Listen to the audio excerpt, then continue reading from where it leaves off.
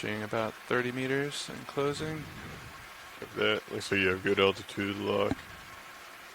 40 oh meters. Yeah, 40 meters. Sorry, I was looking at Blue View. Yeah, 40 meters on Blue View, or on altimeter. We are angled a little bit forward on Blue View. Yep. It's still showing more shallow than your altitude lock, though, so just be aware. Yeah, copy that. Passing 30 meters altitude. Delta is 22. I'll speed up a little. Copy. Easing a little bit. Blue View coming in on 20 meters. I see visual of ground. Delta is 22.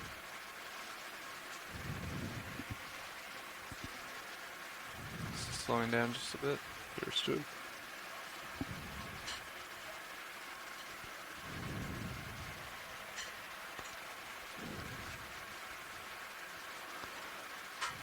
Delta 18, looks good. Copy.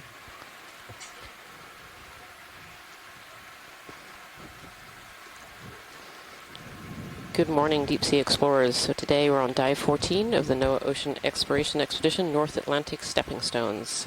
We just have the bottom in sight, so we're going to give the pilots a few moments here to set up, and then we will begin our dive. Thank you.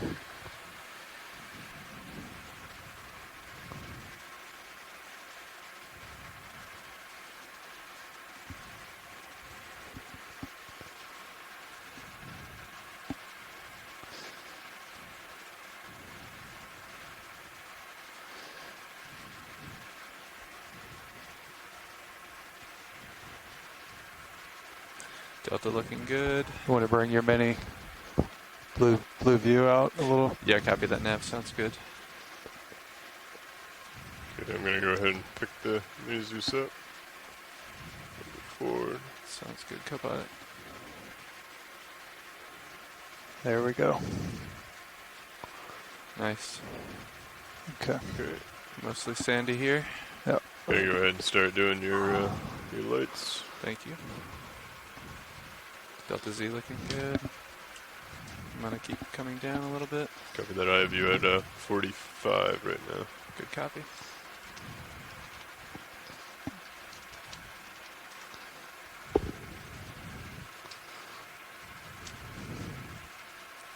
Couple fish down here to greet us.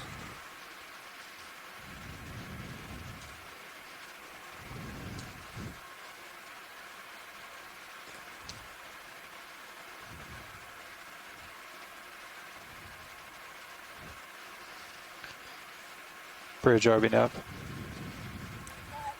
Hey Bridge, just so you know that we have acquired bottom.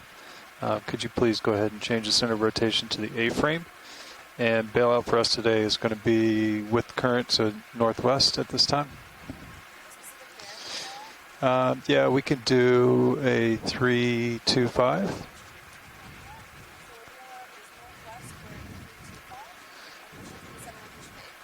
Good copy all. Thank you, Bridge. Did we didn't take any weight off yesterday, did we? I don't believe so.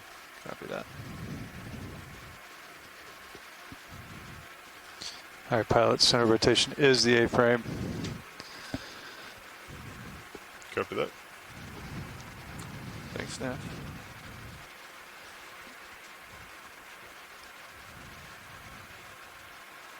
Okay, pilot, your hydraulics and lights are set up. Copy that. Thank you.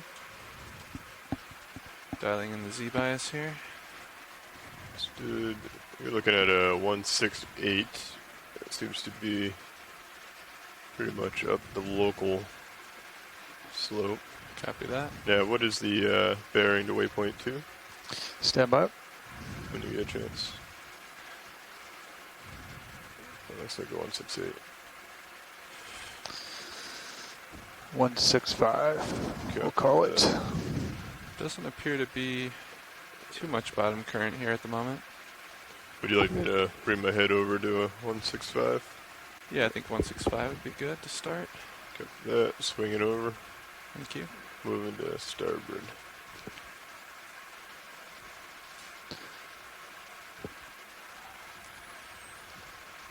I think I've got Z bias at a good starting point. Cover that. We're going to be holding right around here, pilot, for your reference. Copy that. At 45. Copy, 45 degrees.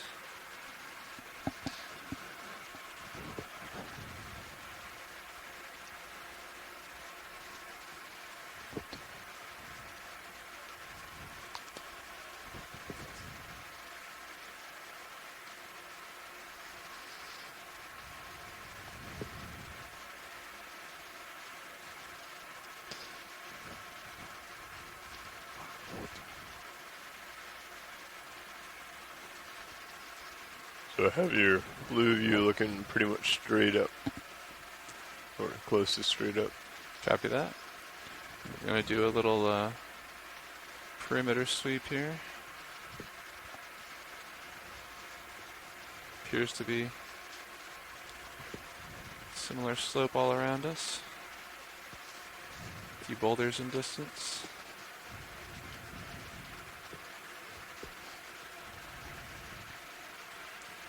And nav, I'm assuming it's the same idea, trying to get a sample at the bottom. Yeah, I was going to actually confirm with science.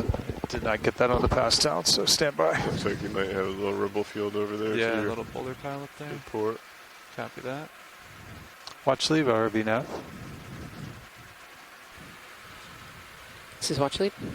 Hey, watch lead. Just want to confirm science objectives today. We're looking to get a geological sample at the bottom if possible.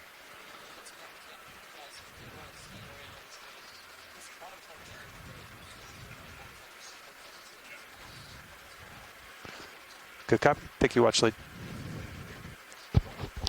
Okay, pilots, not sure if you caught that. We do want to try to grab a geologic at the bottom here, but they're very interested in the way this bottom looks right now, so. Yeah, copy that, Nav.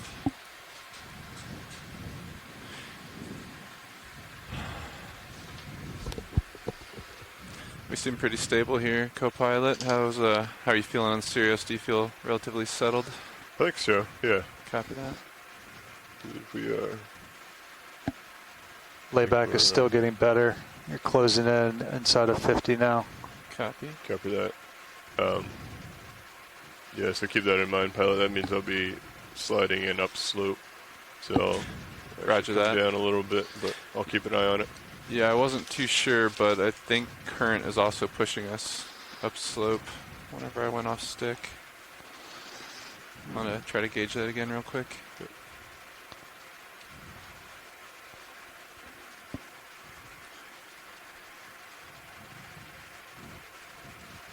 May have just been residual movement. Appear pretty steady here. No, would you mind just bringing up the ADCP Copy. bridge plot? Yeah, it's still going to the northwest, which would be away from the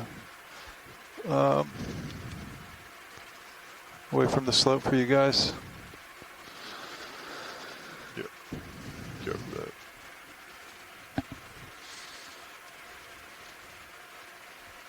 Well, I think our best bet, if we're going to try for geologic samples, would be that little pile you spotted, co-pilot.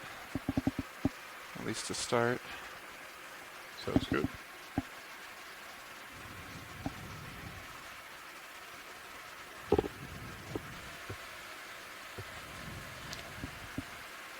Pilot, this is watch lead. Go ahead, watch lead. Yeah, there was a fish kind of over to the mid-right as we landed. I'm assuming it's gone, but if we could just scan up a little bit just Sure. to check, that would be great. Not a problem. Thank you. If you spot it, let me know. It can be a little slippery. Yeah, I'm not seeing it. Copy that.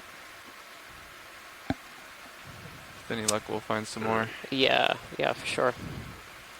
Thank you. Yeah, we're very interested in kind of poking this bottom material that looks a bit like cobbles to see what it's actually made out of.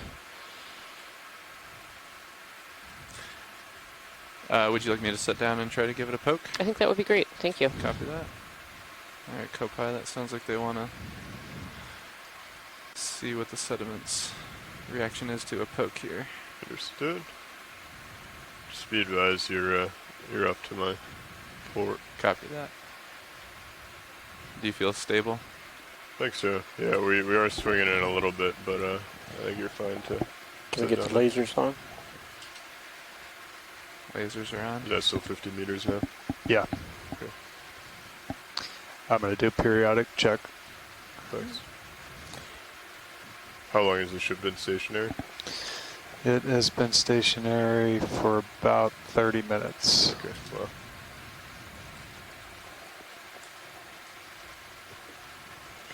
Yeah, it looks like the current has been pretty constant at 1.8. Confirm. It's forward. Alright. Looks like Cirrus is relatively stable. I Want think, to do a zoom before we stir it up? yeah, we can go for a quick zoom video. Do you want mini up on my screen? Yeah, whenever we get ready for the... I think we can do that now, yeah. Thank you. Yeah, looking in on these Nav, sediments. if you don't mind helping us keep an We're eye on seeing Cirrus's those, view. Yep. Appreciate it. Pteropod shells that we've seen in other Wanna be very locations. vigilant of, And, layback while we're, at the especially while moment, we're just collecting setting up samples to here. For sure. poke around a little bit and see whether these kind of cobbles think that we're we're in a good seeing config right are now. loose or whether they're cemented together. Hard to know with this sediment cover.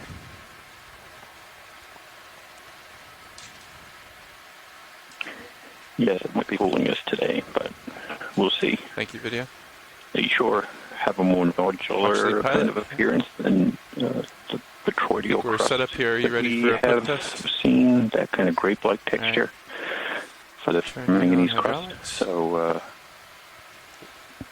Ramping up. while we're here, we can give them a little nudge to see if they're loose or if they are, in fact, part of the pavement. Craft coming on in 3, 2, 1.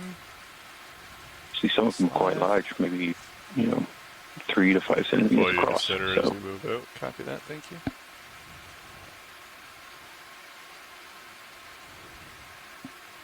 Okay.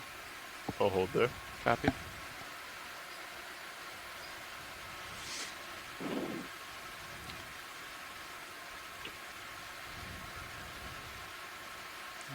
Let's see what the sediment looks like here.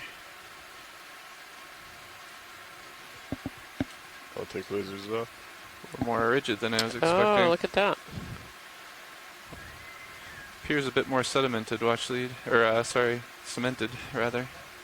Yeah, Thought it would be looser than this. it certainly looks like loose cobbles from here, but these must be more cemented to the bottom.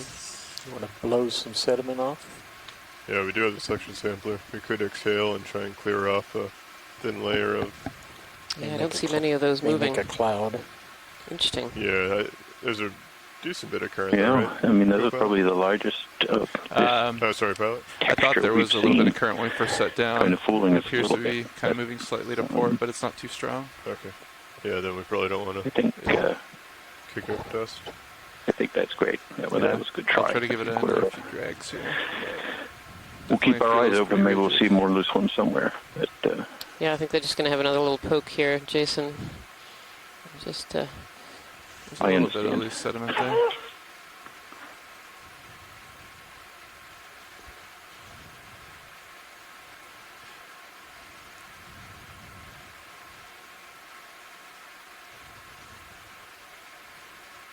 Make sure we're stable here. Yeah. How's that looking, watch lead? Did you want to... yeah, maybe we can just kind of do one more sweep across the kind of bubbly rock. Copy that? Maybe Yeah. this one right here? Yeah, just Try to get see. this little poke. No, those are Quite cemented. quite solid on there. Yeah, Thank you so much, pilots. That was great. you're very welcome. It's really informative. yeah, sometimes we don't even need a sample. We just need to push on them a little, and we can learn about what's there.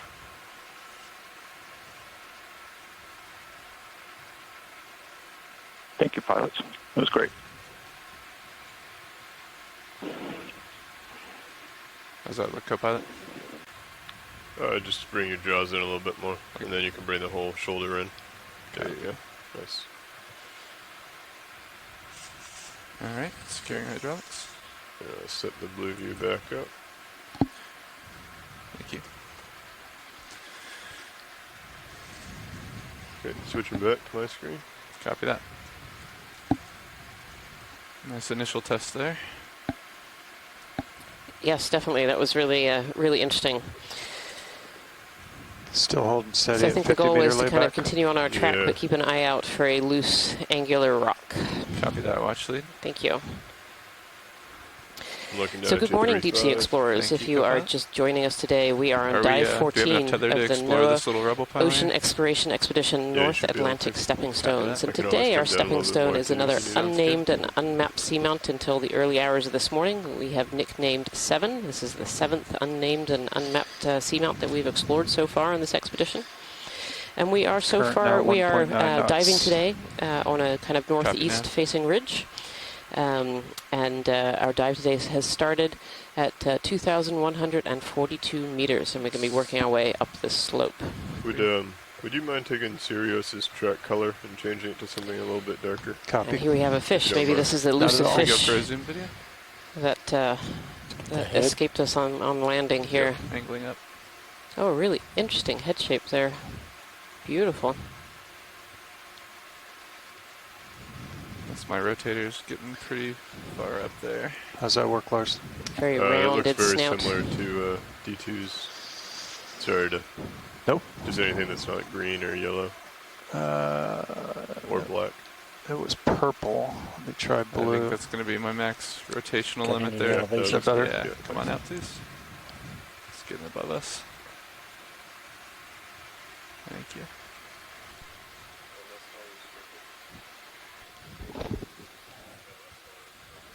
Lift off The and color follow it was him. on Beautiful. Thank you, originally was pilots. purple.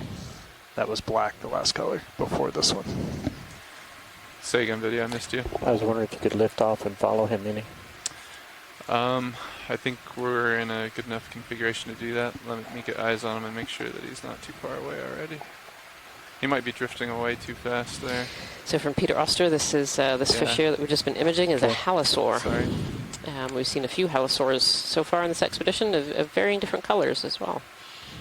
Beautiful. Yeah, I don't want to make too many fast movements here, Roland, while we're just getting set up. Let's see if we can spot him again.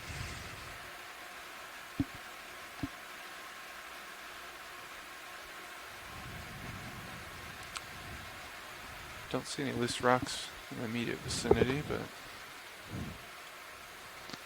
doesn't mean they're not here. Those loose rocks are often elusive, as we have discovered. The sonar looks good out to 50.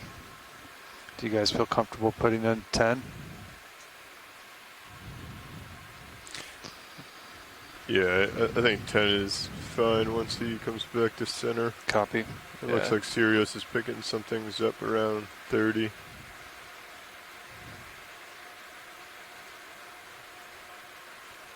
And you're off my screen, co-pilot, but Yeah. I think you might be tugging on me a little bit. Copy that. Yeah, I'm coming back your direction. Doesn't look like there's any rocks around this pile here that we can pick up.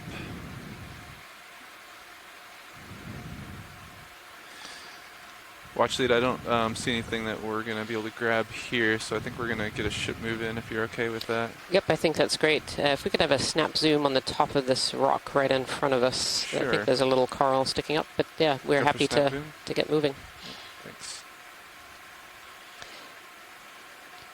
On this top of this boulder here, I think I see a little Upper bamboo, left. very, very fine coral stalk sticking out. Yeah, on the top left there.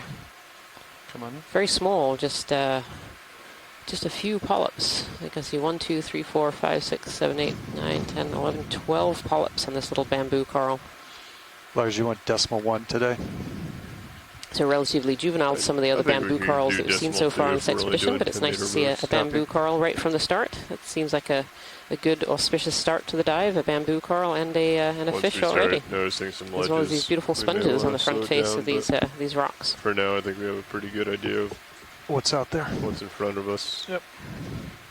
Has layback increased at all since we sat down? No, or you That's guys pretty steady. holding steady about 50. I think you see that sediment accumulating 10 meters behind sound good to you, 10 meters. these rocks, kind of as a dam. We say So like a 165. I think we may 165. have some downslope movement of Bridge RV now. sediment. I mean, this is a rather, Hi, Bridge. I'd like to request a Someone shipment, call it please. exactly smooth. Range 10 meters, you can see bearing that there are a 165 lot of these little degrees. lumps and bumps Speed from these 0.2. ferromanganese Over to center if you don't mind. crust morphologies that are formed. Heading that direction. There's not a lot of big Good copy. features Thank you, Bridge. here, which is, I think, somewhat expected based on I'm looking at the symmetry. 165 now. I'll have you at 35. Copy, Copilot. Delta But 14. you know, as we go up, we'll be looking for some more of these big outcrops. I should introduce myself. I'm Jason Chater. I'm a research geologist at the U.S. Geological Survey, stationed in Woods Hole, Massachusetts. And I am the geology co-lead. We've been hearing from Kara Mizell the last few days, the last few dives. But she's off preparing and heading out on another cruise, so I am back after about a week off. So It's nice to have you back, Jason. A little rock there, just sediment there, but it's nice. This is a fascinating little, almost like a bubble that's popped on the seafloor, very rounded. Some of these rocks actually might be Yeah, loose. this might be the one I saw when we were coming down. do we want to cancel the our pilots were ship setting move? up, almost Watch looked lead like and try a, to poke them? you know, a pillow Alright, let's that had cancel. Bridge broken already now. open or drained back and, Hi, Bridge. left a Can we come void to an easy that stop, please? came down Copy, on thank that you. rock. Almost in the center of the Ship to screen, easy so it stop. was appealing. Thank you. Yeah, I think they're going to set up Do you and know try about how much of the and ship move actually see completed if now? either of these two Uh, rocks kind of in the center here a are few loose. meters. Couple meters? Yeah. Okay. Hopefully that Awesome. shouldn't miss too much. I mean, they're It's, professionals made it now. about They don't even need me here to 5 meters. find rock. I know. 6 They're meters. very good at finding Copy the that. looser rocks these days. Go ahead, Bridge. How do you feel about setting down Copilot? You think we're stable here? Good copy. Thank you, Bridge. Sounds good. Okay. Great. Your Thank you. hydraulics are ramped up. Copy, thank you. Yeah, ship's all stopped. They went about 6 meters. Copy that. Thanks, Dan.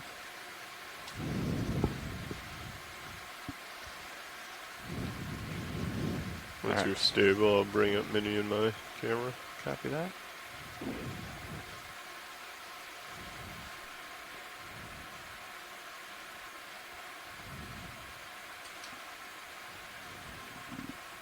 Stand by. Let's see if we're stable here. Nope, sliding just a little bit. Stand by.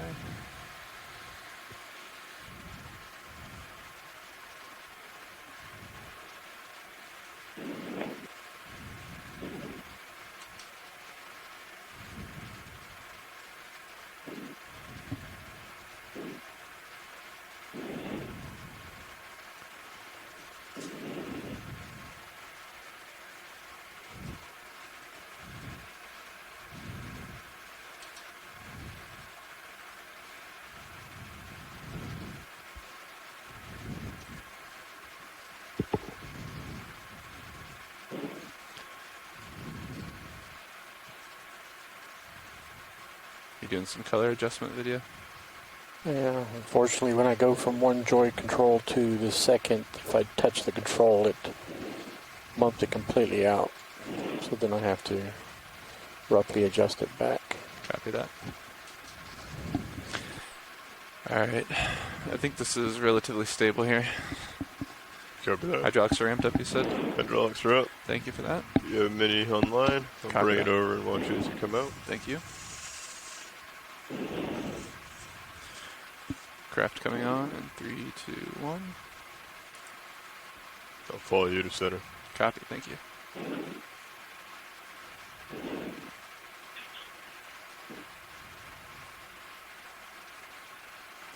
Holding there. Copy, thank you. How does this one right in center or lower look for an initial poke? Watch lead. Yeah, I think that looks like a good contender there. I'll let Jason comment as well. Copy. Yeah, I think if it's loose, we'll grab that one. It does Nope. appear to be loose. It is Perfect. loose. How about that? Beautiful.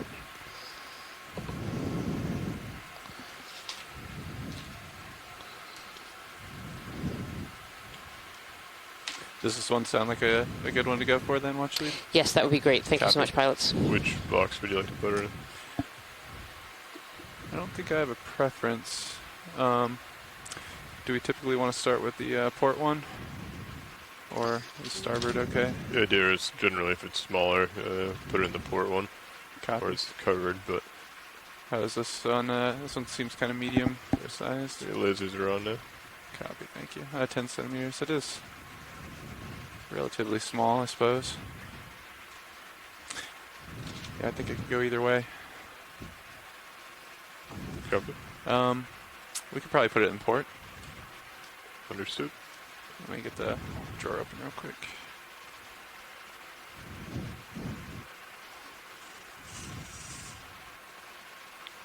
You want me to wing in? Yeah, if you don't mind winging it, that'd be great. Coming in. Thank you. Okay, wing is fully in.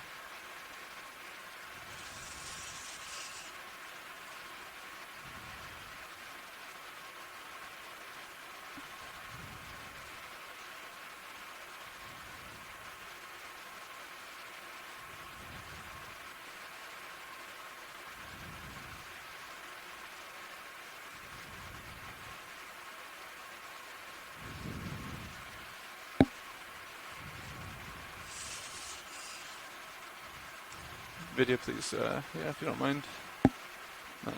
Keeping stable for a minute. Thank Take you. the lasers off.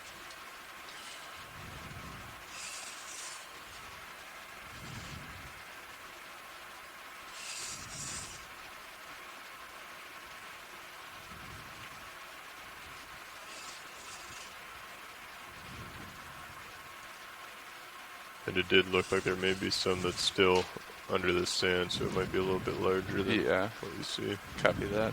Thanks, co-pilot. We'll keep an eye on it. If we deem it too large, we can call an audible here.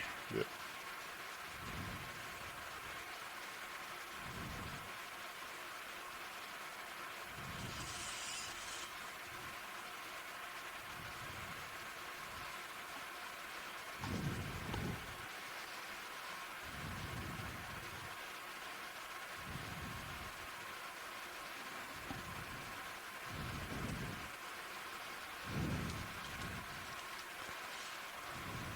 Would you like a zoom on this at all, watch lead? Yes, a quick zoom would be great. Thank you. Copy. Don't have a lot of light on it. I can bring your rotator up if you would like, pilot, so you can bring into the light a little Yeah, if more. you don't mind, that'd be great. Thank you. Alright, bring the camera up. Copy. If you want to follow me. Following. Can move out into the light pool a little bit if we need to. Yeah. Is that a little bit better for you, video? A little bit, maybe if you can twist the wrist so it's less shadows.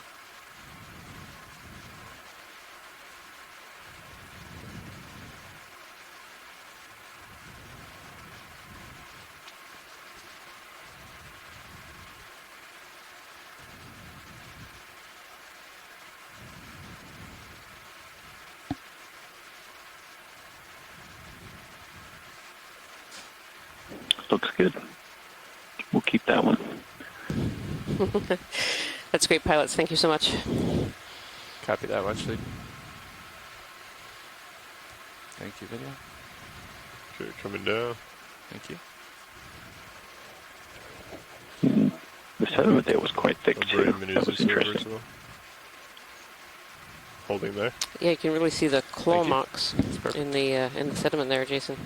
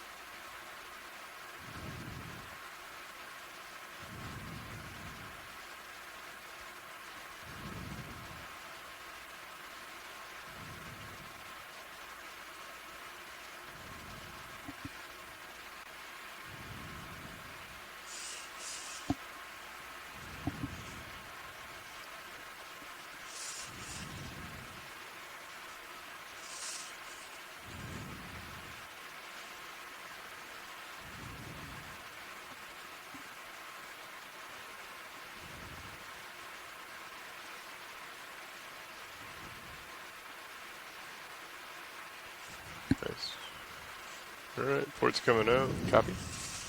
Clear. Okay. I'll bring the mini back over. Thank you, Copilot. Nice work. You as well. Also, I don't know if you heard, they were talking about your teeth marks in the sand, so you may want to zoom in on that before we take off. Copy that.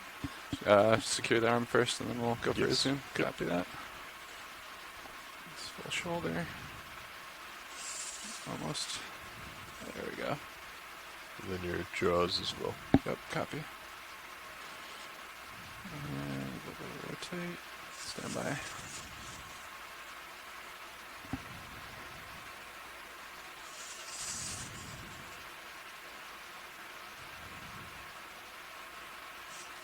Securing hydraulics. Hydraulic secured. Putting the menu back up and looking for it. Thank you. And we'll get a quick zoom on the claw marks there. Watch lead before we take off. Yeah, that would be great. Thank you. As, Jason Chater was just noting the sediment for looks zoom video? pretty thick here. I'm going to switch my camera. Copy. I'll try to rotate just a little bit. That does look pretty thick, Jason. Yeah, this this broken open pillow or what actually it is. Well, not quite sure, but it's allowed this really thick accumulation of sediment. You can see the pteropod shells. There may even be like polychaete worm tubes and bits of coral and everything in here. So excellent long-term sediment accumulation. Probably tens of centimeters thick, perhaps in places, which is, something we would target if we're trying to collect sediment cores. Probably the shorter variety from an ROV, but it's pretty. Yeah, that's great. Thank you so much, pilots. Very welcome. Thank you, video. Pilot clear. Pushing off. I think I'd recommend lifting one of the lower sidearm light bars when we do those to give us better shadow lighting next time. Yeah, I can go ahead and bring one of them inboard a little bit. I can stow it and bring it inboard. Alright, Nav and Copilot. Doesn't look like we moved too much during that collection, so that's good. Yeah, we're pretty stationary. Good data point, yeah. Are we comfortable with getting that move back underway? Yeah, I think once you come back to center, looks like from my view there's some rubble up ahead, but I think we're pretty clear. Some of these large Go with stalk sponges on another these 10. nodules. Otherwise, they seem to be fairly copy. devoid of any of the larger life that we've been seeing on some of these larger rocks during the past few dives. We These still have stalk these sponges are targets out potentially an here around Africalistes a little over type. 25 meters away. Yeah, copy that. I'll push up a little bit. I'm looking at you 3-6. Thank you. Bridge RV now. Hey Bridge, I'd like to request a ship move, please. Range 10 meters, bearing 165 degrees, speed 0.2 knots.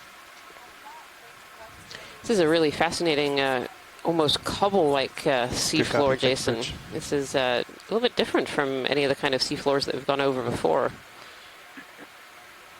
So Yeah, give us a certainly. little more When we forward view. when we landed, it was like, well, that's new.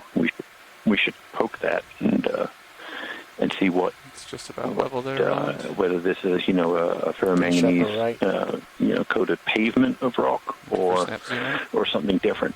Obviously, when we poked it, these larger petroidal textures didn't break off or they weren't loose, so it seems like this is just larger versions of what we've been seeing. And of course, there I start talking and a fish appears. Always, every time, Jason, every time. It looked like another species I need of. to start. Yeah. Just giving a little out of the It looked like a. could sell that talent. Yeah, attract the fish. Right. But yeah, I mean, this bottom is different. We go from this kind of more smooth area of Try to track 'em up into the pavement water there if you like. it's kind of interspersed with these sort of outcroppings of larger pillow-type Nice. lava morphologies. So, very interesting. Not something we've seen too much of so far. Yeah, definitely.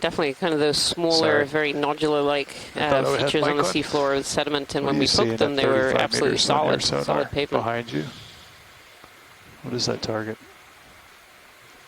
So this is a type of halosaur, a little bit different from the one that we saw earlier, which was a darker color and kind of facing upwards into the water column.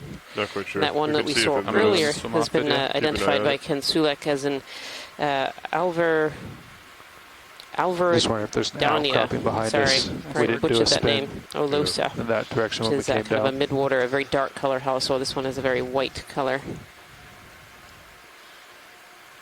Let's that move's underway. Let's see if it moves away from us. It may just be a Aldrovandia. There we go. I apparently can't read my own handwriting. Light it up for Sirius. Turn to port or starboard there, Roland. Yeah, a good 180 spin at least. Go ahead, Rich. So I was just going to give you a good copy. view Thank you, from Rich. Sirius by spinning Ship the is all ROV. stop pilots. That wouldn't be the tether, copy right? that. It shouldn't be, no. The tether's coming around to, well, it's like directly underneath What are you me right guys taking a look at right now? now. Take a look at this.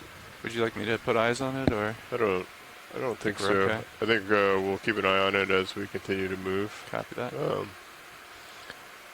Pilot, this is Watch Lead. Go ahead, watch lead.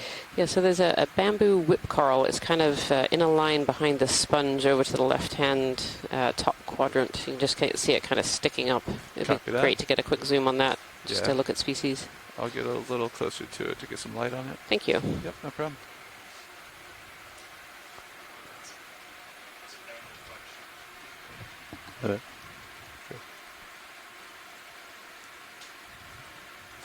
I think I heard that ship move complete now. That is complete, yes. Copy that, thank you. Alright, we can start to come in video. I think they just want an ID on this. Yeah, it'd be great just to get some eyes on the polyp structure and the skeleton there.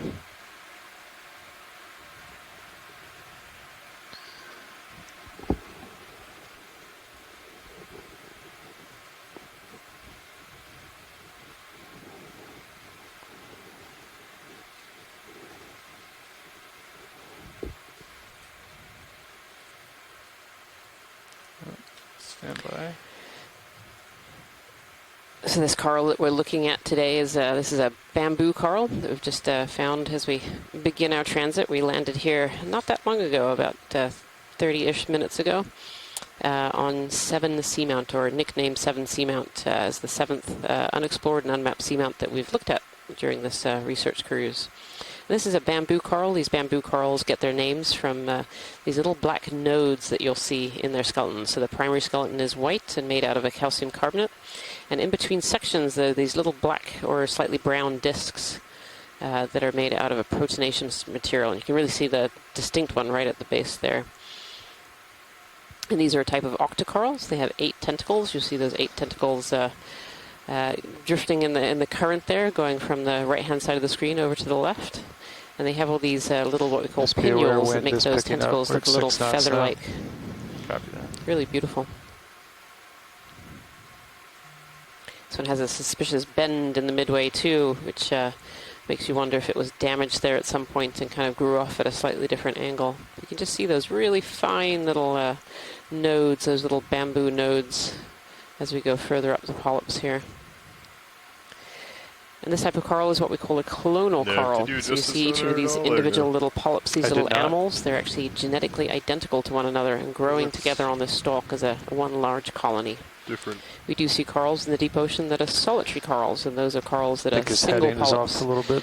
living Oh, by you're talking about themselves from, on rocks or Sirius. sometimes sediments. Yeah, you see, it And looks those are like someone genetically adjusted the. Distinct usually from one Yes. another in I did an not do area. that. Oh, you did not do that. Okay. No. Beautiful. Thank you so much, pilots. No problem. Thank you, video. Change the gain on it. It's one of these, right? It's been a while since. Right there. So you can DB up or down. Yep.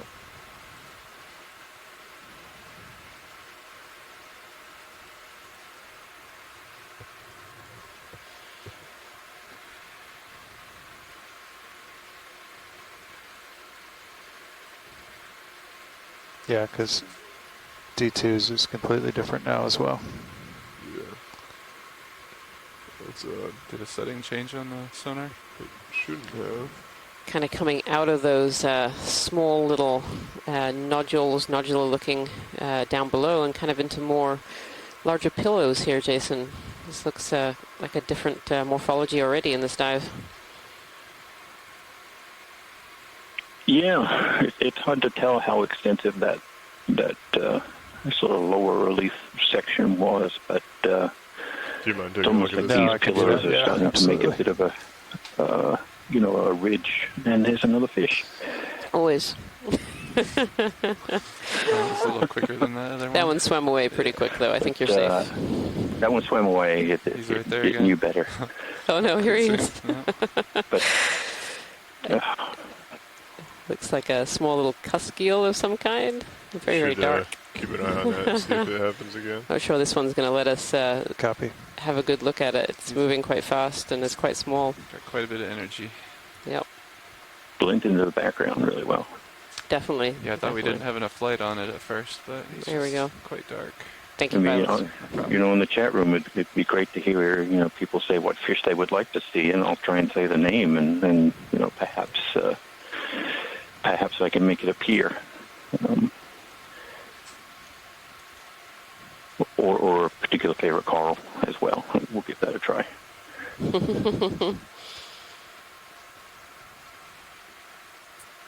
But certainly, we'll hopefully start to see more relief on the bottom here. With these certainly look like pillow lava textures, coated with this nodular, botryoidal, grape-like. Pick your morphology term of choice for a manganese crust. But there are pieces that are broken off, and it's kind of scattered. Haven't really seen a continuous, sort of style of bottom yet. It kind of goes back and forth between the lower relief pavement and these little ridges, almost like little eruptive ridges, flow fronts and things. So and a little bit of sediment. So we've got a bit of everything today. Lots of sponges as well. Yeah, lots of these kind of sponges on the Okay. edge.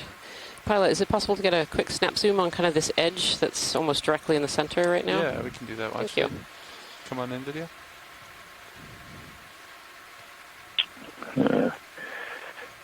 Anyone in particular watch lead? Just there is good. I just wanted a little look at these sponges and maybe the edge of this kind of bubble and that botryoidal texture that we've seen before. Copy. These sponges are interesting because it's really a mix of live sponges, which are that kind of bright white, and these dead sponge skeletons that have been left behind. And I think I see other sponges. Oh, there might be some cup corals on the right there. Bottom right-hand corner. We're going to have a quick zoom on those. They might be sponges, or they might be cup corals pretending to be or cup corals. No, I think they're actually sponges that just have that kind of triangle-like cup coral look, but they're actually sponges. I can see some of the texture of sponges. So with sponges, what we're looking for really is these holes. All sponges have kind of pores on the outside of them that bring in water. They're filter feeders, so they're getting all of the particulates and nutrients they need out of water. And cup corals, of course, are a solid skeleton, and so they wouldn't have these pores. So those are actually sponges. Thank you so much, Pilot. You're welcome. Tiny, tiny little trumpet-like sponges.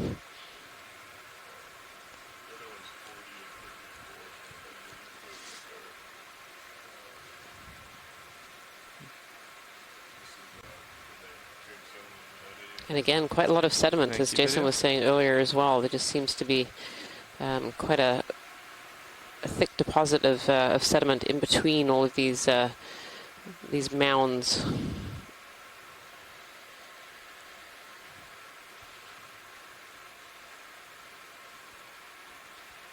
Also seeing a little bit of the larger dead coral skeletons that we've seen on previous dives as well. These are coated over with kind of better a than brown we or did before. black ferromanganese patina, which really suggests that there is something up ahead where these corals might have been falling from. I see something red in the top right quadrant, just kind of tucked in behind a boulder pilot. Starting to go out of screen. You said top Left. right I quadrant or did, top left? and I meant left. Ah. I'm sorry. Copy. Coming back. So I was looking to the right and saying, "You got great eyes." I don't see know. anything red. I was wondering Yep. No, it's if my me. vision was bad there. I'm sorry. No, you're Actually, good. this looks like a very large sea star. It's a very small fish swimming in the center Yeah, screen. yeah. I don't know if we can stick some lasers on that quickly. Copy. Thank you. Lasers on, coming into center. So these two red dots that you're seeing in the screen, these are two harmless scaling lasers. These help us tell what size things are on the Come on seafloor. And yep, that sea star is over 10 centimeters. Those lasers are 10 centimeters apart. This looks like it might be a kind of slime star. I know we've had Chris Ma on the line a couple of times telling us a little bit about these slime stars. They are recognizable by having this kind of central opening. It's, I believe it was called an operculum. And this opening is actually for an outer covering, so it's not the actual outside of the sea star. It's kind of covered over by an outer jacket, an outer coating, and that hole in the middle lets water come in and Lasers fill clear. that outer jacket. Stand by. Interesting. I don't think I've seen a sea star quite like this one before. Beautiful. And come back in if you need a little bit more video there. That's good. Okay. Pilot's clear. Very interesting. Thank you so much, pilots. Absolutely. I see you looking down at me, co-pilot, about 3-5 degrees. Yep. I assume you're steady by now. I think I'm steady. I'd come back to So center and kind of do a requests pan for around. different Copy that. fish have come in, and also some corals. We want to. I'm not sure if it's an I4 clade or an O4 clade for a coral. I believe we're looking for. Using your We're fauna looking for a whispering. tadpole. Yeah. And Bathosaurus mollusc lizardfish. I'm not sure if I even said that right. I Wow. would like to see whatever that is. And then there's a lot that if I say them, I will mangle them so badly that the complete opposite will probably appear. Right.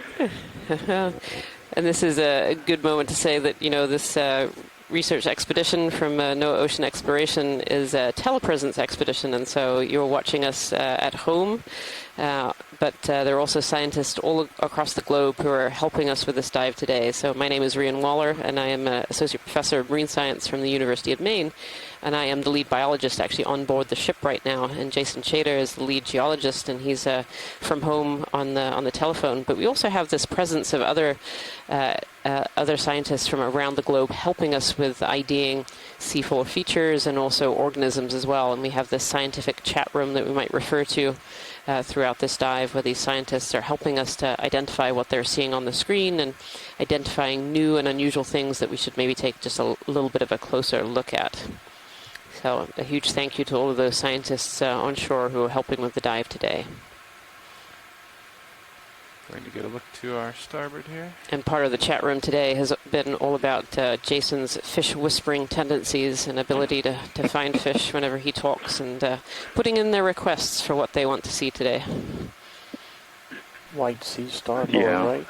You know, Fish, so we can lower go with center. like jellyfish and Shrimp upper right. Anything in particular we should go for? gulper eel. We can try for shrimp, I guess. Yeah, I like the common names. I can usually say those. And there's another Go in fish. when you're Look, ready. I spoke and there's a fish. Yeah, this one's actually a shrimp, I think. This one is a crustacean rather than a Did you adjust the upper, fish. Lars? It looks Yeah, it's dark in that top beautiful, right corner. pleopods. The swimming The legs on upper this square shrimp is on actually the main upside down HD, compared to yeah. us, so we're seeing the Yeah. underside. I kind of adjusted. I have not moved it though. Copy. Go for the star. Copy that. Oh, we've got Upper star. Henrysia sea star as well on the seafloor here. These long, long legs.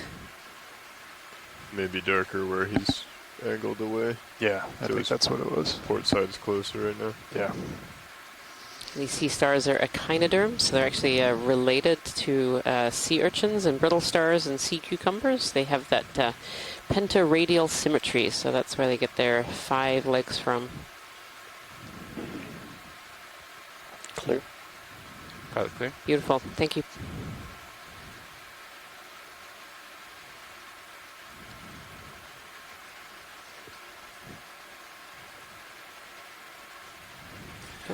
Shrimp is Better back in shrimp view. Let's go for zoom. Trying to hog the camera here. Oh, he's got a nice little back pedal going too. Kind of moon swimming for us. Yeah, so an ID on this shrimp potentially from Dougal Lindsley, Acanthophira. Potentially. It's not always easy to identify organisms just through video. Very often, To the eye. as scientists, we need the sample in hand, the animal in hand, to be able to identify some really minute and small features to be able to tell species apart. There's certainly some that we can identify through video, and there are others that we can use the video to look at behaviors that we wouldn't otherwise see if we had samples up on the surface. Yeah, and Tina Moltzover is correcting my sea star that we saw just now is not a Henricea, a different kind of sea star. We're getting some elevation there. Beautiful. Yeah, that shrimp is definitely hogging the camera. Thank you.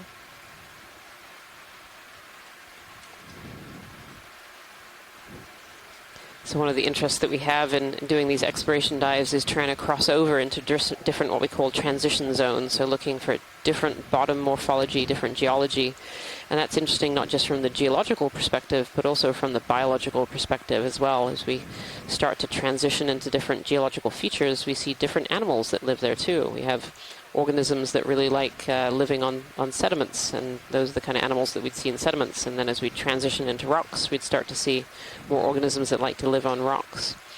And so looking at these transition zones for an exploration expedition is a great way to get a sneak peek at a lot of different habitats and a lot of different organisms that live in this area.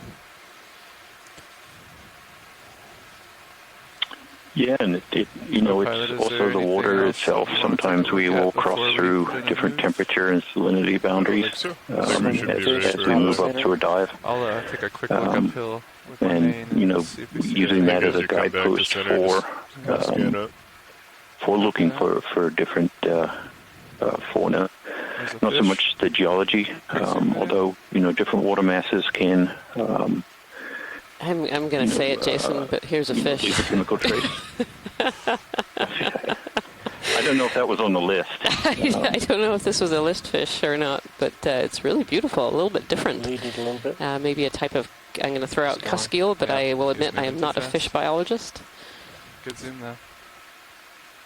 It's actually swimming quite far away from us, so hopefully that was a good enough zoom to get a little peek at what that might have been. All right, go ahead, Jason, keep going. Alright, we're gonna take a look I at honestly Bill can't here. remember what I was saying anymore. I was like, is this one on the list? I was waiting for it to pop up in the chat room. Looks like If, Steady it was incline there. one of the fish that Yeah, I think folks we were should be hoping to alright. see. Go ahead But, and uh, 10. Yeah, I'm good with Anyway, that. we Copy have that. we seem to have changed Bridge every night. at least bottom morphology into this Hi, more Bridge. I'd rugged like to request a ship move, please. Range 10 meters. sort of bearing mix 165 of degrees. Speed 0.2 knots. pillow-like lavas, but also these kind of chaotic bottom that we're seeing now, which doesn't really have sort of a continuous Copy. Thank you, Bridge. structure. Kind of seems broken up, so it might be the top of an older flow or the front of a volcanic flow. Look at that. But definitely not a boring bottom transition yet. To the left of that Y-shaped Yeah, it's definitely very sponge. jumbled and kind of mixed up. There's some smooth and some jagged. It's really interesting.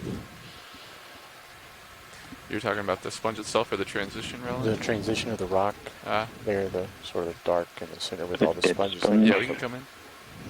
Yeah, some sponges here, a couple of different On the kinds. Actually, that vase on the very left is quite beautiful. Yeah, we'll get a look at that here in just a second. Yeah. Actually. I think many of these sponges are what we call hexactinellids, and these are the glass sponges. And these are a type of sponge that have silica spicules throughout their body. And the kind of brown brown flat areas, you can see those are actually the skeleton left behind of these sponges. So as they die, they turn from that white to that brown color. And you can really see kind of the interknitting of these silica spicules all together.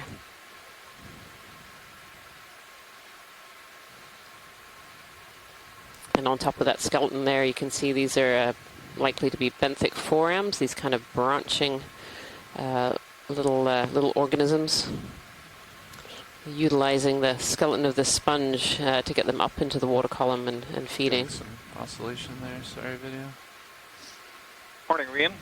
Scott here. And as I'm looking at all of these really small sponges, it's making me wonder, you know, are these lots of recruits that haven't yet, you know, grown to a really large size? We're used to seeing so many large sponges, and you have to wonder how many recruits does it take to get to, you know, one, two, or a handful of really large sponges. They have to be in just the right conditions and flow and food and so on. We can see a lot of these seem to have died at a fairly small stage. Sponges. Yeah, it's really interesting, and it's, you know, I think it's something that's a little bit unknown as well in the deep sea, is how these sponges actually grow. Do they stay the same morphology and just get bigger, or do they start with a slightly different morphology and then grow into these really large curly shapes?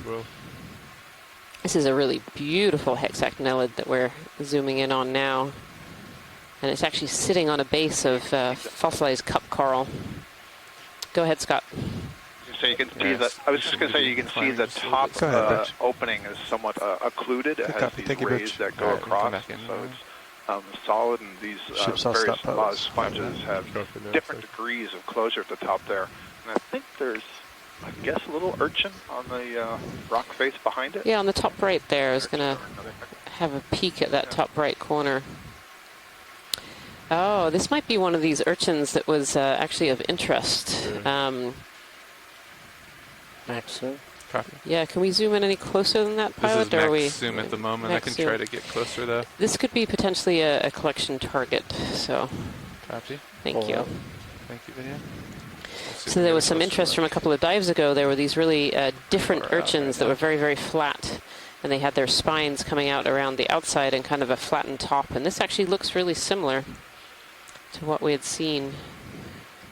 And we missed the opportunity to collect some of those last time. So we'll have a zoom here and see if it is what we were looking for. And would you mind switching the suction sample? And think about either collecting or moving on. We currently have a move going. Move finished, I believe. Ship is all stopped. Copy that. Okay, I'm probably still moving, but you're out there pretty far, so I don't think it's too much of a copy that concern. Do you see a good location that I can set down without landing on something? That might be the trick here. Yeah, I think right there. Yeah, you can get your port toe up a little bit if you continue rotating to port. Rotate to port? Rotate to starboard. Get your port toe right in that. Right on that little ledge, maybe. Yep. That looks reasonable, and then you can kind of come in, because remember with a suction sampler, it's much easier to move from starboard to port. Are we too close to get the drawer out in this location? Probably. Yeah, let me back up just a little bit. Let's see if we can sit down. Go, watch lead.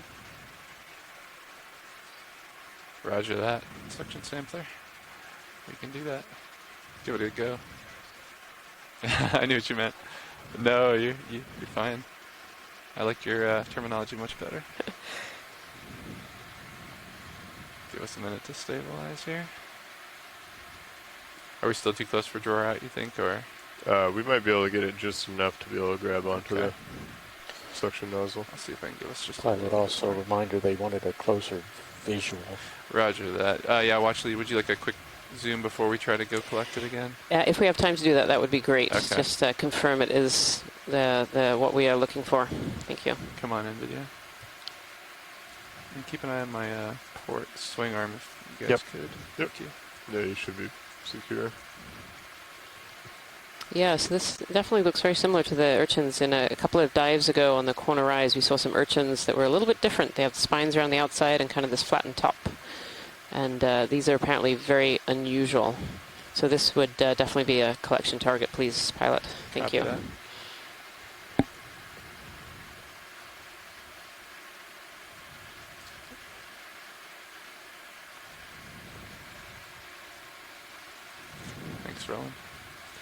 think we'll set up for collection.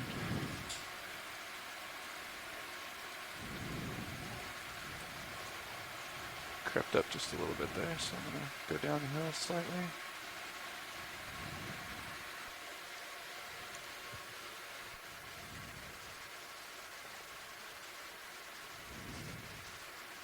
Should that give us enough draw room, you think, there, Copilot? I think that will be less than what we had before. Just as we extend it out, you'll run right in here. Copy that. Let's go back just a little bit. I think up on that little ledge where you were before would give us enough room. Yeah, I was trying to find that ledge again. It's slightly up and then it'll rotate to starboard. Copy. You can kind of see in the left of your screen where your toe was. Go ahead, Bridge.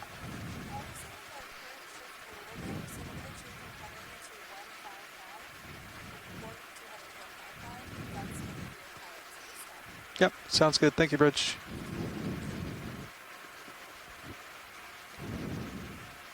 Do worry about my skid up in the water column, but let's see if I can stabilize here.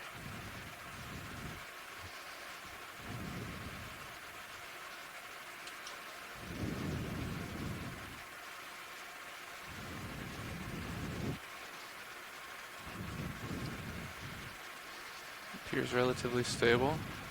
Okay. We can do a little draw out test here. Yep. I'll switch your mini Zeus over. Copy, thank you. Hopefully we don't hit the left side of the ridge there with our port. Okay. You ready for a draw out? Yeah, we can give it a shot. Alright, coming out.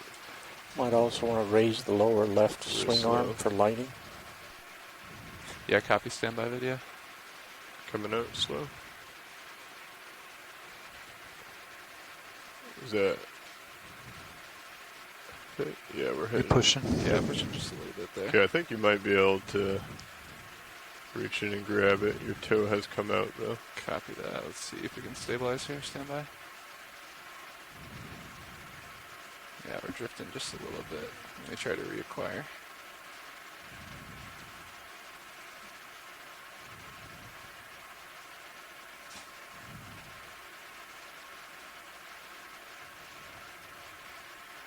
Be careful that you're not actually catching that. Yeah, I'm watching that port drawer. Yep. How does that look? Looks reasonable. Copy. And we can always grab the hose, bring it out, bring the drawer in, and then you can get a better toe in once the drawer's back in. Yeah, roger that. Let's try to get the hose out and we'll go from there. Understood. You're ramped up. Thank you.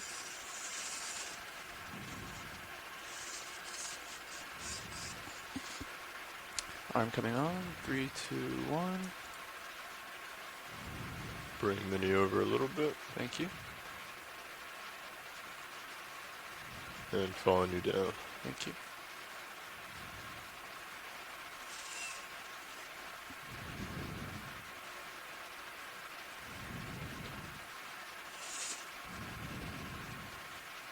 With the drawer not fully out, you might have to use more of your wrist to come back in. Yeah, copy grab that. it.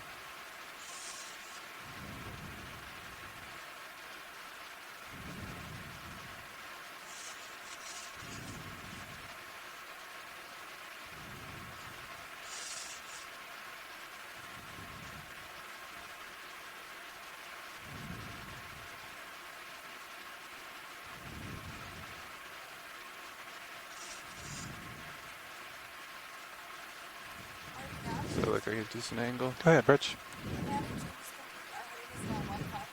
Good copy. Thank you, Bridge.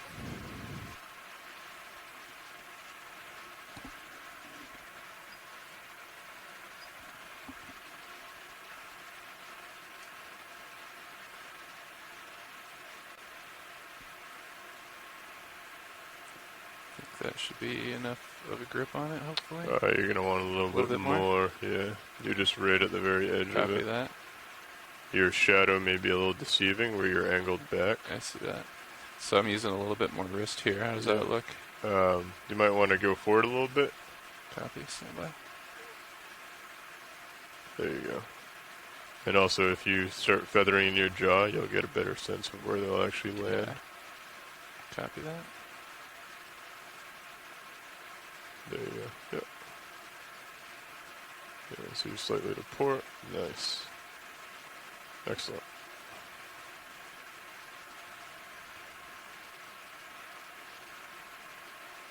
Okay.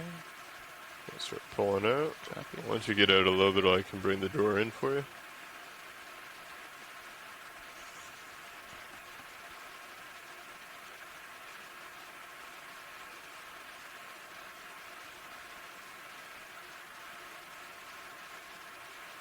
All right. Okay. The door's coming in. Copy that. Holding still.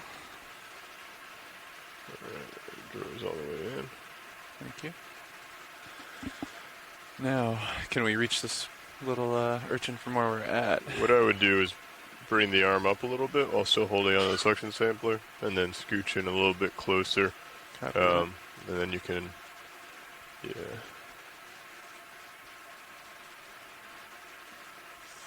Excellent, right there. Keep an eye on the markings for me if you could. Yep. I'll come up just a tad on the camera. Copy. Stand by.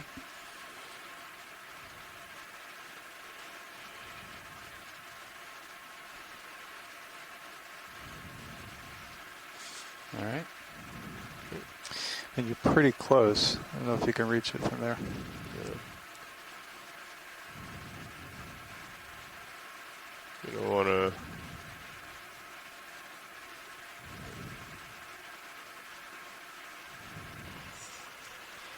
We're getting close there. How's the hose look? Hose looks alright. Copy. I can come up on the Mini if you'd like to get a little closer zoom. Yeah, let's try to go for a little zoom on the mini Zeus there, I think. Okay. And I can try to wrist out of the way if you need a better angle on it. Sure. Just have video start coming in on the Mini Zeus if you don't mind. I think you're covering it just slightly. Copy that. Stand by. I think I can give you at least a better view of it if nothing else. Sure. Yeah, there it is. Okay. Oh, we're drifting. Yep. Just be careful. You have that nozzle. You're right underneath it. Yeah, copy that.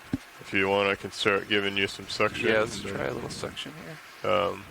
Okay, so we have slight suction, 600. I can ramp you up a little Copy bit. that. Go for I ramp. highly doubt it will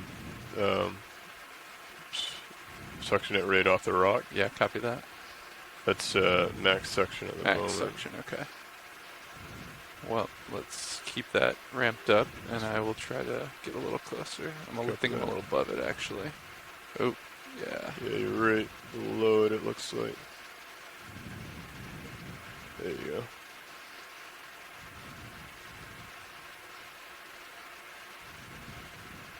Still max suction? Yes. We're moving a little bit. Stand by. Stand by.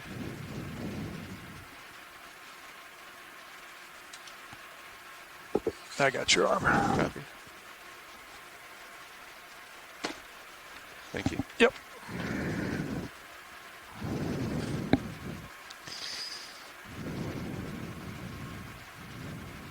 Yeah, we slid a little bit there.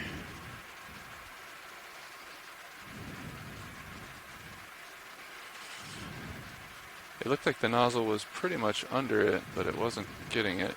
Yeah, it looked like you had it right in the area of influence. Does that mean that it might be a little too sticky for us? I think you're going to have to try and get underneath it and kind of, I don't want to say scrape it off, but... Yeah, copy that. Let me get into... Try to tempt it to... the water column here a little bit. Try to stabilize. Yeah, we keep oscillating here a little bit. Stand by. Yeah, you're definitely going to want a good toe in for this. Yeah, you got time. Thanks. Mike can creep a little bit closer as well. What do you like, Mini Zeus zoomed out? Yeah, let's zoom the mini Zeus out if we could, just a little bit here. You say out or in? Out, please. Out for now, thank you.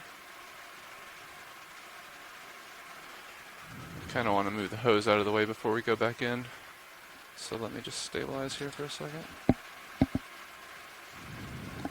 Alright, I'm just going to move the hose up a little bit. Copy that. And then he's just centered on you. Watch out with your wrist. Yep, copy.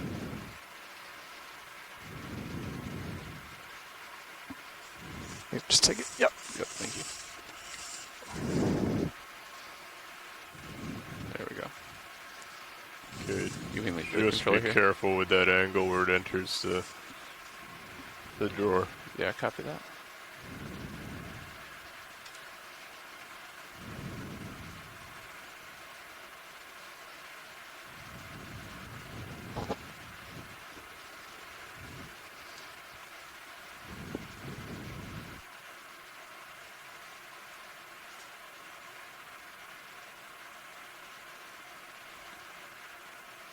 Do we want to try to use that same perch again? Or? Yeah, I think right here in front of your port toe, you can get the very tip of your toe up against that rock there, right next to the cylinder sponge, up a little bit further, I would recommend.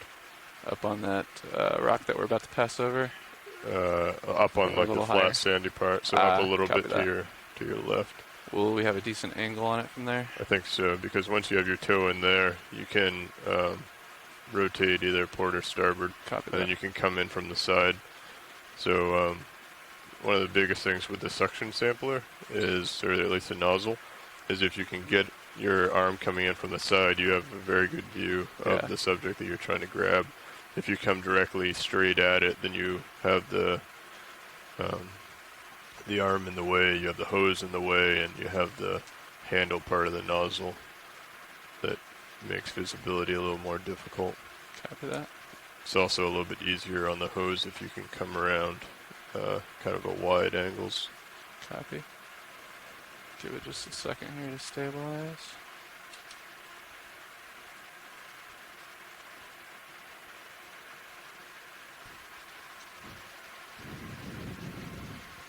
Okay. Alright, we can try to give it another go. I think the hose was touching the rocking, so it kind of pushed us away the last time. Oop. So you're up pretty high with your hose now. Gonna turn it on and come down a little bit. Copy that.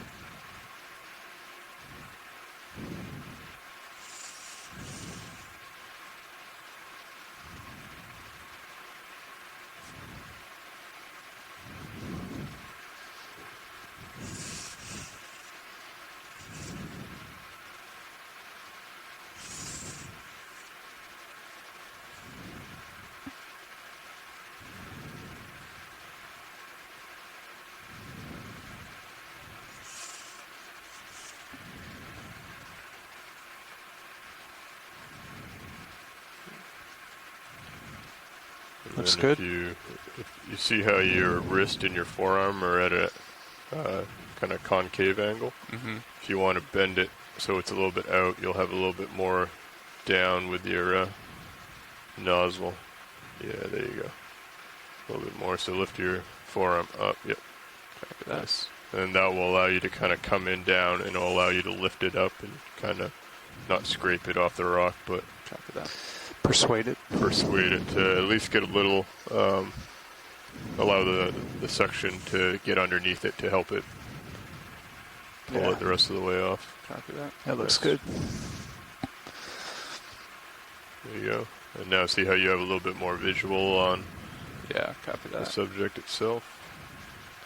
And if you want to bring your wrist over to the left a little bit, you can kind of position the arm so that you can also get a visual, the right. The opposite of what you're doing. Yeah, there you go. Then you can kind of bring the arm out and around so we can see it with the Mini as well. Stand by. There, exactly. Yep. Okay. I'm going to hold here if we want to come in a little bit. Nice.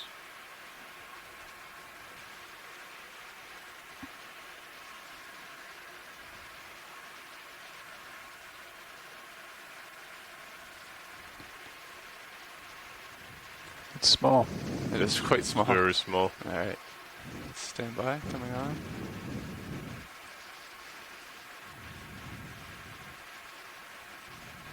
And suction is currently disabled, is It's that correct? disabled right now. I have it set to 600 when I turn it on, and I can ramp it up. That looks good. Do I look in line with it? Yeah, that looks pretty good. Yeah, right there. Copy. And then as you come up, kind of pick up and to the left. Copy. All right. Do we Looks want a little bit high on HD1's view. Yeah. Yeah, copy that. Thanks. Good eye video. Stand by. I'm going to try to get it a little under on my main HD. Be careful, because as you push down, you're going to hit that rock in front. The So you're going jaws to are want to hitting. tilt down Roger. or pull your wrist back. Do we want to try suction here or pull back first? We can try the suction. Let's try here and then... I have it on 600 right now. Yep. I'm ramping up. Copy that. Okay, the toggle is moving. I see it's starting to move. If you want to move it in a little bit closer, we Yep. might. Copy. Stand by. I'm going to try to do very fine movements here. Yep. Suction is full. Now keep a close eye on that jar. When it comes, it's going to Yep. come quick.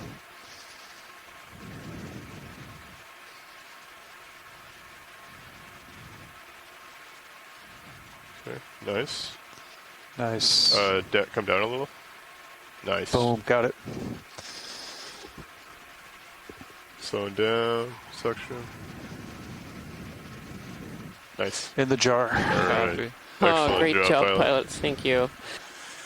Thank you for all the assistance, Farrow. Appreciate it. All right. You might want to zoom out on the Mini. Yep. And then we might want to come off the ground to stow it so we can bring the drawer out, Copy that. stow it correctly. He's a sticky little guy. Actually, pilot, this is watch lead. Yes, watch it go. I'm actually wondering why we have the suction out, whether we could take a sample of these fossil corals in a different basket. Would that be possible, or is that tricky? I think we should be able to do that. Yep. Pilot, are you comfortable with that? Yeah, we're in a good spot. Thank you. Did you have one in mind, watch lead? Any ones that you can reach. I just see lots of piles here where we shouldn't have to move, so Copy that. thank you. I mean, to be honest, you can just go straight down and probably get some of those. The ones below us or out in front of Like us? right out in front of us. Roger that. Like up on that little shelf? Yep. Okay. Let me try to get the arm in a good position where you can get eyes on it for me. Can the hose stretch that far? Yeah, that's what I was wondering. Let's get a look at that. The one like directly center of Mini Zeus is Oh, what I'm I talking. see. I copy. And you were looking at Mini Zeus. Yeah, stand by. Yeah, I sorry. think we'll go for that one. Much closer. Not out on the shelf there. Are we, our jar, I saw you spin. Yeah, we're on jar 4. Copy that. Nav, that was jar number 5. Correct. The fine filter that we Yep. got the little urchin in. I'm just going to position this a little bit and then we can zoom in. Sure. Okay, I'm steady here, stable. Let's go for a little zoom on Mini Zeus. I don't have very good lighting to light that dark stuff. Copy that. I was thinking this stuff right here, kind of up a little bit. In the sediment there? Yeah. Oh, I thought you were talking about on the rock there. I confirm with watch lead. Yeah, watch lead. Can you specify what you'd like here exactly? Yep, so there are kind of fossil sediment. corals. Fossil coral, gotcha. Yeah, fossil Okay. corals is what we're Copy looking that. for. So there's some like right above. Yeah, copy that. There's some down below. Yeah, they're kind of all over here. So whichever is best. Copy that. Thank you. I think I'm going to go for the ones right here in this little sandy patch, sedimented area. Does that look okay, watch lead? Yep, that looks great. Copy that. Thank you. All right. Whenever you're ready. I'm ready, co-pilot. Copy. Coming on with suction at 800. Copy. I can increase if you'd like. It's quite large. Yeah, let's increase a little. It should break apart. I'll try to give it a little shake.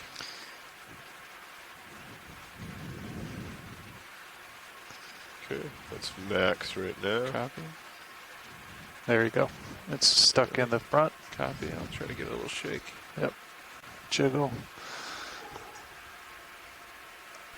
And we can always dump it out into a buy box if it's too big. Yeah, it's quite large.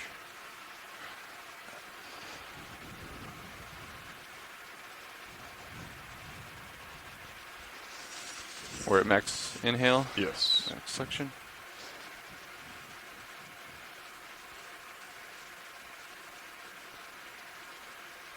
Yeah, I don't think they're Yeah, doesn't look like it. Okay, I'm going to reduce section a little bit if you want to go to a bio box. Copy. We will have to take off to be able to put it in the... Yeah, roger that. advised.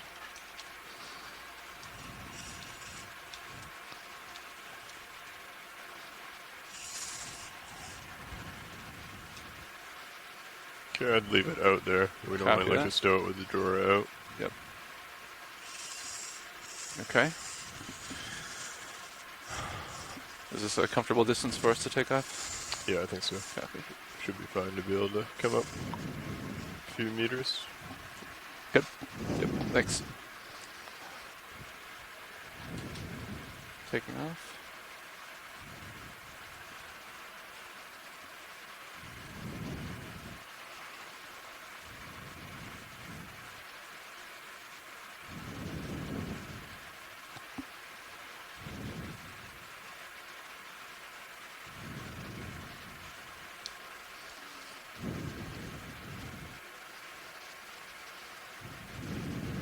Okay, just be advised you do not seem to have altitude Yeah, I lock. was noticing that just now. There, we just got it back. Right. It may adjust as we move the hose in, so... Roger that.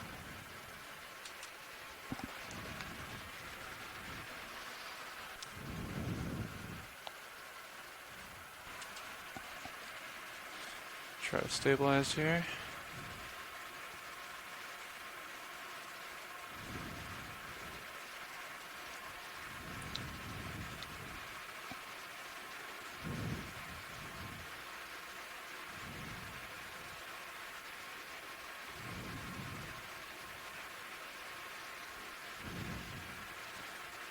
Rocking just a tad, but we seem to be relatively stable. Yeah. So also keep in mind your auto XY may drop out if Right. you lose altitude, Yeah. so we'll just keep an eye on it. Yeah, if you don't mind, that'd be great. Thank you. Yep. Seems to be steady right now. Okay. Okay. I'm going to tilt down a little bit. Roger. You ready for the drawer to come out? Ready for drawer. Alright, do you mind just straightening out the hose a little bit? Not a problem. Okay, drawer's coming out. Copy. Steady. Sorry, do you want to go into port? Actually, we have to go into port, right? Yeah, let's do port, please. Okay. Drawer's coming out.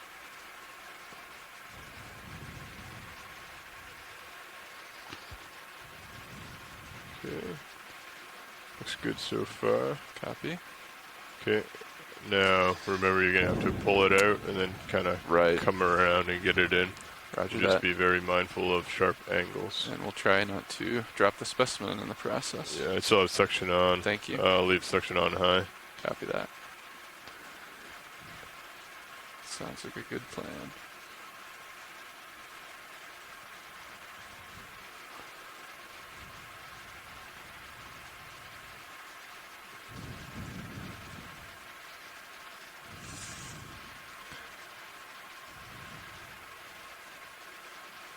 How's that length look? Pretty good? Looks reasonable. Copy. Start coming around. Could you angle the minis just up just a little bit? I just want to eye on the joints as I make this turn here. Yeah, that's Hold it there. probably pretty good, yeah. Thank you.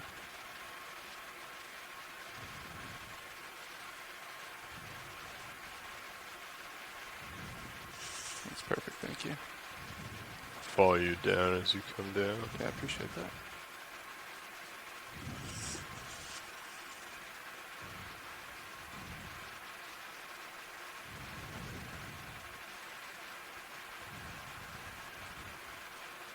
Okay. Just be careful with that Roger. angle. I'll make nice slow movements if I can.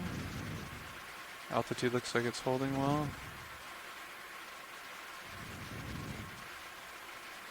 Okay, it's starting to get a little sharp. Copy. I think I'm going to go for outer to lessen the angle there. Copy.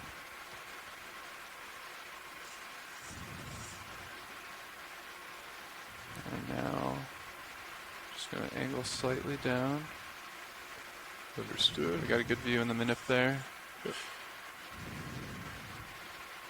I don't want to get too close to anything port side, but I think we're okay. Okay. We're Let me almost know when there. you want me to switch to exhale. Copy.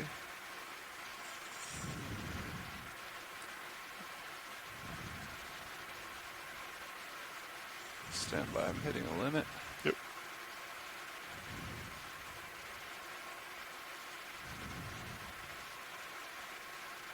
Alright, I think the nozzle is just above the port buyout box. I don't want to get too sharp of an angle here. Yep. That looks reasonable there. Stand by 1 second. Yeah, I'm hitting a limit, so let's try right there. Okay, I'm going to slowly come down off a section. Be great, thank you. Okay. Starting to exhale very slowly. Copy. I'm ramping up slow. There we... A little bit more. Do you need me to give it a little jiggle? No. There we it go. goes. Beautiful. All right. Yep. Well done. Section's off. Port outer. Confirm. All right. Nice work, Should be thank clear. you. Copy. Stand by.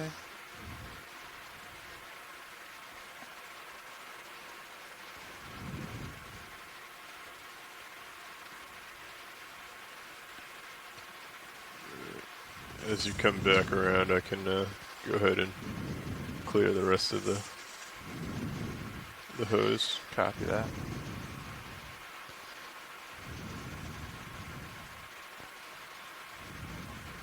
Alright, that looks pretty straight there. Okay. Drawer's coming out. I think it's out of the way. Okay. Excellent, thank you.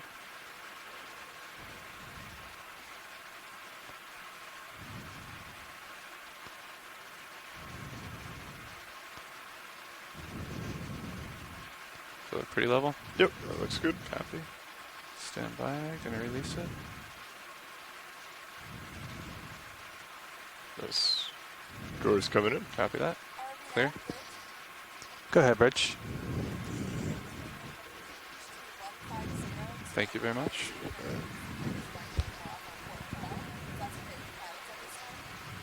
Pilot confirms 150. Okay. I'm going to go ahead and I'm just going to exhale a little bit, clean it out the hose. That sounds good. Nice.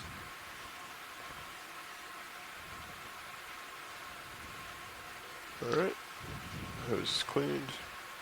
Copy. I'll pull you over, sorry. Thank you. I think I've almost got it, but yeah, finalize would be good. Yep. Nice.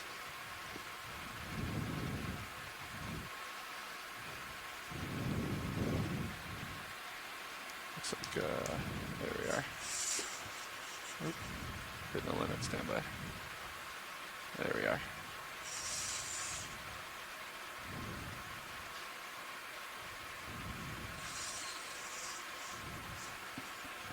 Copy that. I will move menu back to where it is. Thank you.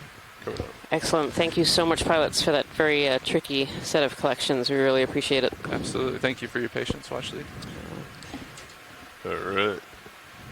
Hydraulics. If you've just joined us here today, we are on dive 14 of the NOAA Ocean Exploration Expedition North Atlantic Stepping Stones. And today the stepping stone that we're examining is a small, previously unmapped and unexplored seamount that we've nicknamed 7 as the 7th unnamed and unexplored seamount that we have looked at during this expedition. We just had some tricky collections of a sea urchin and some fossil corals, and now we'll continue on our dive track. The depth right now is 2,125 meters, and we're coming up kind of a northeast ridge on the very top of this seamount. All right, Nav, I think we're steady here, yeah? We are. Ship's just making a heading change, but we can go ahead and get another 10 in if you feel comfortable pushing out a little bit. Yeah, I'm going to push forward a little bit, and we'll take a look uphill.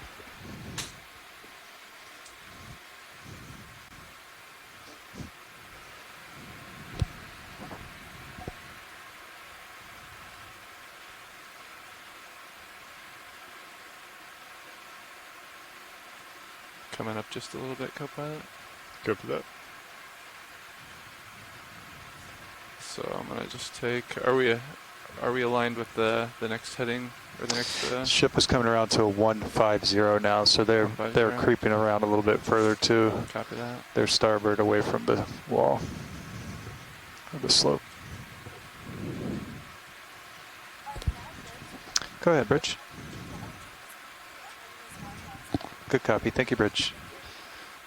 I'm still on a 160. 160. Is that that looks like that'll probably be good for another move, yeah. 160. 150 could work too, I suppose. Somewhere between there. Could we have a zoom in on the pink sea star, please? Sure. Thank you. Just a quick snap zoom is good. Copy. Snap zoom video. Thank you. It's a pretty one. Yeah, beautiful.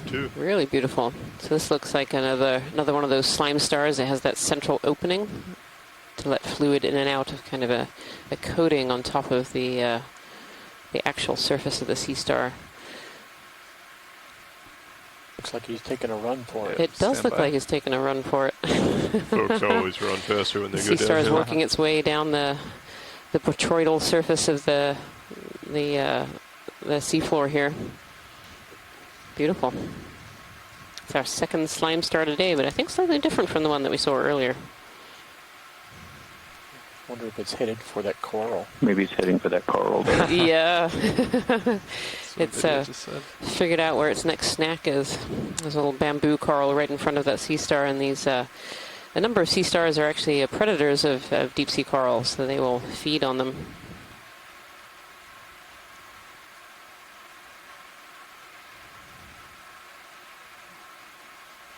See some crinoids atop a white we're sponge. continuing to go back and what? Hey. No, go ahead. No fish here.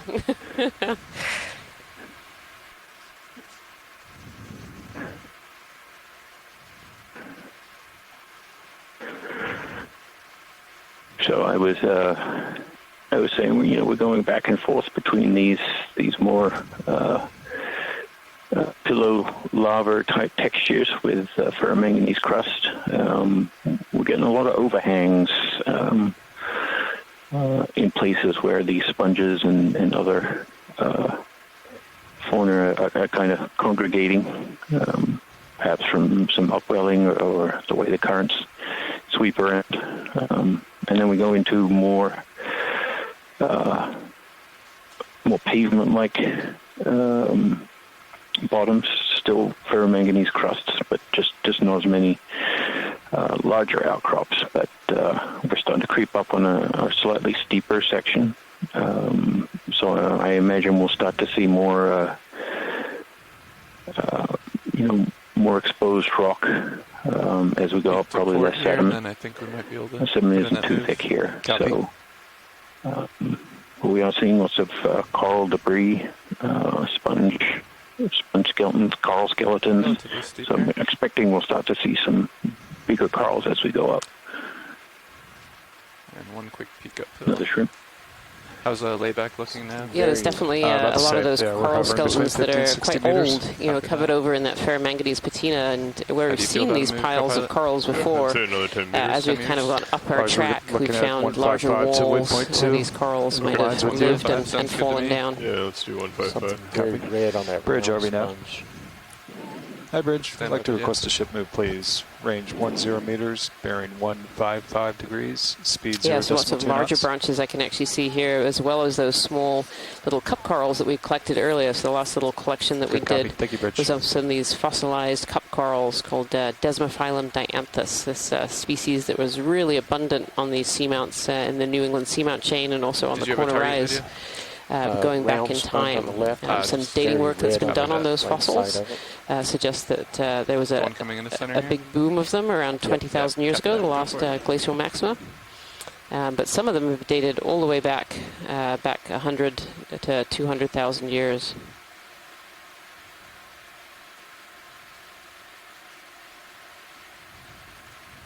This is beautiful. This is a Geodia sponge, the big round kind of peachy tan looking organism as a sponge, and then right on top of it is a little Anthomastus. This is a type of soft coral with these big, large polyps that really stick out of this bright red base. And this particular Anthomastus is really interesting because it has these big long polyps, but also has small little tiny polyps too that don't really have any of the features that we would traditionally think of as a polyp. And these tiny polyps can be for a variety of different jobs in the colony. They can be for increasing water flow, and some of them can even be for reproduction. While these large polyps with these tentacles are more for feeding. Beautiful. And I don't think that the Anthomastus is actually on the sponge. I think they're actually sharing a stalk of one of these fossilized corals instead. I can kind of see the stick sticking up, and on the left-hand side the sponge has taken over, and on the right-hand side the Anthomastus has taken over. Beautiful. Thank you so much, pilots. I mean, not like there wasn't somewhere else to attach to. I wonder why they both chose that. Thanks, Lydia. Yeah, it's always intriguing where larvae settle and end up growing. You know, you see all these beautiful boulders, and it's like, well, why isn't more living on the boulder? And that's really a kind of a huge question. I think there's a lot of different factors at play.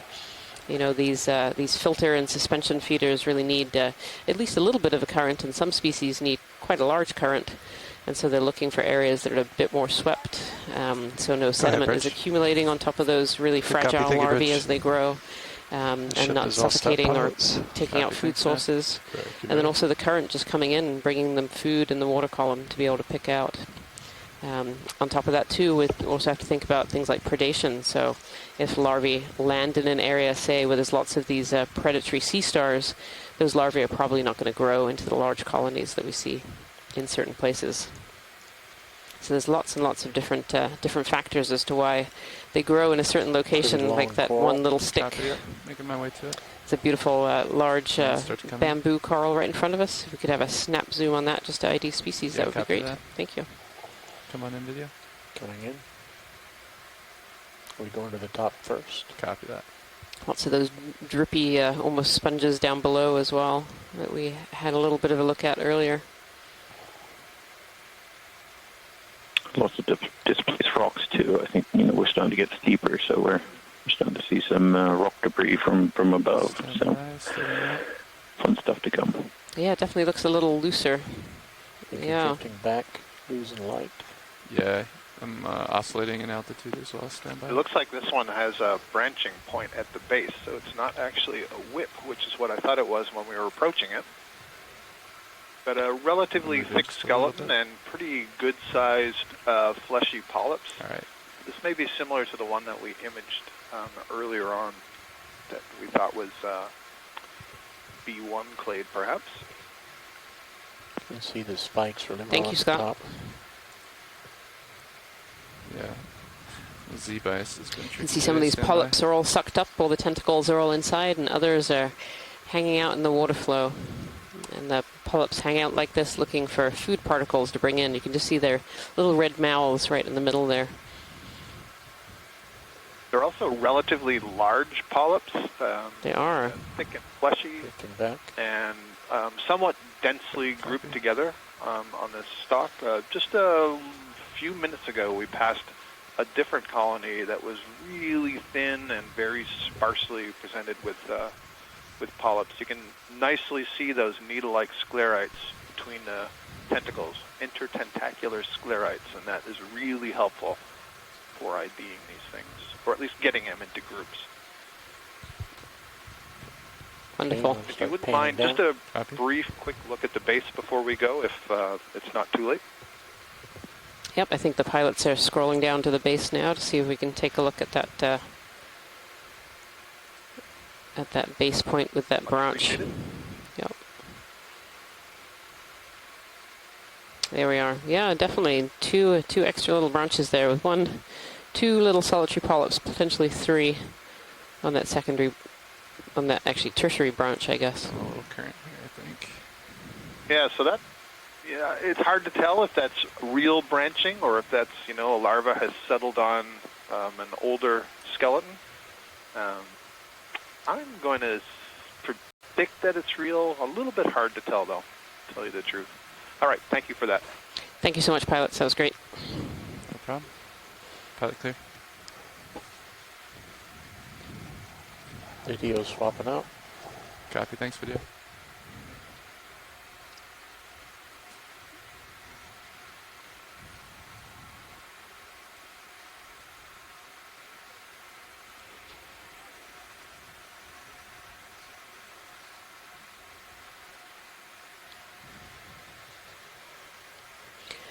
You can see this old sponge skeleton sticking up in the left-hand corner. And so when sponges die, they leave behind, or many of them leave behind, a skeleton. And that skeleton can actually be an area for other organisms to inhabit. And it certainly looks like this one has a few other animals living around it, sticking right up in the water column. A lot of the larger organisms that we see are either suspension or filter feeders, meaning that they need to get their nutrition, their food, out of the water that goes past them. And so one of the best ways to do this is to actually stick yourself up into the current, where the water is a little bit faster. As we get closer to the bottom and very close to that bottom layer, the current actually starts to drop off since it's intercepted by the bottom and forces on it.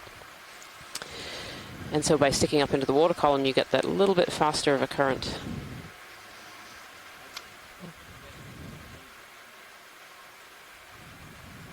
Beautiful.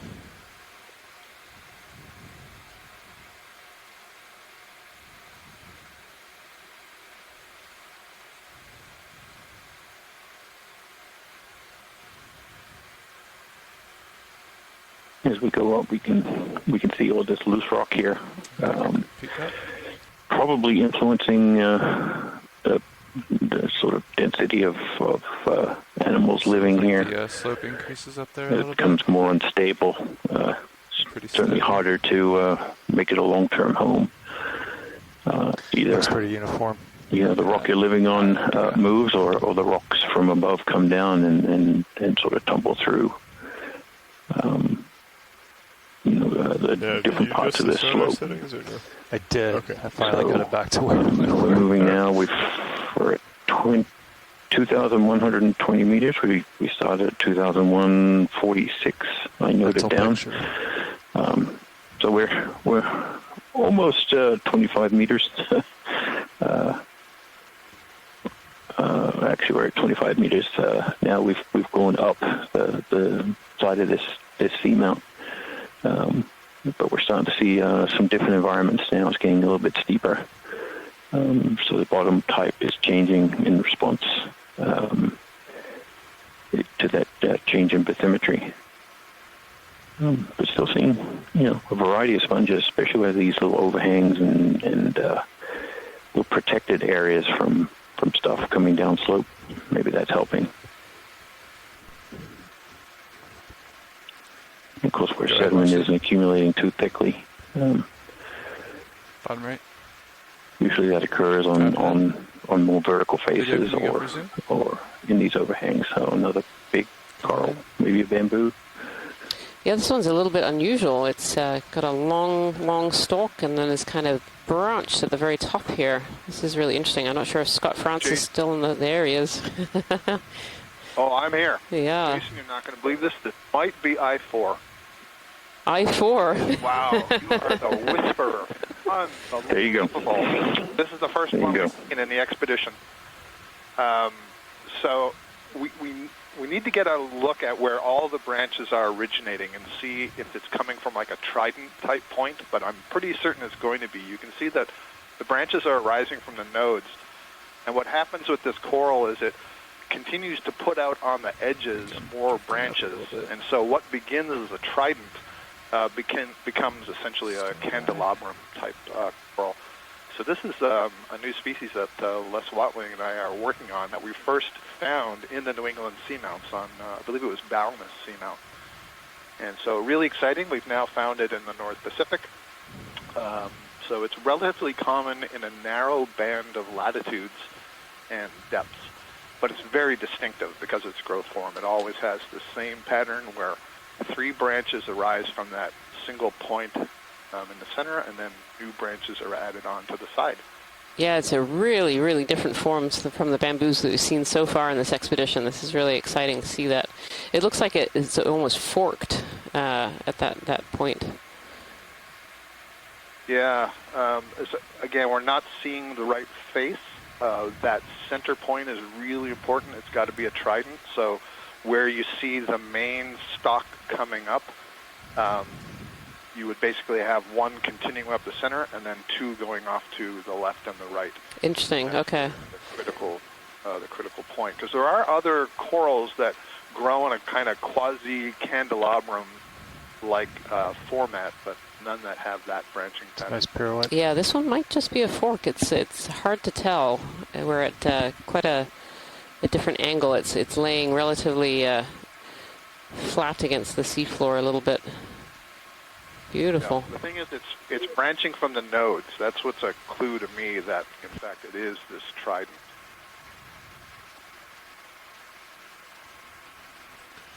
Are you listening to OKEX? I have it slightly turned down. Yeah, so they think Want it's the notes? a certain species that they have been looking for where it comes out of the main stalk. If it branches in three, like a trident, that's what Never they're have so mainly many people interested waited in. to see the Copy. front So plane down by the of a base where coral. it branches? Yeah, it may be easier to see Right from in the the middle. backside. Yeah. I was trying to get a look at it from this side, but we might need to go back around the other side. Just so you're aware, once video is Yeah. clear, we're. I'm assuming they'll ask to go around the other side. Yeah, copy that. Are we clear on this side video? Here's Copy one of the that. few times where I'd mind that We'll try the to come coral around the other polyps side had where it's retracted, so I could less see it crowded. more Oh, clearly. another fish. Go figure. Yeah, it's definitely out right now. Looks like a similar one that we saw earlier. Yeah, I think this is higher interest right now. Copy that. Plenty of room to your port. Copy, I can thank also you. bring in some swing arms if you need them. Yeah, we'll keep an eye on that port one. Looks like I might need to come up just a little bit. Let me just preemptively tuck in the port lower. Yeah, I appreciate that. I'm going to back up just a little bit because it looks like there's some rubble here. Stand by. Okay, your lower is in. Thank you.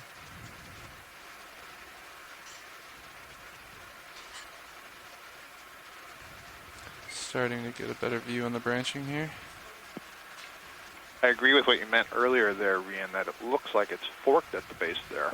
Yeah, it seems to come out in kind of a forked branch, these two branches, and then splitting, forking We again can come on in a as little it bit, goes. yeah. Right, and that's the pattern of the candelabrum, but yeah, that key is that trident in the center. Got a better background here too.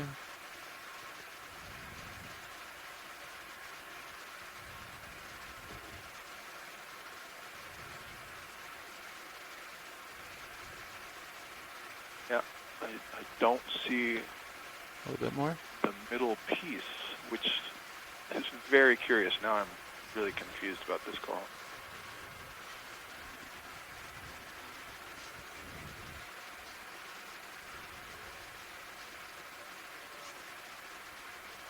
Yeah, I believe the one that they've seen before normally branches 3 times at the same node, where this is only branching twice from what it appears. Copy that. I'm going to set down so we can have a more stable look at this. Copy. You want me wide while you're setting down? Yeah, that's a good view there.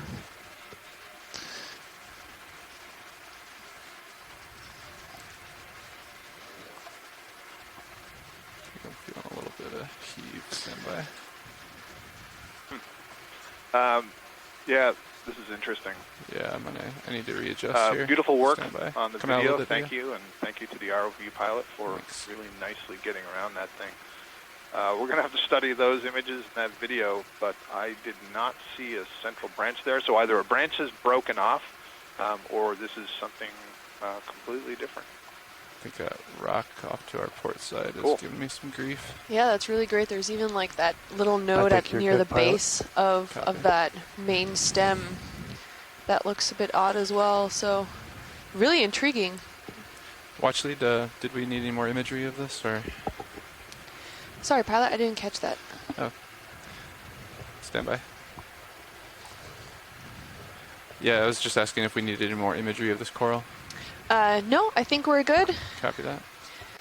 That was really great footage. Thank you.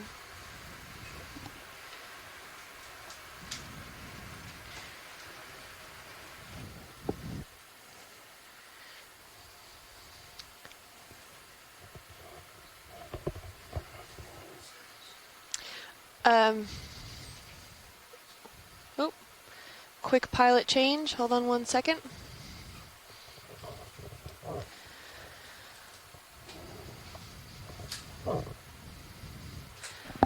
Alright, co-pilot. I left the lower port swing arm stowed. Copy that. Would you like that back out? If you don't mind. Roger that. All right. Pilot, this is Watch Lead 2. Go ahead, Watch Lead. Before we drift off, would it be possible to set up for a quick sample of that coral, or do you think we've frayed too far? Yeah, we can go back and grab it. Okay. Yeah, the community seems to be quite interested in what's going on with this coral, so a sample would be great. Sure. Thank you. Lower swing arm is out, but if you'd like it tucked back in, let me know. Copy that. Ship's still stable, I'm assuming.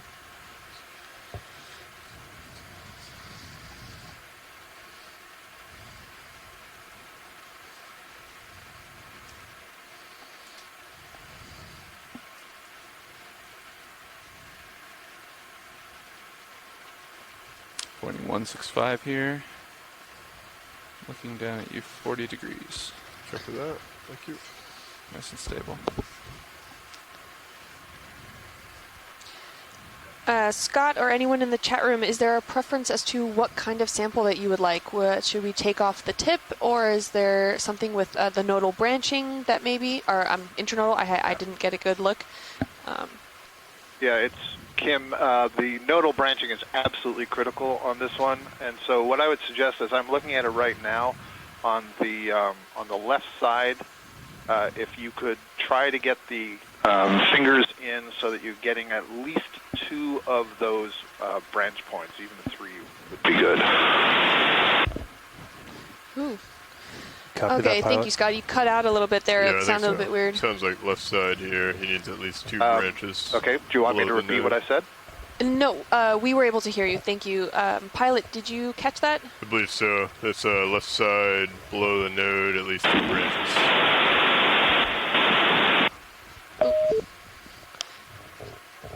Copy, Pilot. I think you're right.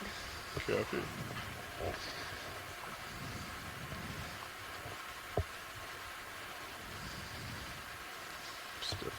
All right, we're going to give them a few moments to set up for the sampling. Thanks, everyone.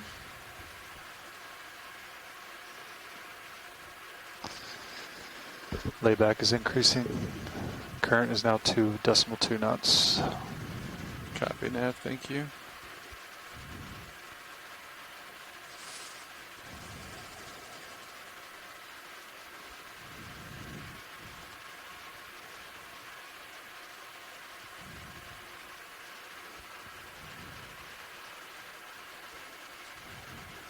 Nav, can you keep eyes on that lower swing arm? I can actually stow that if you prefer, Pilot.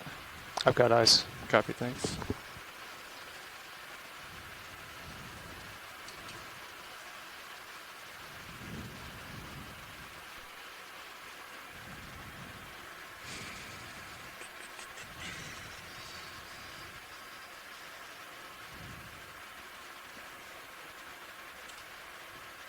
Okay.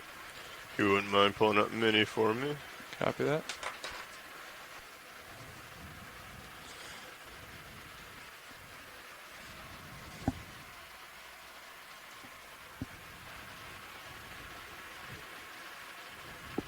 Did I get myself a little too tight?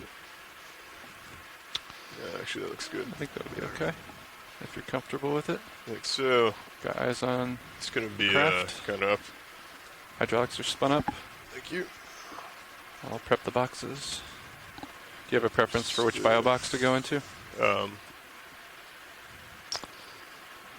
We have what, port out or full Yeah, right now? I think you're going to have to be the big one on the starboard side. Alright, let's see how much we grab. Copy that. Arms coming on. Arms live. Pilot, this is Watch Lead. Go ahead, Watch Lead. Just wanted to reiterate, the science chat seems to suggest at least 2 nodes, but preferably 3 if you can get those. So essentially that bottom, the most left branch that we were discussing, just try to get some good branching on that one. Understood. Thank you. So that whole main left one. Yeah, that's what it sounds like. Move the mini Zeus over here. Let me know if you need any zoom on it. We can request video. Okay.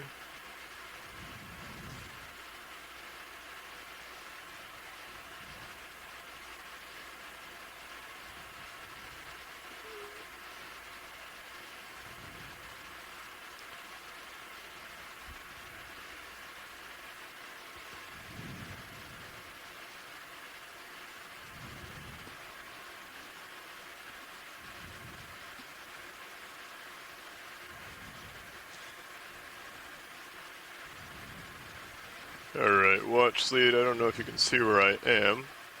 I have my fingers kind of halfway in, and as I come down, I should be able to get quite a few of these, I suppose.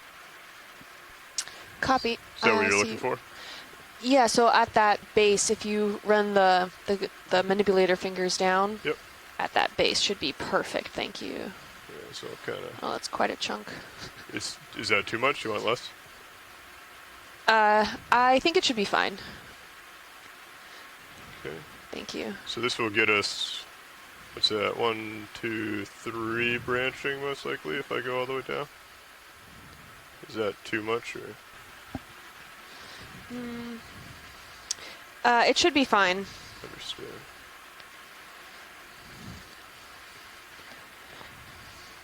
Nice and gently.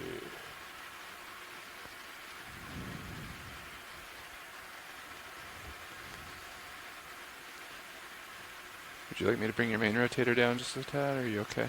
Yeah, if you don't mind. Copy.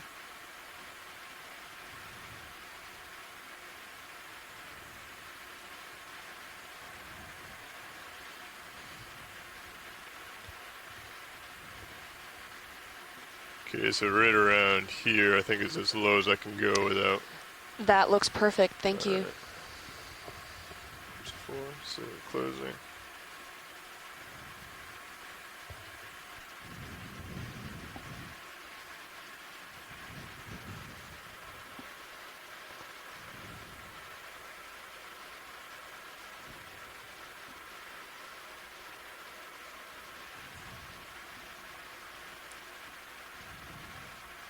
Okay.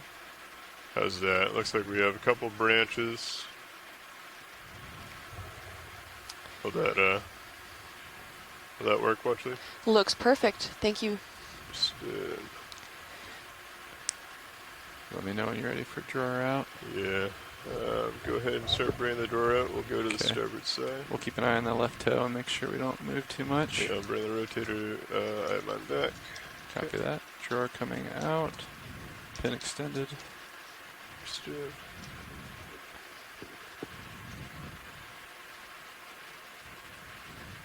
Let me know if we need more light on it too. Looks like it's lighting up okay. Yeah. Oh, little push there. Not fully out. Yeah. I can always take off as well. Yeah, copy that. If we need more drawer, we'll probably have to do that. Yep. Alright. Going to joy lock coming up, backing off.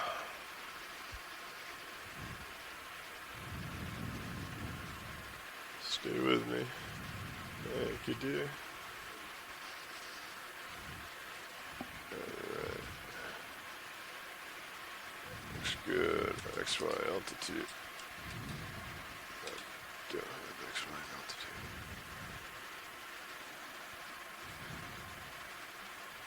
Okay, go ahead and come out a little bit more with the drawer. Copy that. Coming up. Till you're full. That's full out. Okay. We didn't gain much there, did we? That's a thought that counts, right? We got you a few inch or two there. Okay. Do you need more light on the boxes, or are you okay there? I think that's alright. Copy that. I have a little bit of a drift, but that should be fine.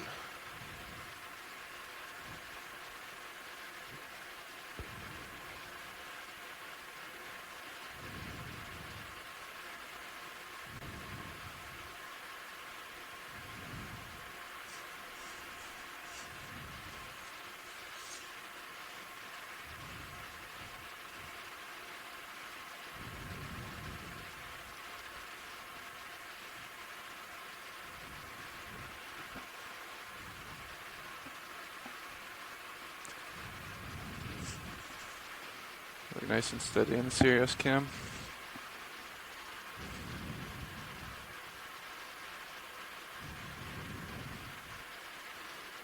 It's going to be kind of tough.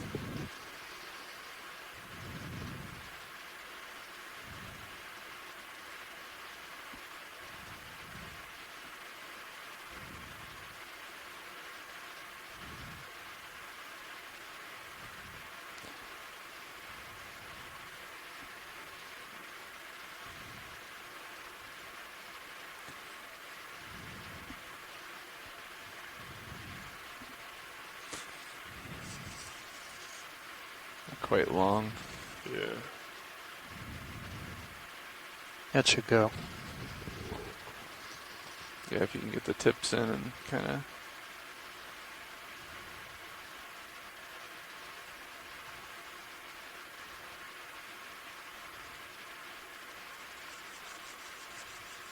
Okay.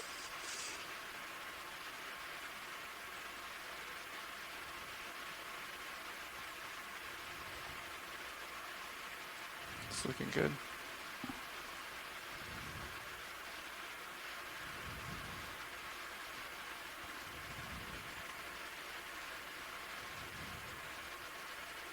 Okay. Maybe my draw's a little.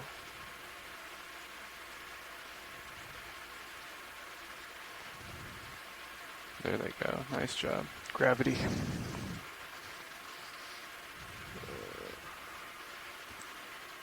Okay, draw's clear. That's port. Copy Sorry, that. starboard inner. Coming in.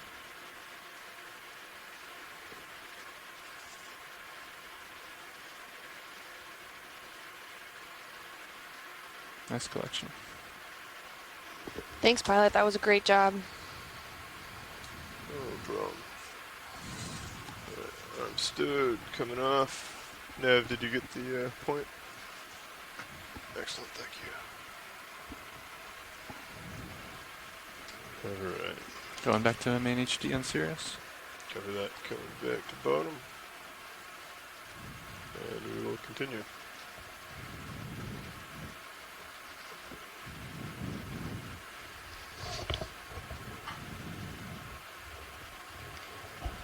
Got a nice view on the blue view. Can see uphill pretty good. Pilot, to confirm, that was starboard inner bio box. Yes, starboard inner. Copy. Great, thank you so much. That was a great sample. Back secure. HPU coming down. Copy that. And those in the chat room reiterate that. So thank you, pilot. No problem. All right, we can continue back on our transect coming up this area. Looking 165, 40 degrees down at you. Understood, I'll push forward a little bit. Copy that. Probably get another move in if you're feeling comfortable. Yeah, I concur once you get out just a few meters here. Yeah, I'll scan around a little, see what we can see. Layback holding pretty steady, Nav. Yeah, so as we come up in current, we come out and lay back, but we're about 65 meters right now. Good copy, thank you. We've definitely done a lot in probably 30 meters of vertical so far. So, you know, very, very dynamic dive from the biology, certainly, and then the geology as well. We've collected a number of samples. We have one rock sample. We have some fossil corals, a live coral, kind of a mystery coral, and a rock from that we've gotten so far. So I'll do a quick snap on this sea star. Certainly a lot of things to see. Another sea star coming up. Looking 3.5, have you in the middle of my screen. Brian's away at lunch, so I sea star is about as far as I can get on that one.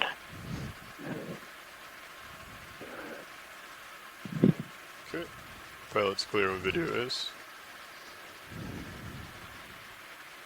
White sea star.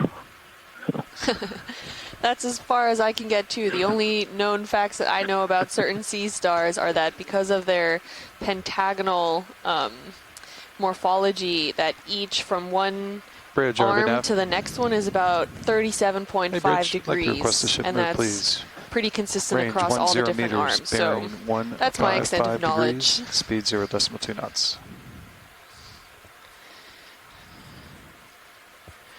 Good copy. Thank you, Bridge. Is this a similar? Crossing. Oh, go ahead. No, you go. I was going to ask you if this has been a similar geomorphology that we've been observing throughout this dive that we've seen. We've been kind of moving back and forth between these ridges of pillow basalts, or pillow lavas, let's call them, into these more open sort of slopes. At the base of where we started the dive, we it was very low relief, and we saw a lot of these petroidal, really quite large petroidal ferromanganese crusts. As we've gotten steeper and moved up slope, we're seeing more rock debris accumulating on these slopes. So we're slowly moving into different kinds of bottom morphology. These rock falls are certainly modifying what we're seeing. The sediment cover hasn't really changed too much. There are pockets of sediment cover where they're getting caught behind John, that was at a rock piles for your or actually moving down slope. Copy that, thank you. With some of these displaced rocks and ponding behind those. So it's changed a little bit. But here, you can see we're not really seeing those little ridges of pillow lava morphologies. It's more chaotic, looking 155 and spread out. So I think it's a mix of those in place pillow shapes and then material that's come down from above. Copy. Thank you, Bridge. Ship is sort of overprinting that, so it becomes a little more complicated, almost like a little chute. Little erosional debris chute between these ridges, which we kind of expected based on the morphology that the Seamount has been tremendously eroded since it was probably formed. Both the erosion occurs both when it's actually building itself and then after. So it's kind of a continuous growth and destruction process that just becomes more of an erosional destructive process after the eruption phase has stopped. So you see a lot of different erosion styles with rock falls and landslides being a major one that we come across. Looking up and getting a sense of how steep it's going to become here. Yeah, I think we at the start of the dive were saying it might be 50-degree slopes, maximum slopes. And sure looks pretty steep. Yeah, I'm okay with that. As we go up.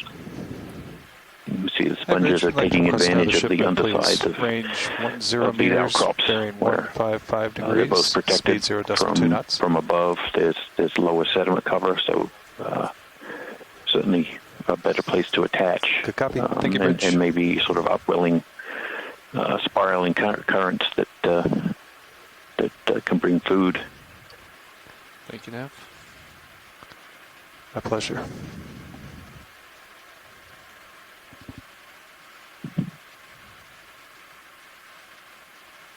I want to do a snap zoom on the sponge as we come by video.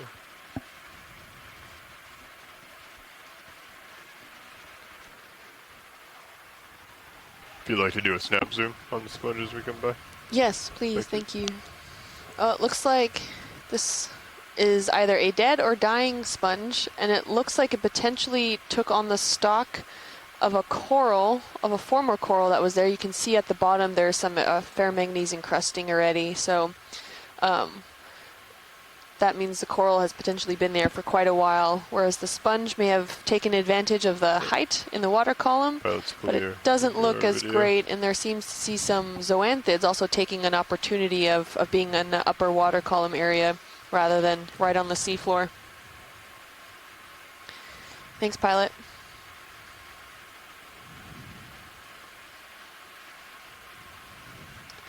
Oh, is that a cup coral that just came into view on the upper right-hand side, that orange disc?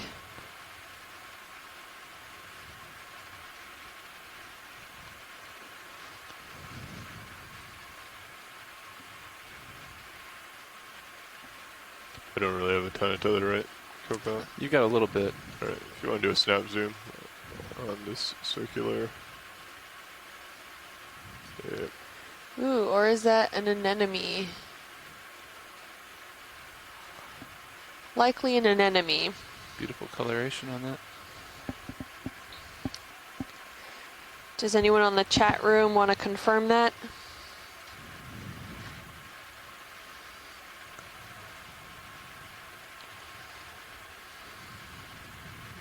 Trying to get a little stable for your video.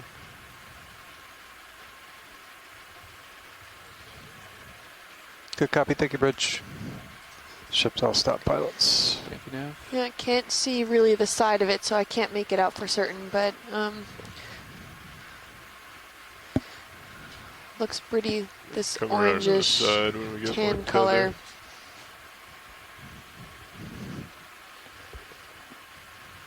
Further I get out from you, the more oscillations I get.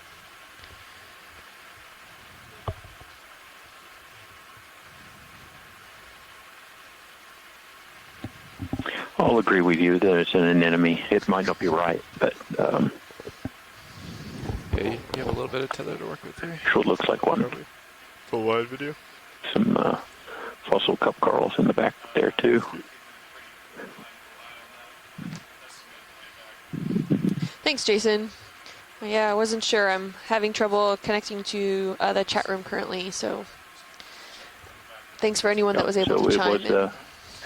It was confirmed that it wasn't an anemone, so. All right, thanks.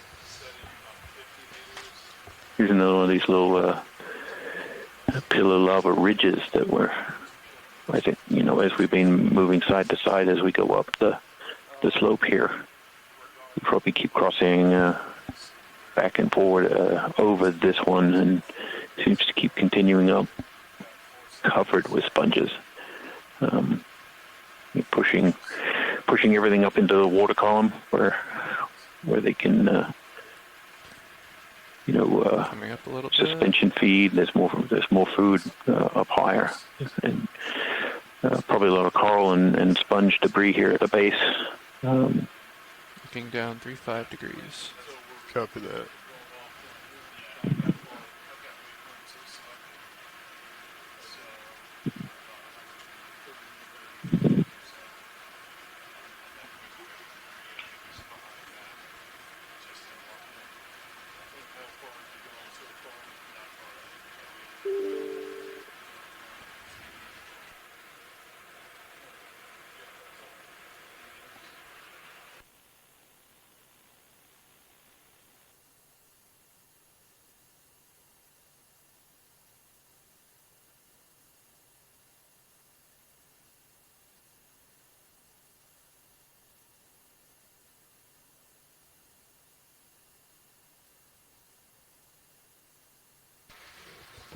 So it looks like we have a lot of fossil coral rubble sitting at the base of these rocks here. And those fossil corals, as we've been discussing in the previous dives, that these are not recently dead corals. These are corals that have died quite a considerably long time ago. Some of the dating of these corals has gone back 10 to 20,000 years, and some of the oldest ones have come back dated at 100 to 200,000 years. And so at one time, these seamounts were definitely areas where this coral growth was very prolific. We see thousands, if not hundreds of thousands, of these coral skeletons along our dive tracks usually. We often collect some of these fossil corals. We collected some earlier in this dive because they can provide really important records of climate going back that 20,000 years or 100,000 years. As they build their calcium carbonate skeletons, little signatures get left behind in that calcium carbonate that gives clues into things like what the temperature of the water was like, what the oxygen was like, and various other factors as well. And so that can tell us a little bit about what the seamount was like back in those time periods. Bridge ROV nav. I'd just like to confirm that the ship is stopped. Thank you.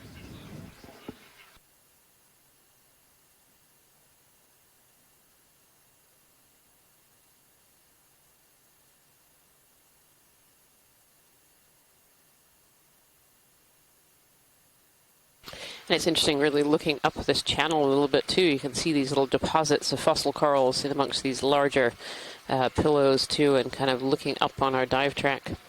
If you just joined us today, this is Dive 14 of the NOAA Ocean Exploration Expedition, North Atlantic Stepping Stones. And the stepping stone that we're exploring today is a small unmapped and unnamed seamount that we've nicknamed 7 because it's the 7th of these type of seamounts that we have visited for the very first time during this expedition so far. We are currently climbing up kind of a northeast ridge on the very top side of the seamount. And we are kind of making our way up. We started the dive today at 2,175 meters. And right now we're at 2,100 meters. So we've come up at about 75 meters already on this dive track. Nav, co-pilot. And the goal of the exploration today is really to examine habitats, look at transition zones, and see what lives and what the bottom looks like along this transect up Right now, this, I'm just going this to ridge. explore for a second. Figure out what we're dealing with. Copy. And co-pilot. And Nav, the ship move stopped a little bit ago, is that correct? It stopped at 15:57, so 5 minutes ago. Copy that.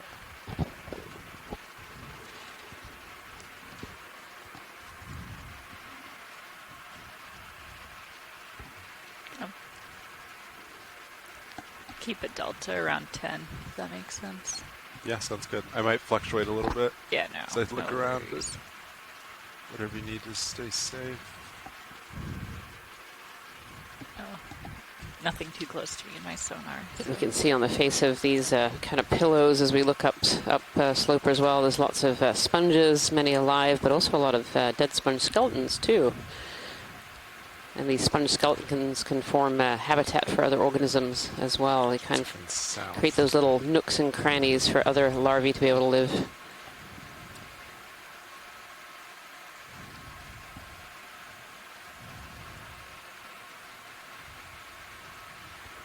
You can see some of these larger geodia type sponges as well. They kind of look like grapefruits on the seafloor there. So again? Right, your A oxalate's sponge really on a stalk here. No, that might be a Paramaricea. Interesting.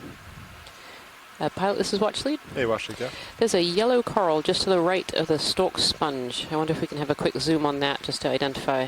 Yeah, of course. Thank you. Bright yellow sponge in the background too is a Hertwiggia type sponge. We've seen a few of those on our dive tracks. Yeah, this is a Paramaricea. This will be the first one on this dive track. And we haven't actually seen many of these throughout this expedition. We've seen a few. Beautiful. This one, all the polyps are out.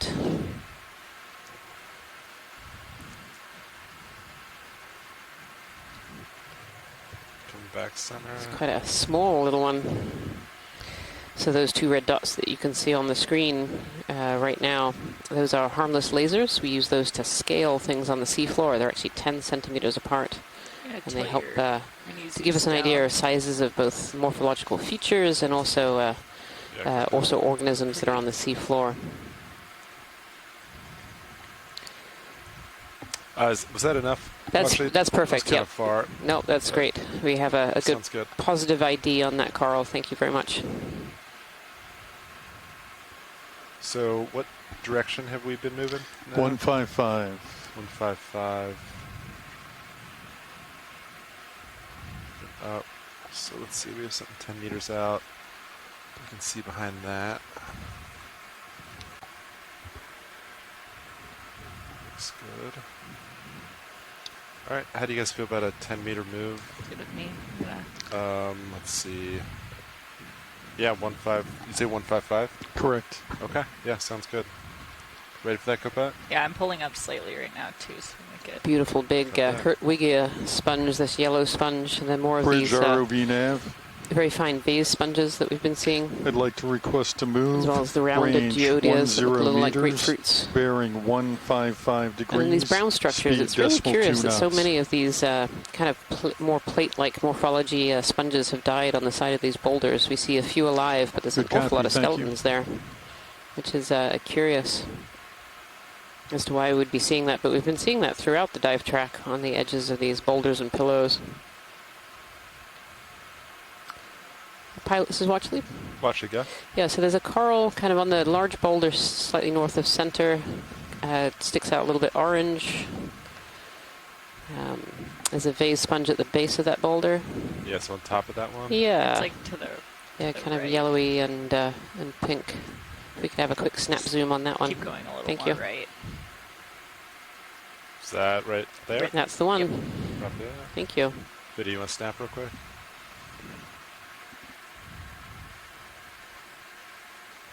Oh, no, this is really interesting. So this is, I think it's a corallium is the underlying coral here. And on top, we're seeing this yellow zoanthid actually colonizing, taking over this hemicorallium, this sort of red coral. So the yellow, you can kind of see the yellow at the base and how it's overgrowing all of these pink branches. Really fascinating. Is that all you need, Washley? That's great. Thank you so much. So what? Are the zoanthids killing the coral, or just taking advantage of exposed skeleton? Yeah, it's a really interesting question, and I don't think we're hugely sure on what these zoanthids do, but they definitely overgrow old coral skeletons. But this particular gold one does seem to actually kill the coral that's underneath it.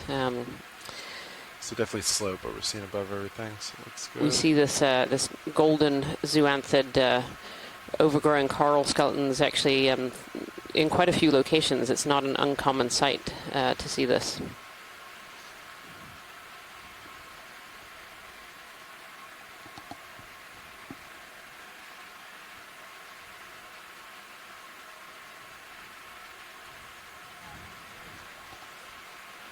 Thank you, Bridge.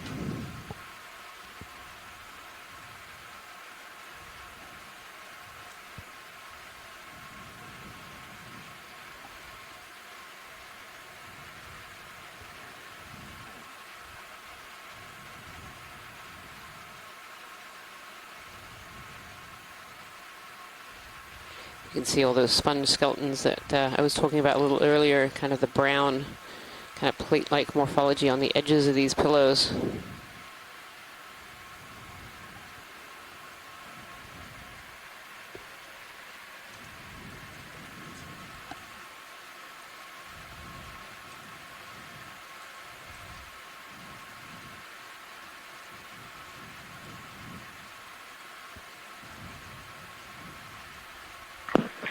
I wonder if these sponges took over after the cup corals for whatever reason, whether it was changing water masses, temperature, salinity, I guess ostensibly around the last glacial maximum. I wonder if that opened up, the environment to sponges.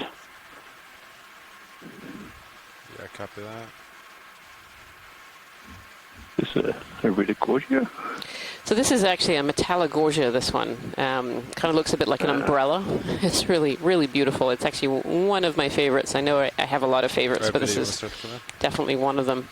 And they form on the stalk, and this is a mature one. As they're juveniles, they have lots of branches further down the stalk that eventually erode or wear away. We're not quite sure of the processes that create this almost umbrella-like structure. And so all of the living polyps are up on top in this big long stalk all the way down to the base.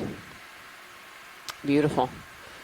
And they have these brittle stars, these otherwise known as snake stars, all wrapped around their arms, all tightly coiled.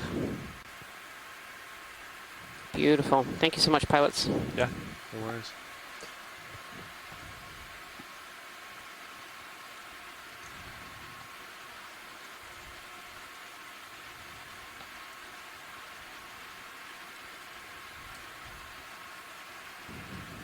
Beautiful. Scott France is chiming in here saying that these Metallogorgia are in the same family as the Iridogorgia. If you remember those big long spirals with a very iridescent skeleton. So these Metallogorgia are in that same family, as well as the Chrysogorgia as well. And that, I believe, is the first Metallogorgia that we've seen on this particular dive so far. We saw one at the very end of our last dive. Just as we were taking off from the bottom, we came across a Metallogorgia. So it's nice to see one of those so early in the dive here.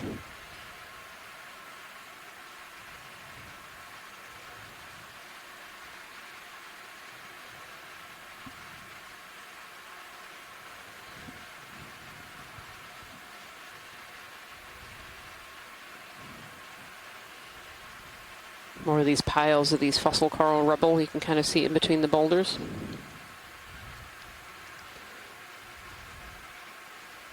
And the bamboo whip coral. Do you mind if I adjust as well as your sponges. lower swing arm on the starboard side a little bit?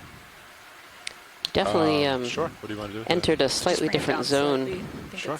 than we were in earlier. Not even slightly different, I should say. It's actually really quite different from what we landed in earlier today. We kind of landed in these cobbles and nodules that were cemented and moved up into smaller little boulders. Now we're really into some of the bigger boulders. Yeah, we certainly have approached a steeper slope. And are, seeing more continuous, larger outcrop of these pillow lava. It ended 4 minutes ago. Morphologies here, not the open kind of pavement, low relief pavement that we were seeing. Yeah, that's good. And My sonar looks a lot more rock debris and coral debris than we were seeing earlier. I mean, at the start of the dive, we weren't really seeing a whole lot of coral debris, but. 1 sec. It's becoming quite pervasive now. Line up the targets a little more. Throughout this view, we can see coral debris pretty much everywhere. Yeah, it's really amazing. It makes me wonder where it's come from. And very often these deposits that we've seen have been kind of leading up to more of a cliff face, where these corals are really really abundant. So I'm actually not seeing a lot of corals on the faces of these rocks, which really suggests that they've been down transported. Yeah, do we do like a 150? From up above. So nav, 10 meters, 150, please. Copy that. Thank you. Bridge ROV nav. Yeah, it's like every gap in between these larger boulders, there's just coral debris everywhere. Bearing 150 degrees, speed 2 knots. Pilot, this is watch lead. Watch it go. Can we actually zoom in on one of the faces of these boulders? Good copy, thank you. Just want to see if we can see any holdfasts or anything like that. Yeah. Thank you. Is this one coming in view? This is perfect. Thank you. Got it. Get a little bit closer video.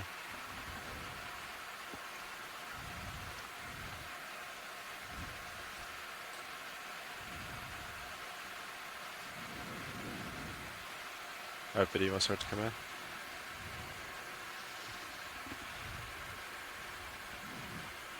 Yeah, we certainly see a lot of the sponges, both live and dead, these really small forms. And then it's that botryoidal texture rather than fossil coral rubble, which is really interesting. It definitely seems to suggest that these corals are mostly transported. Actually, I see a few. There's one little cup coral in this view here as well. So some are coming from these boulders, but others potentially coming from further up above.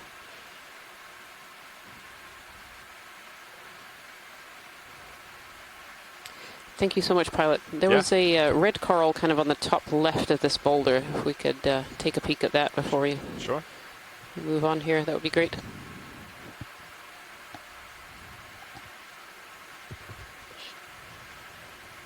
Actually, there's two. What looks like one of our little hedgehog sponges, the polymastia, which is the white on the very left side of this boulder too. I'll start to come in. Copy. This one might just be a dead skeleton. Yeah. So the top one is a dead skeleton. But I think the one below it actually had some polyps. All right, going through the one below. Very scrawny.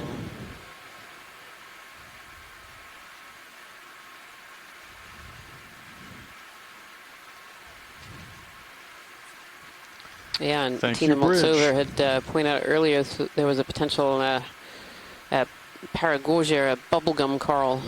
And that's what this one looks like here. Very, very scrawny. A rock in there, side video. These bubblegum corals get their names from how their polyps are contracted. You can see some without the actual polyps, the tentacles out. So they look a little bit like chewed up bubblegum stuck on a skeleton. So not a great name, but it's very descriptive of what we can see. That's great. Thank you so much, pilot. Yeah, copy that. Yeah, Scott France also agreeing this looks like a paragorgia.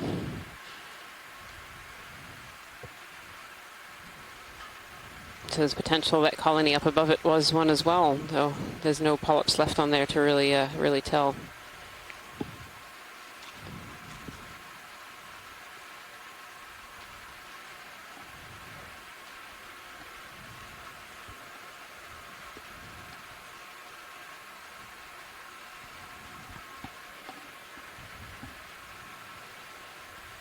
You can see on top of this boulder lots of little feeding traces. We've seen these a few times on this expedition so far. These wiggly black lines that are going over the surface of the boulders, and they're created by organisms that are scraping the rock for bacteria and other food that's been landing on it. And these can be all kinds of different organisms. We have found a chitin that was making that those kind of traces. We also found a slit limpet the other day as well. Beautiful.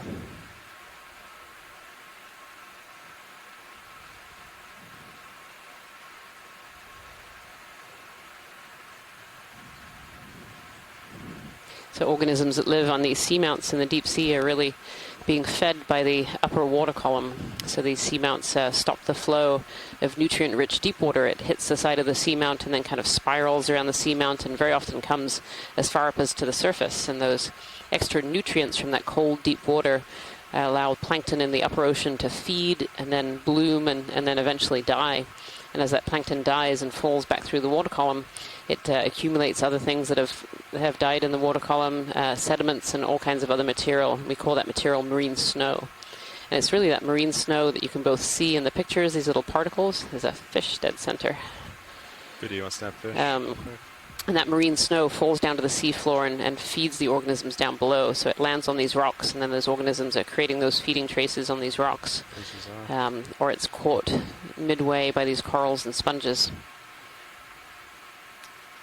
This looks very similar to the cusk eel that we had seen a little bit earlier. We've certainly seen quite a few fish on this dive so far. It's been really great. That slow moving tail, the sinusoidal swimming there. So animals in the deep ocean, they're feeding off of this marine snow, which can both be seasonal and very, very sparse. And so the organisms down here try to expend as little energy as possible throughout most of the year, because they're just not getting the large food resources to be able to move very fast or have very energetic processes.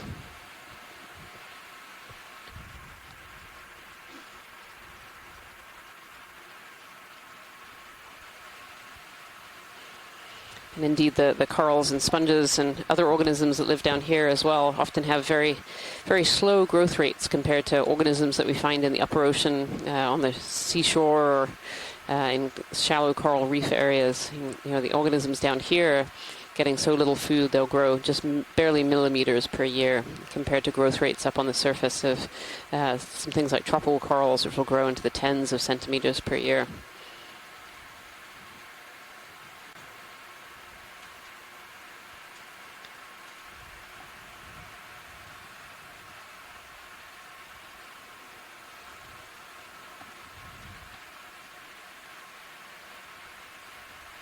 Yeah, we continue to move over this, substantially more dramatic seafloor than we landed in, but dominated by this coral debris that's just littering almost every exposed surface and accumulating behind, these larger outcrops, which is, really is amazing that. There just isn't any live examples. That these are all fossil, and we don't even really see much evidence of them on the surfaces anymore. It's all sponges for the most part, and but they must have been really extensive, back in time before some environmental condition changed and. This area became unsuitable.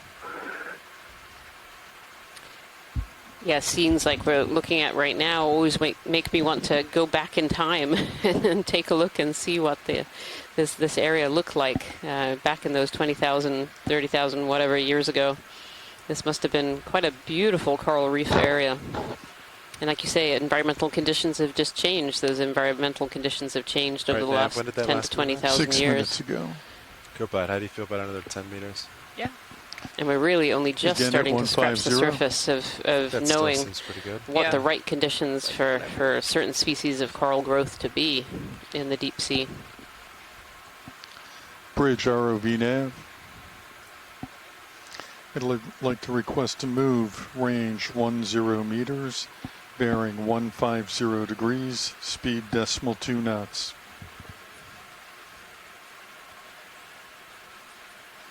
Good copy, thank you.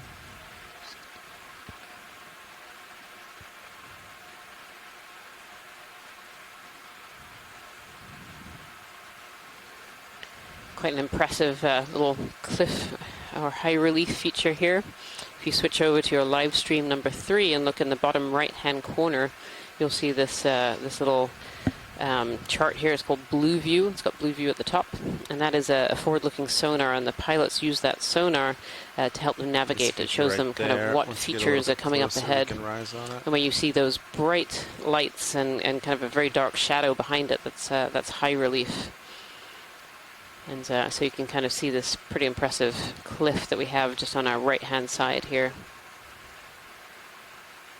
On that same screen as well, if you look in the bottom left, that shows the Sirius cam view, and this is a camera on the second part of our two-body ROV system that we're diving today. The Sirius stays above the D2 system and is connected directly to the ship, and so it takes a lot of the heave and the waves out of the line, and so the D2 doesn't get affected by those.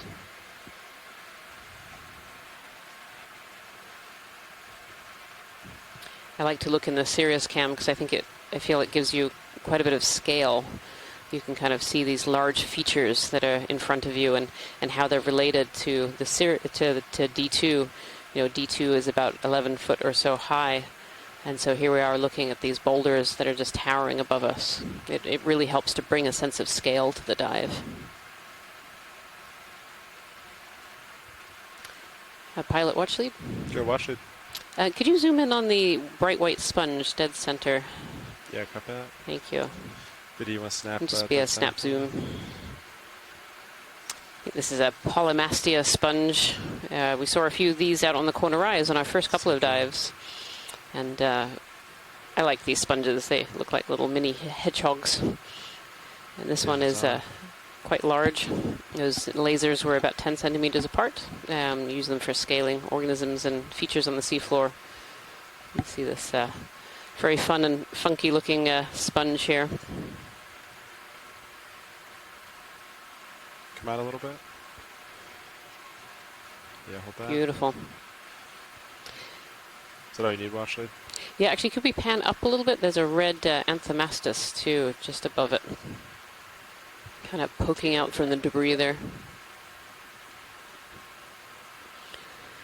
Yeah, that's an Anthomastus. Yeah, so this is another kind of soft coral called Anthomastus. And we saw, actually seen a couple of these so far on this dive. Again, pretty little. And it's sitting on top of that. You can really see the detail in that coral rubble here. So these are solitary cup corals that used to live in this area, and they've been covered over by that ferromanganese patina. And this little Anthomastus is sitting on top of some of these cup corals. Thank you so much, pilot. That's great. Copy that.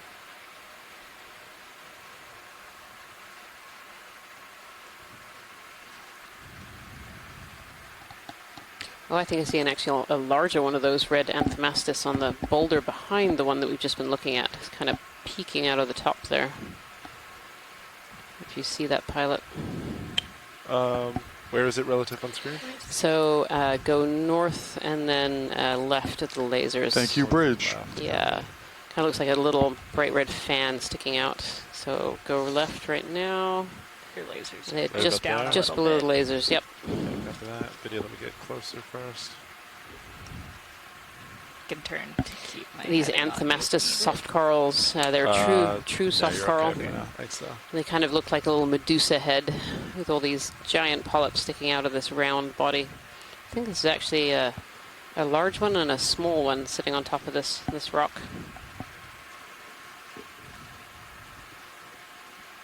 All right, video, you want to come on out? Lasers on. Yeah, it is. It's 2, or even 3. There might be a third one back there as well. Really interesting. So these Anthemastus have these really characteristic, hugely long polyps. So they're sticking up. They're cnidarians, so they are still a coral, but they don't form these big fans or solitary. So they form these colonies that are quite squat, also known as mushroom corals, because when all the polyps suck up, they look a little bit like mushrooms. And they have different types of polyps. So these big long ones that you can see that are feeding, and they also have these really tiny small ones you can just see on the surface of that kind of the top of the mushroom there. And these are these can be for various different things, letting water flow in. Some of them are for reproduction as well.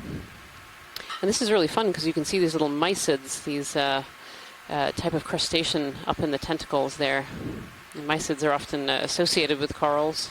They use them again to kind of get up in the water column and pick off particles to eat. So Tina Moltsova, who is from Russia and an expert in these Anthemastus, says that this is a pseudo-Anthemastus, and they often grow in rows. And so if we look kind of down at the base here, we can see 2 others, a really tiny one of just 2 polyps, and then a slightly larger one. Beautiful. That's a really great view. You can actually see at the base of the large one, these kind of smaller of these large polyps starting to grow. So it almost looks like they grow from the outer edges to create more of these Medusa head polyps here. Is that all you need, Washley? That is perfect. Thank you Okay. so much, pilots. Video. Got it. The lasers one more time.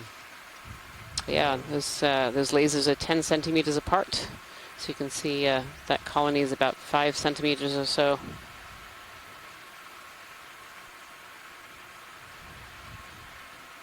Beautiful. Thank you so much, pilots. That was great. Yeah, of course. All right, co-pilot, as you approach, you're getting a little closer. So Really is a biology show today. Might come up a little bit, It and is. we can explore the space. How's That's because that you're sound? back with us, Jason. Totally. All the fish have appeared again. That's right. I have that ability to bring the biology out.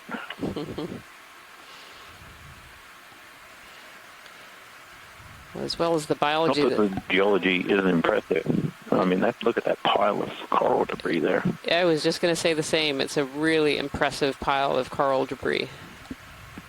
And of course, this is really, fossil coral debris or paleo coral debris. This is not recent, but it's really, really impressive.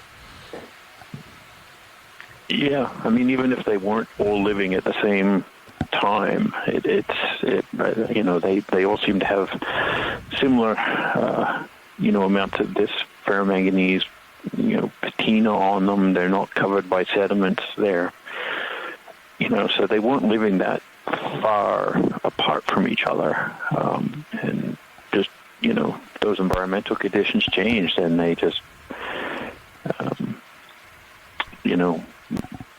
became part of the fossil record.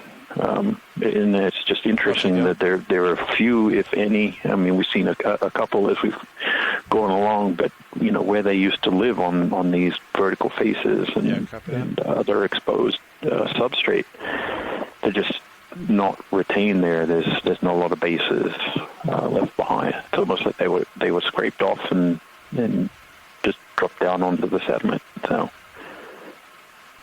this may be the most impressive collection of this coral debris, this fossil coral debris that we've seen, and we've seen a lot, on this expedition. Yeah, there's certainly an impressive density of that coral debris, and you're right, we have seen a lot, but yeah, really interesting. So this is one of those bamboo corals that looks a little bit similar to the one that a piece was collected for earlier. Not quite sure if it's the same species. I don't know if we have Scott France still on the line here. But it definitely has this fork that's coming out of a node. And then polyps going down. Beautiful. So this is what we call a bamboo coral. These bamboo corals look a little like bamboo, or the skeleton does. It has these white calcium carbonate parts and then these black or slightly brown what we call nodes made out of proteinaceous material.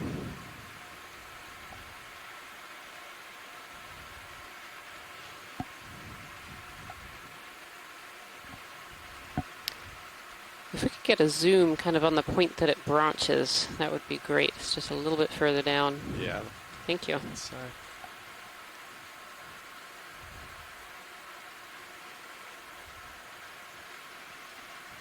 Alright, video, try to hold that. These bamboo corals have these really large polyps. And they're octocoral, so they have 8 octo tentacles that you can see sticking out. And usually those tentacles have these things called pinnules that make the tentacles look like little feathers. That was great. Thank you, Pilot. Is that all you need? Yeah, I think that's a pretty good look. So inside those polyps too, you can see these white, almost needle-like structures, and those are what we call spicules. So they're also made out of a calcium carbonate. And part of the taxonomy of this, of these octocorals is actually looking at those spicules and what they look like, the arrangement, and just the morphology of those spicules can give you a clue about what species it is, and also evolutionary relationships between one another. Same thing. I'll push forward a little bit, and we'll keep inspecting dead ahead. Looks like a nice solid return.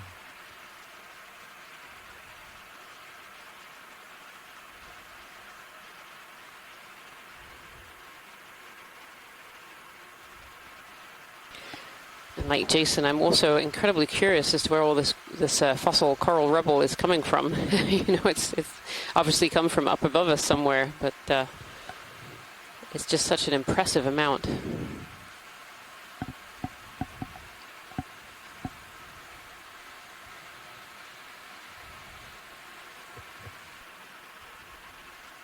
And that's a pretty impressive view, sort of tilted up looking at the wall ahead of us. And as mentioned before, on stream 3 is the Blue View sonar, which is kind of the forward-looking, terrain sonar. And, right now it's showing a really steep wall right in front of the D2 ROV. And, this may be, I think this is probably getting towards the steepest part of the dive for today.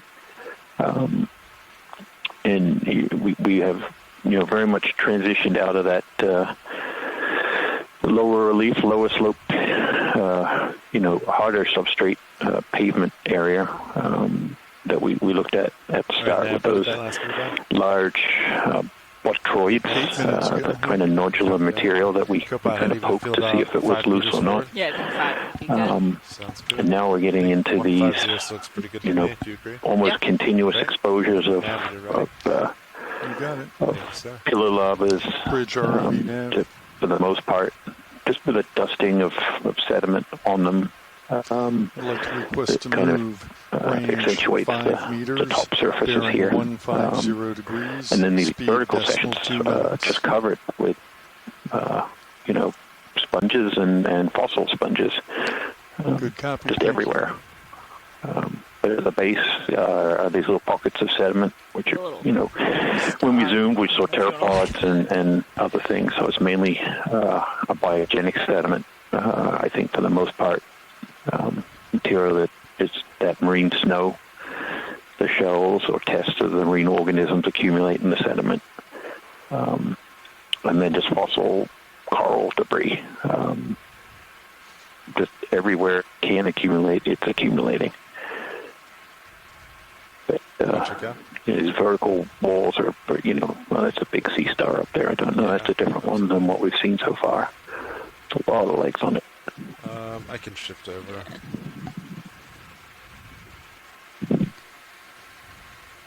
It's almost like a spider. It does look a bit like a spider. Yeah.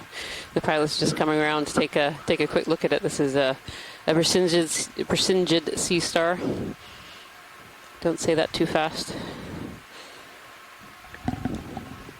I actually see some beautiful red crinoids on the sponge skeleton in front of it as well. It's kind of tucked in behind. Oh, and a metallogorgia as well on the right-hand side. That's the second metallogorgia that we've seen.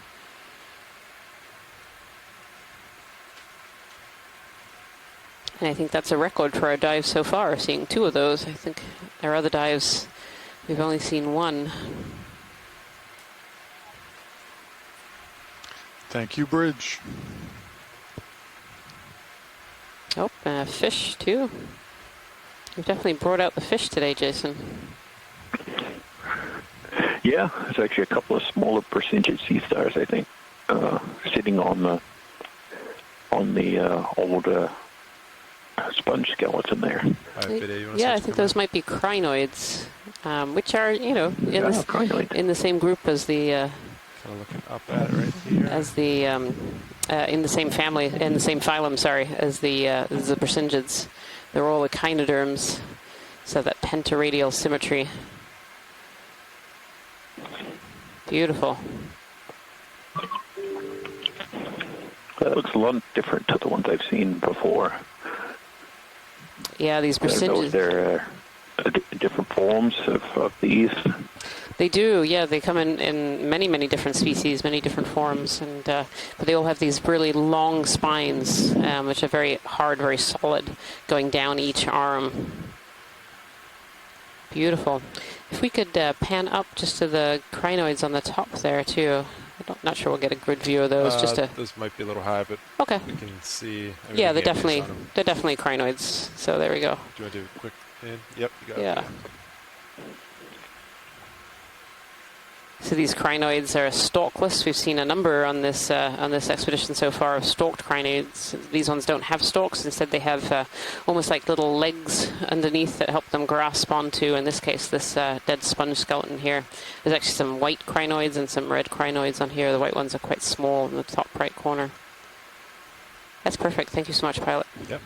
Is that everything here? That is. Thank you. Copy that. And Christopher Mars has said that Brasyngid is potentially a Fraiella. Fraiella Brasyngid sea star, and these both the Brasyngids and the crinoids are both they're kind of have their arms waving out into the current there, and they're looking for food to pass by, and they'll grasp food with their arms and then pass it down into the mouths. For the Brasyngid, the mouth is actually on the underside from what we could see, and for the crinoid, it's actually kind of in the middle of those arms. Beautiful. These rocks are just amazing with all these different sponges and sponge skeletons that are left behind. It almost looks like it's been painted, like little paint blotches all over the rock face.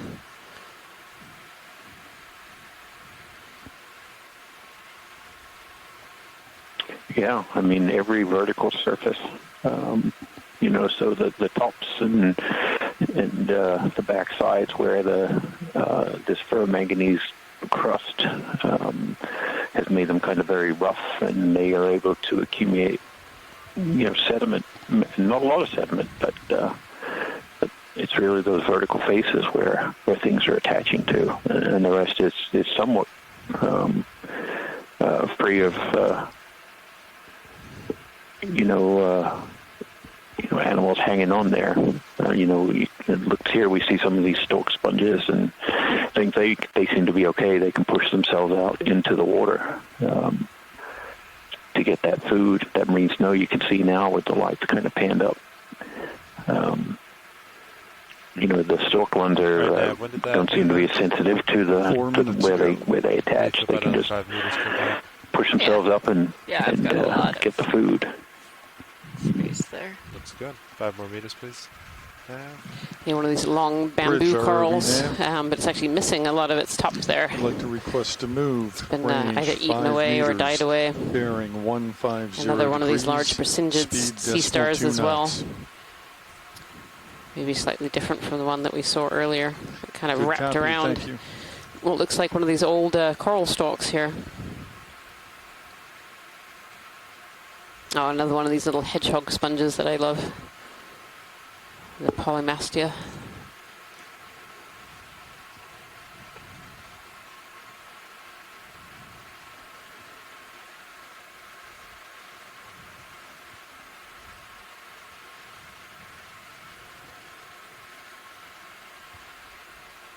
cracks in the rock here, forming little channels or chutes or pathways for this coral debris and sediment that does accumulate to move down or slope. We saw it on some of these other seamounts where this water made denser when it was carrying extra sediment would actually erode into the rock. Here it looks like it's just taking advantage of these cracks and fractures that have formed to just accumulate these. As you'll probably get tired of us saying it, but it is quite spectacular, just the amount of coral debris without a source that's accumulating in every crack and crevice.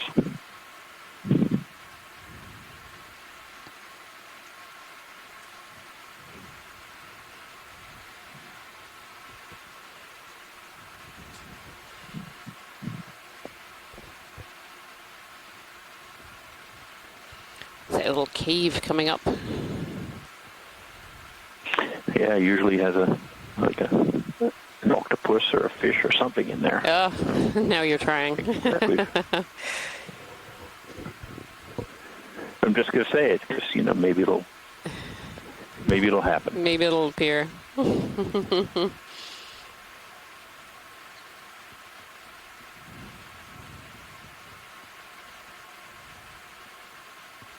Another one of these bamboo whip corals in front of us on a single stalk, and then lots and lots of these sponges. Oh no, that's an interesting colony all the way to the left. So bottom left-hand corner, Pilot. Very white skeleton glowing back. Yeah, copy that. Great to have a zoom on that one. Thank you.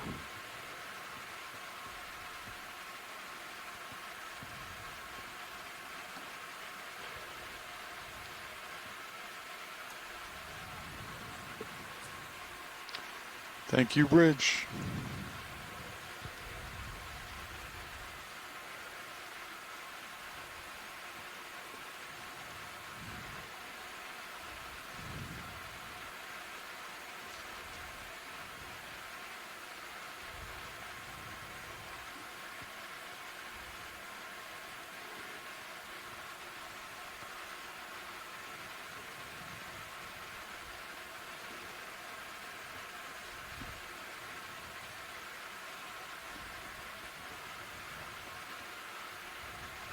As we get closer to the rocks, further down, you can really, or further towards the bottom, you can really see these sponges, really dense in these areas too. It's old sponge skeletons, which are these kind of brown color, and then these bright white live sponges.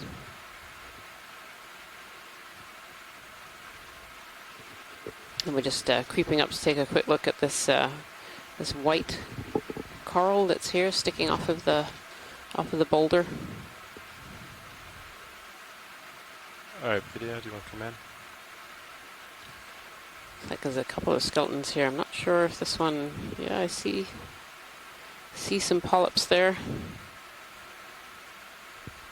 One of these large persingids sitting on the back side of it. You can actually see see the side of that persingid with those long spines. Let's see what the scientific chat room here is. So we're not here alone. We have help from scientists from all over the world who are in a scientific chat room, also watching these live feeds to help us. And Corallium, Scott France, has put forward as what this coral is. Doesn't look the healthiest. Kind of this middle branch here that's covered in brown, in potential hydroids of bryozoans. Doesn't have any live tissue, but the bright white does. And you can just see those polyps there. And actually even some on the bright white are starting to be taken over as well. Thank you so much, Pilot. It's great. Yeah, of course. Lasers for reference. And there's the lasers. So we use these two laser dots to help us scale organisms and features on the seafloor, and those are 10 centimeters apart, so it's quite a large colony. But doesn't look the healthiest. A lot of it has actually died. Now, in amongst all this fossil coral rubble here too, we're actually seeing lots of sponge skeletons as well.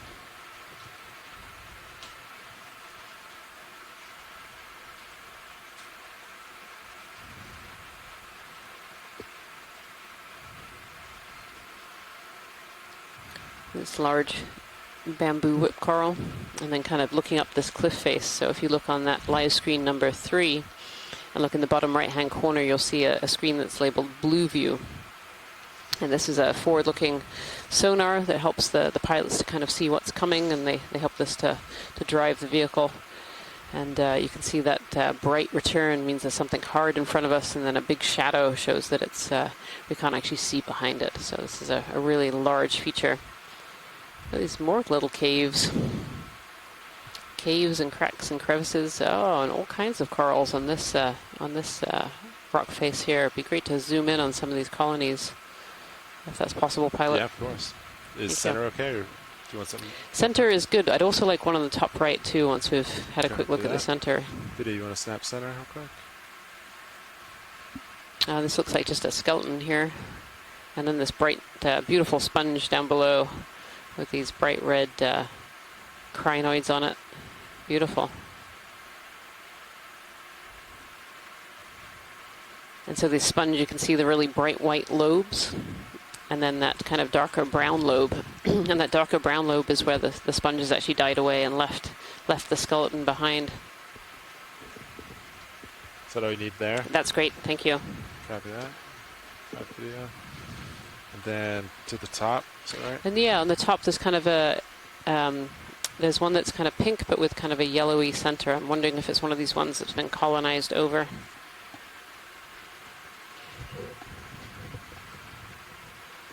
I think it's not the one that's just come into the view, it's the one that you can just see the stalk of in the top right. Top right, okay. Yeah. Nav, when did that ship move in? 5 minutes. This yellow one that's center of view here is a Paramercia. Yeah. And then this top right one is really interesting because it might have been one of these that's being colonized over by these yellow zoanthids, and we saw one of these earlier in the day today. Bridge ROV nav. I'd like to request a move, range 5 meters, bearing 150 degrees, speed .2 knots. A couple of these stalk crinoids on here too that we can see. These are super abundant in a couple of our dives. Our video, you want to snap?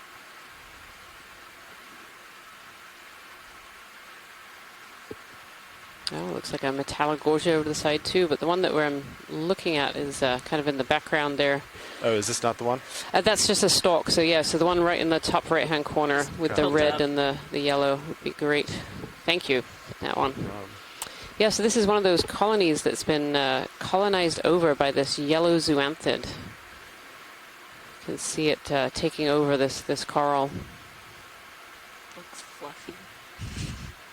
And Tina Moltzover had mentioned earlier this coral is potentially a Paramercia of, a bubblegum coral of some kind. Oh, and there's a sea spider in there as well. I can see a little sea spider through the branches, kind of the bottom right area. And then 2 brittle stars, 2 snake stars in the middle here as well. So Tina Moltzover, sorry, I was saying this, I think this is a Paragorgia, a bubblegum coral that's been taken over by these yellow zoanthids, and these yellow zoanthids will take over all of the colony until eventually this whole colony just has these yellow large polyps on it. The snake star unwinding its arm there, moving its position, beautiful. And you can just see the size difference between these zoanthid polyps and the actual polyps of the coral, the pinky orange below it.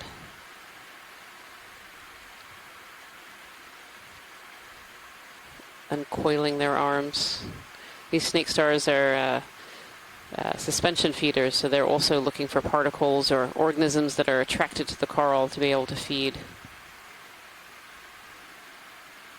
Beautiful. Is that all you need, Washley? That's perfect. Thank you so much, Thank you, Bridge. pilots. Our video whenever you're good. Such a contrast between those large golden zoanthids and the smaller coral.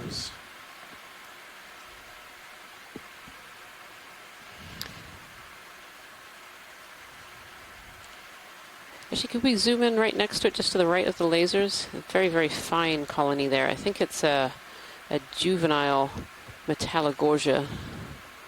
Yeah, right in the lasers now. Yeah, snap this. Yep.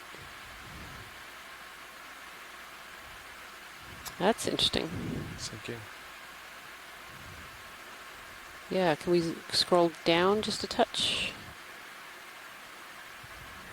Now, I don't know if Scott France is still on the line or on the chat room, but this is really interesting.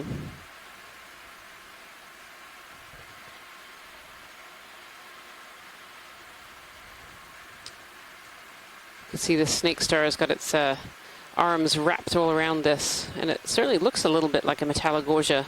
The Metallogorgia, when they're younger, actually have polyps going all the way up the stalk. And then eventually they end up with this kind of this pom-pom, this umbrella on top.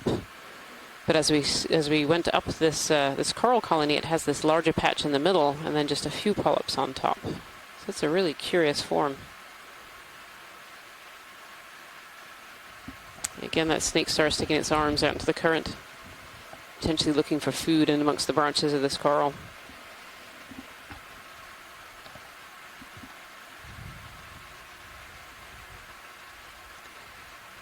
Thank you so much, pilots. That's great. Of course. Thank you. Yeah, this is definitely a little bit different. A younger colony for sure.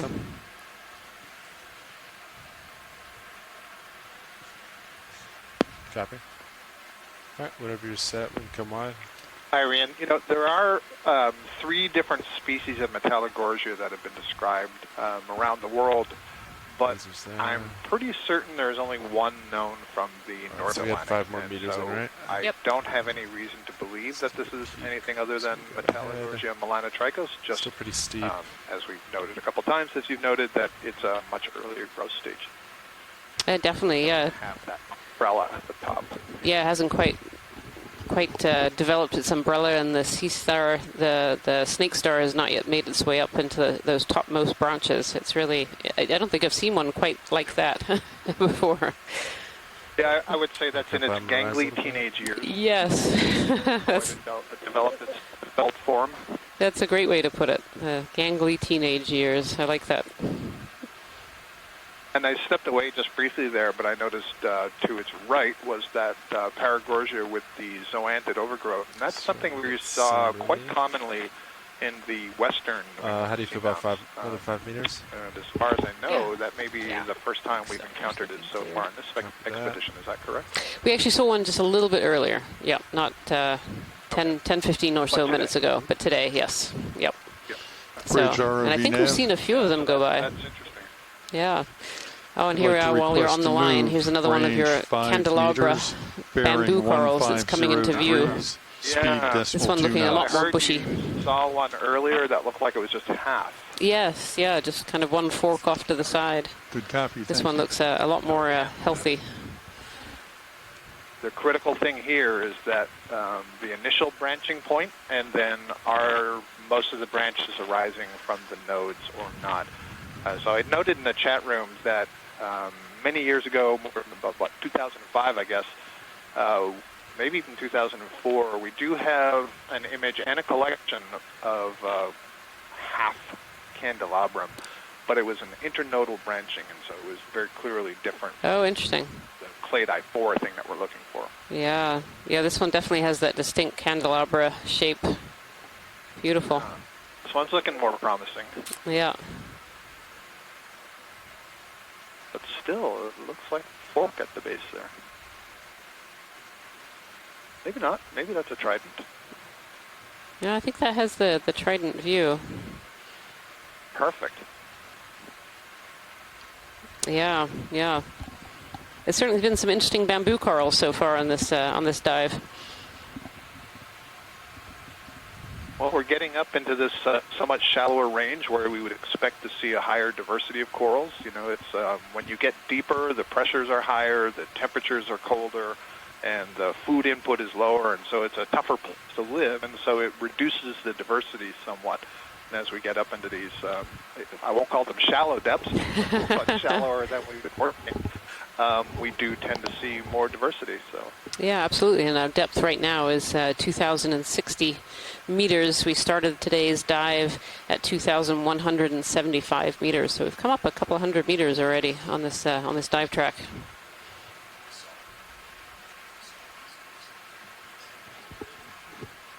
And by a couple of hundred, I'm sorry, I mean 100. We've come up about just over 100 meters so far on this dive track. There's another metallogorgia as well over to the left of this sponge, one of these beautiful kind of elkhorn type sponges. Oh, there's an iridogorgia, I think, pilot just above the lasers there. Yep, video snap. Thank you.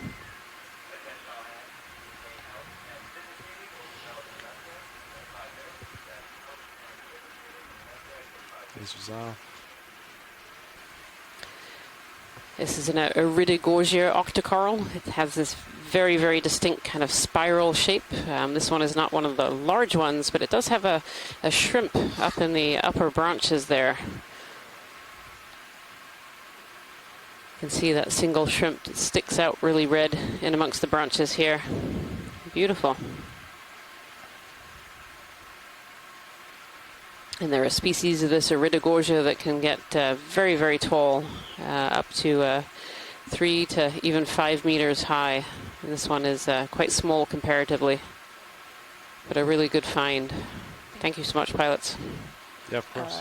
Down to starboard, you have another coral too. That shrimp was not carrying embryos. Oh, you could see that. Okay. Yeah, the shrimp was red. The one we usually see in the iridogorgia, I think, is more transparent. Yeah. I'll give it a pass. That one may actually have a parasite sticking off of its abdomen. Oh, interesting. Yeah, I'm noting here's another one of those the paragorgia colonies with the yellow zoanthid overgrowing it. We've seen a few of those now so far in this dive, and as Scott was mentioning earlier, this was seen quite commonly on the more western end of the New England seamounts, where it kind of comes into the U.S. So, and now we're seeing it out here, a little east of the midpoint in the New England seamount chain. And if you just joined us here today, I say welcome to Dive 14 of the NOAA Ocean Exploration Expedition North Atlantic Stepping Stones. And the stepping stone that we're looking at today is a seamount, a small, unnamed and previously unvisited seamount in just east of the midpoint of the New England seamount chain. We've nicknamed this particular seamount 7. It's the 7th unnamed and unvisited seamount that we have explored so far on this expedition. So there's been lots of firsts on this expedition. Gonna keep an eye. We were definitely when doing bridge ROV nav. And what a field of paleo-fossil coral rubble. I'd like to request a move. Range 5 meters, bearing 150 degrees. Yes, that could affect speed decimal 2 knots. If it drops. There's certainly a rich diversity of biology on this. Good copy, thank you. This seamount.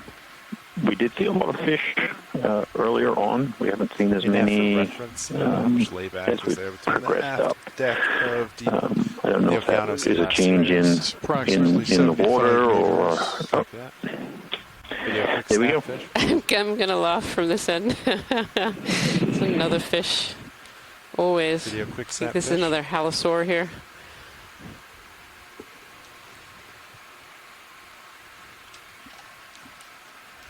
Beautiful markings on this halosaur. Alright, we'll let him go. He's floating up. Next, you can come wide.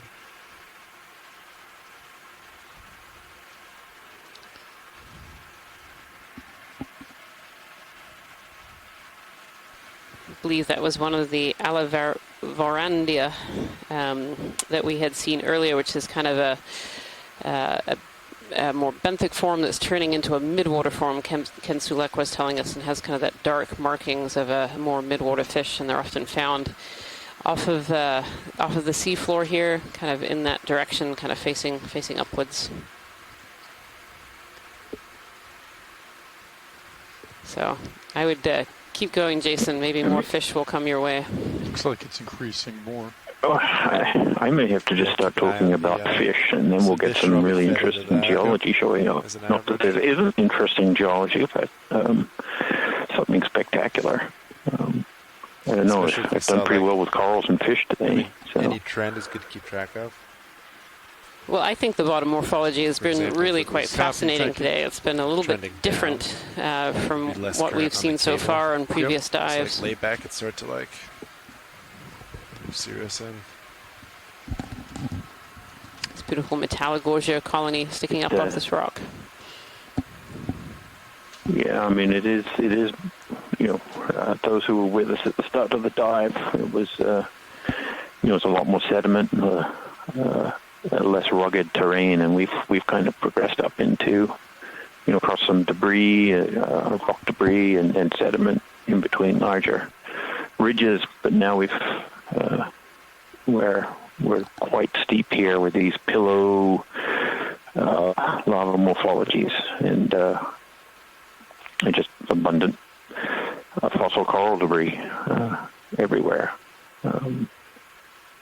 With these sponges and corals, taking up every vertical surface that they can get their hands on, and some of these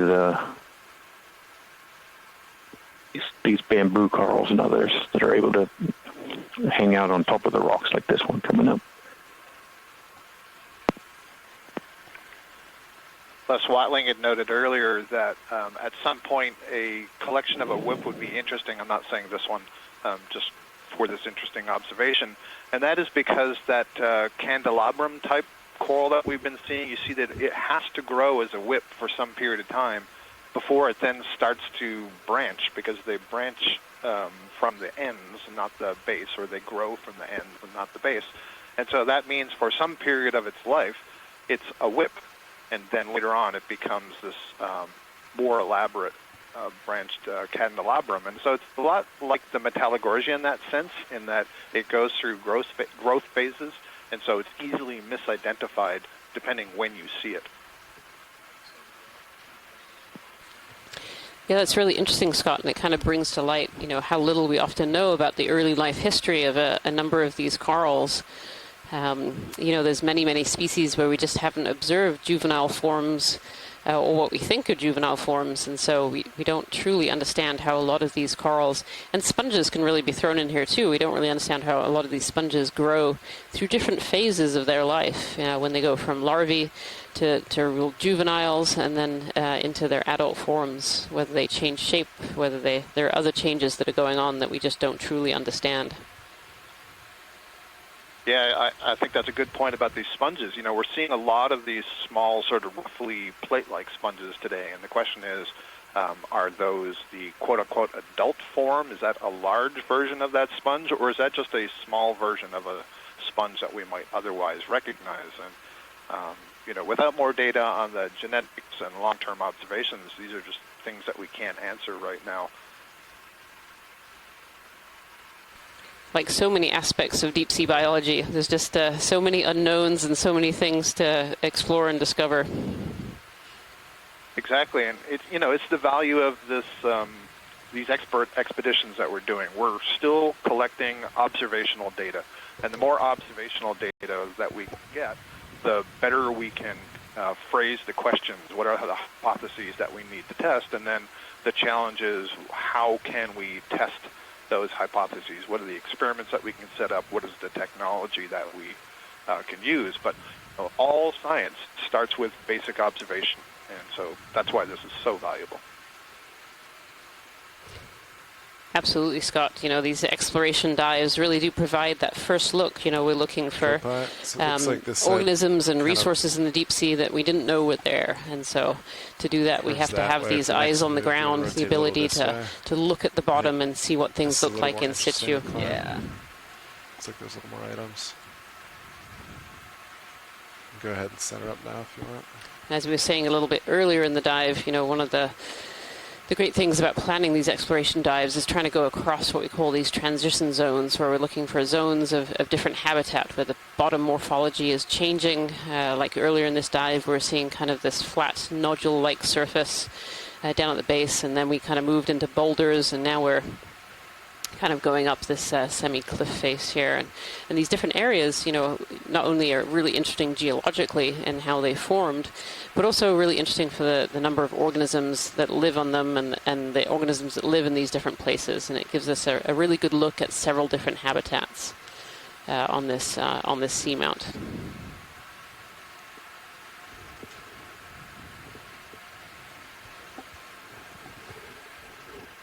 All right, Nav, when did last move in? 5 minutes ago. Copilot, how do you feel about another 5 meters? Yeah, 140. Looks like you're nice and centered up. That looks great to me. Don't stay on the same bearing or 140. 1-4. Sounds like a plan. Copy. Thank you.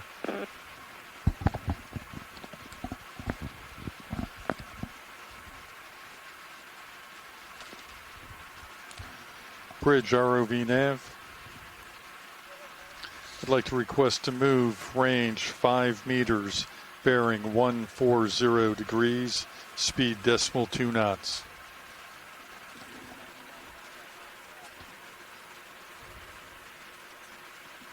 Good copy, thank you.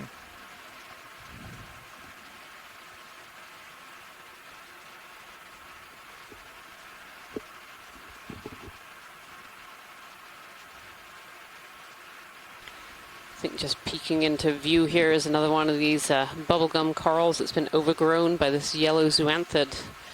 And there certainly becomes a point where the yellow zoanthid has taken over the skeleton entirely, and all you'll see is this apparently yellow branching coral with these big, large zoanthid polyps. But really that zoanthid is not secreting that skeleton, it's taking over the coral that's underneath. Oh, and I thought this bamboo was not alive, but actually the end of it here is still alive. You can see this one is really tall. Very, very tall form here.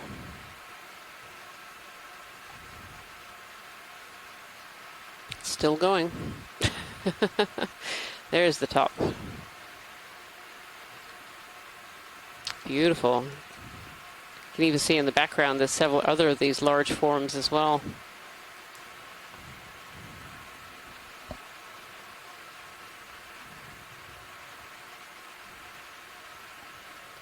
And just every time there's one of these little plateaus or flat spots, it's absolutely covered in these paleocorals, these fossilized corals, and providing habitat for other organisms. We can now see sponges in there.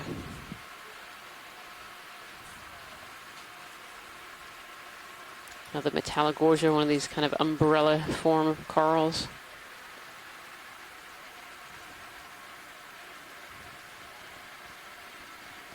Sounds like a good plan, thank you. Please let me know when it's complete. Thank you.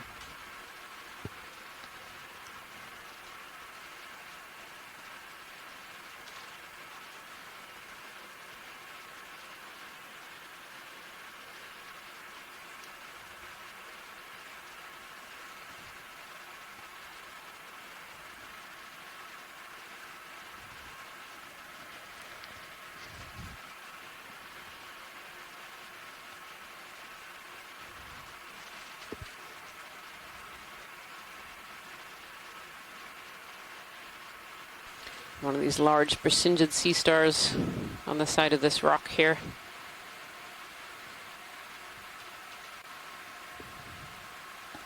And almost this chute here of material, of this fossil coral material. It looks like it's traveling down slope in this area between these two large kind of rock faces.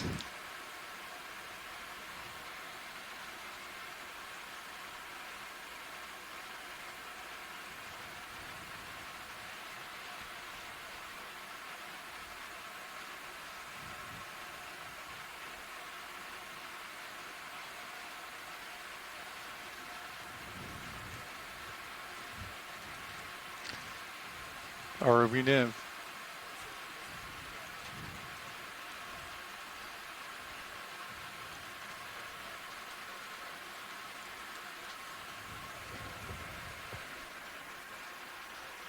Oh, a swimming cucumber just left of center. You see it red up in the water column. Sounds good. If it's possible to zoom in on that one, or whether it's gone. Sorry, what should say again? There's a swimming cucumber. It just went off screen up on the left. Up on the left. Yeah. I don't know if we'll see it again or whether it's gone. There it is. Oh, it just went off to the right. It's on the right. Might be too elusive for us.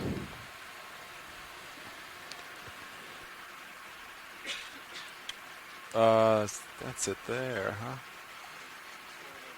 Yeah, it's really moving. Yeah, sorry, Richard. That's okay.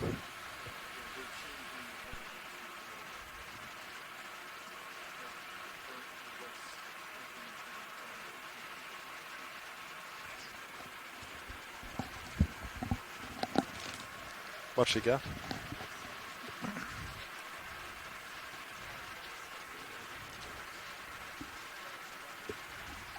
Yes.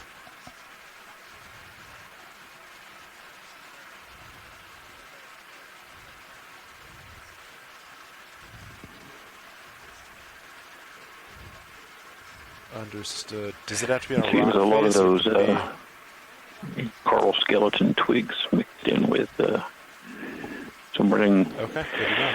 You know, certainly further down it was a lot of the cup coral. Yeah. The fossil cup coral skeletons. I'll see if Here it there's looks a like good there's spot. And, tremendous amount of those twigs and straighter Try putting another coral skeletons as well. So small We're doing one. that heading change. Oh. I Good. don't know if those sponges are actually there's live sponges sitting on top of the the coral debris as well. We have three Or jars that, that are empty. We have 1, 2, and 3, which are empty. 1, 2, Just 3. sponges that have fallen off. As Yeah, is hard to 6, know but whether they're ones that have densified settled ones. there and grown. I think some of them are, and then others you do wonder if they're ones that have fallen off. There's just so many Thank you. sponges here, Bridge. both ones that are alive and then just a mass of that sponge skeleton as well, all mixed in with these fossil corals. It's really, really interesting. Not at present. Thank you.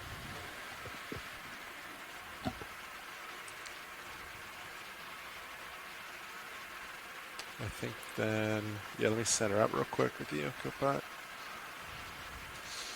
So you're nice and settled out, right? I'm gonna scoot a little bit. It seems like I'm getting.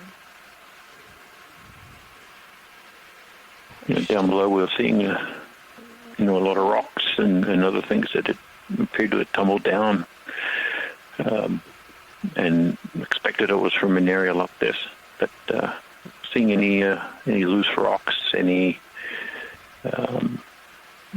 that any displaced crusts or areas that we could even look to sample some of the geology from. The non-sediment coral rubble type geology. So it's quite interesting. That I'm glad we picked one up early when we had the opportunity. You see a flat spot where you can get the nozzle out? Let me know. Because if they are here, they're buried underneath all of this coral debris.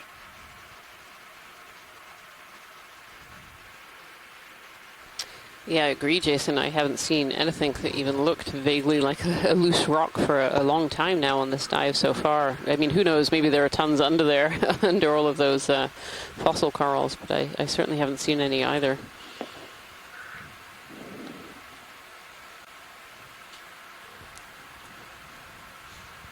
Hey, watch it. I don't see any great spots to set and use the sectional sampler here. Okay. But if it's something we really want, we definitely can. Or I might just wait and see if something better presents itself. We can keep, we can definitely keep looking. These sponges on these faces have been throughout our entire dive so far. So, but just keep an eye out for the next good ledge or wherever's a good setup position, please. Understood. Thank you so much.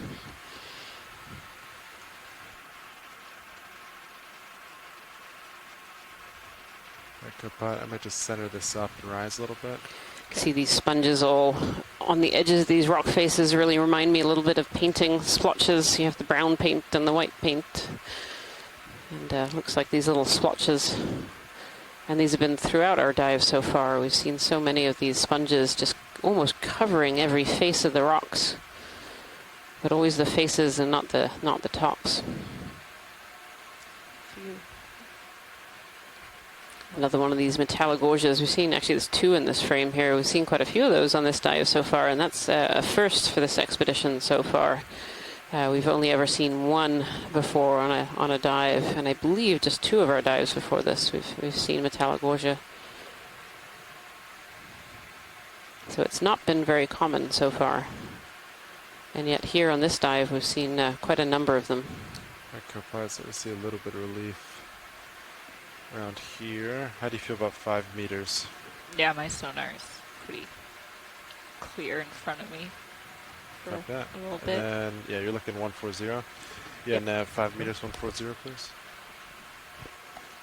We've been talking a lot on these dives Bridge about ROV why down. we see organisms in some places and not in others, where geographically they're only maybe a few centimeters away from each other. And the question is definitely, it's pretty complicated, or the answer is pretty complicated as to why that happens, and is very, what we think is species specific to an effect as well. Because here on this flat face here, you can see this beautiful round sponge kind of in the middle, but then nothing else is really around it. But you go to an edge of these rocks, and you're seeing them just covered in sponges and potentially other corals as well. A lot of whips.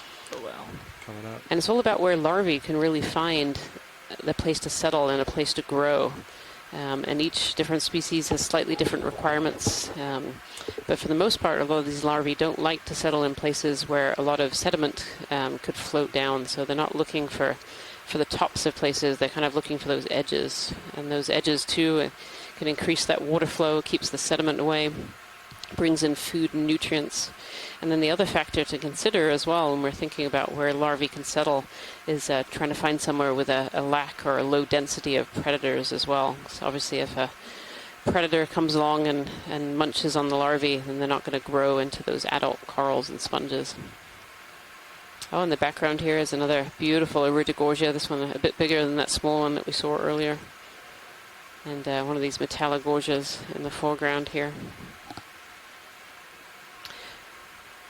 And another one of these candelabra type bamboo corals as well. It's quite a nice scene there.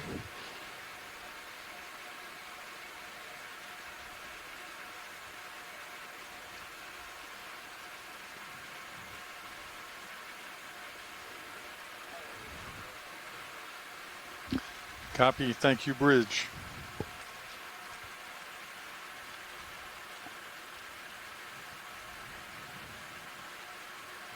It definitely seems like we're starting to get into that iridogorgia zone. We didn't see any of these down below, but as we've kind of reached the 2,050 meter mark, we seem to be seeing more of these iridogorgia. Here are several coming into view now, and I think there's several in the background as well.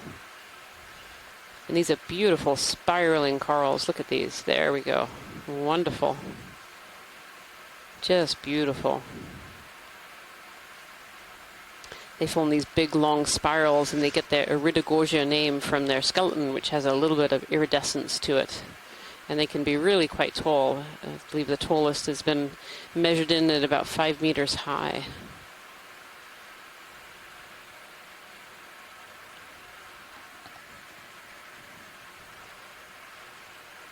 Are these the firework corals? These are your firework corals, Jason. Just making sure, you know. Yep.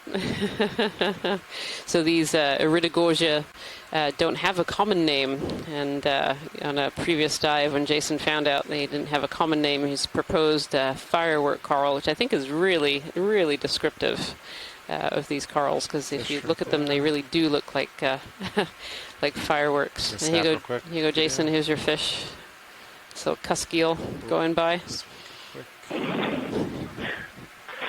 I barely even said anything this time. I know. Yep.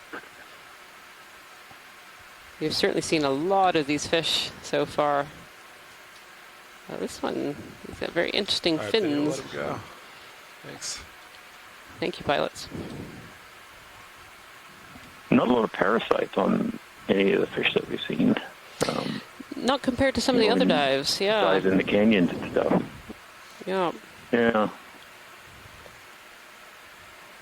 Yeah, we've seen some fish with some fairly large isopod parasites We saw a black dogfish on one of our dives in the corner rise that was absolutely covered in these little parasites, presumably an isopod of some kind.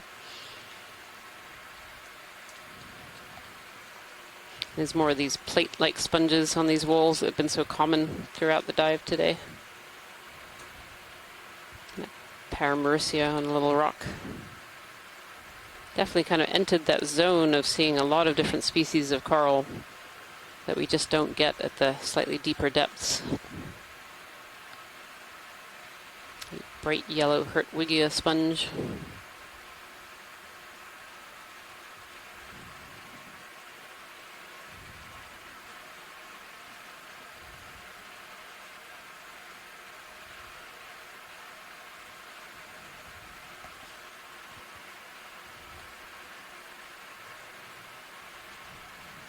And then more of these tall kind of elkhorn sponges that we're seeing with often these bright red crinoids on top.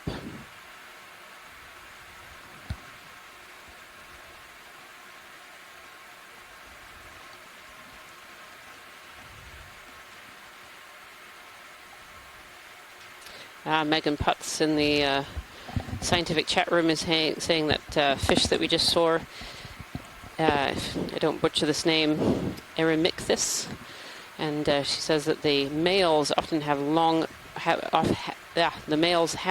pectoral fins, and so we're seeing those long fins on that male. Yeah, lots of these sponges here that have been really quite characteristic of this site. So this is these sponges we've seen throughout the dive site. Down at the bottom reaches, we saw them just on the odd boulder face. And then as we've come up to these steeper slopes, they're just absolutely covering these faces here.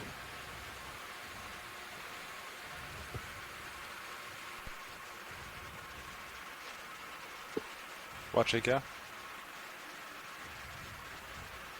They might be.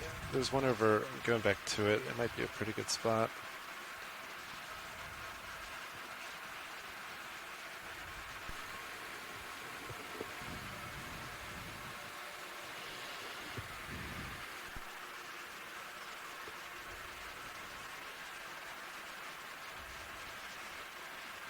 Yeah, understood.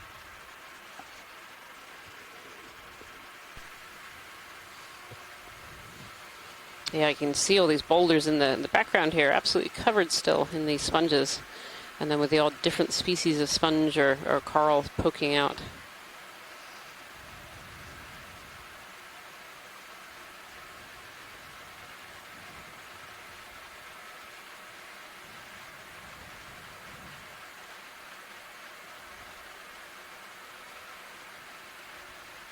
Again, every crack and crevice of these rocks, it's just absolutely filled with that fossil coral rubble.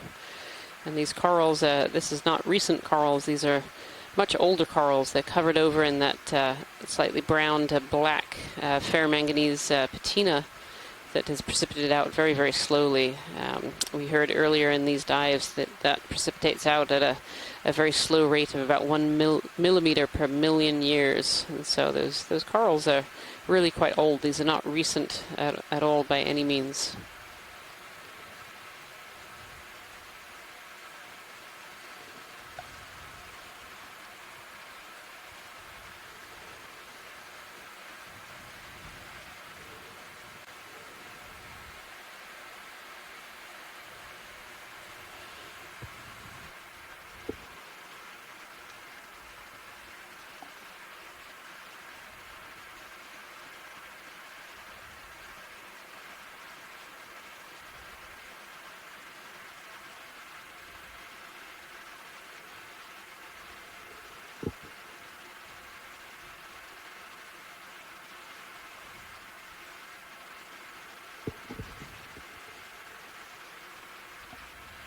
Try to set there, but it's not a great spot.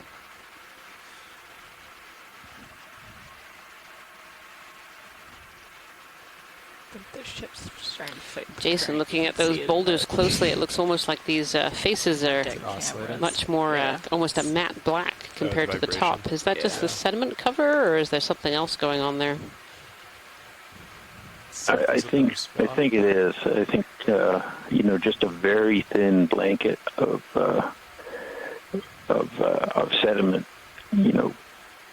gives that major sort of change in color there. Yeah.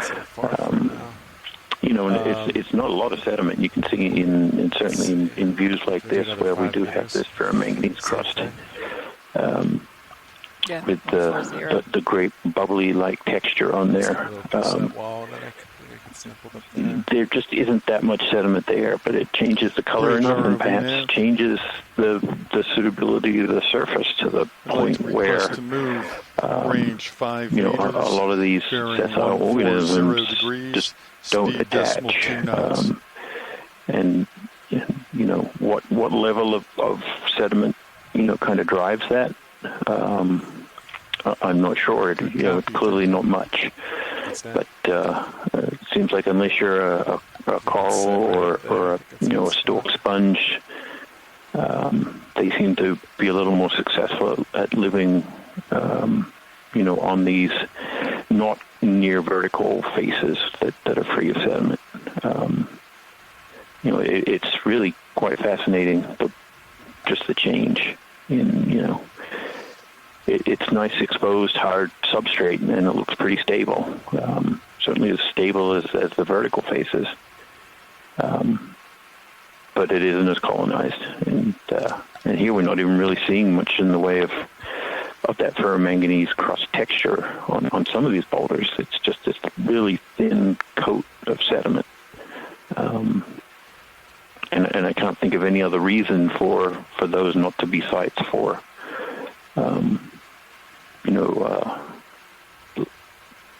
some of these larvae to land, in those juvenile stages.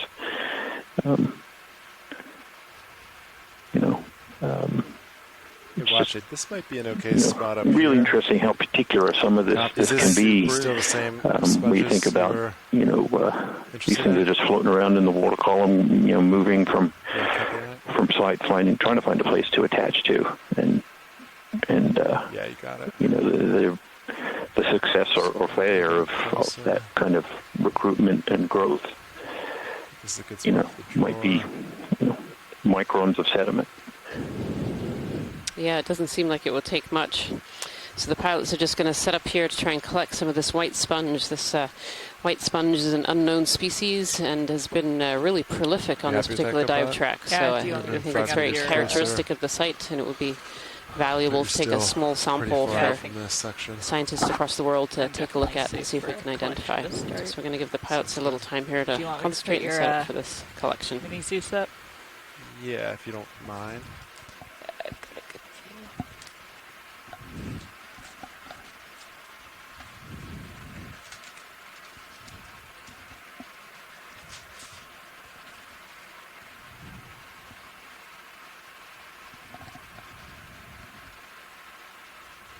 Looks like a good spot. And then, let's see. Do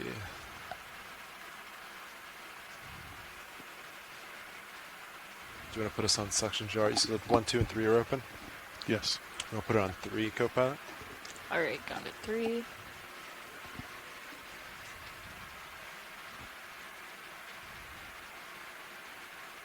HP is on.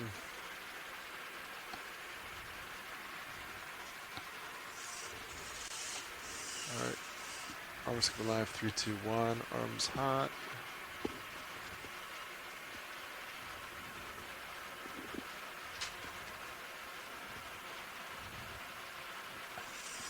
Alright, you want to start to draw out?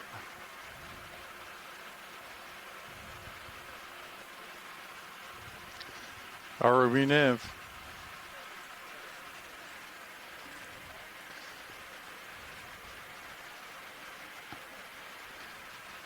Copy that. Thank you. That's great there. Thank you. And then, yeah, just keep an eye on that.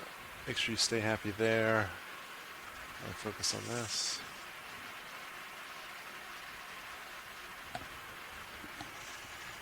Force 5 is on.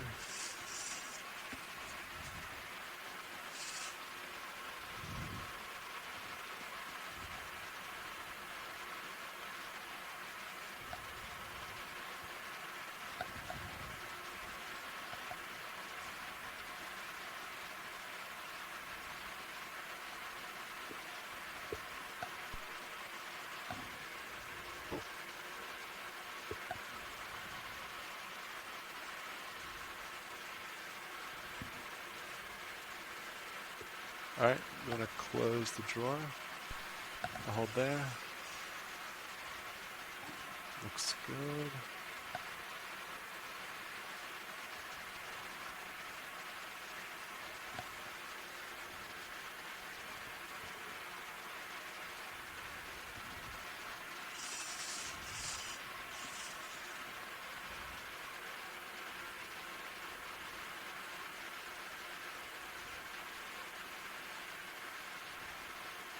I'm just a little far, actually. I want to pull this back and just inch a little bit closer.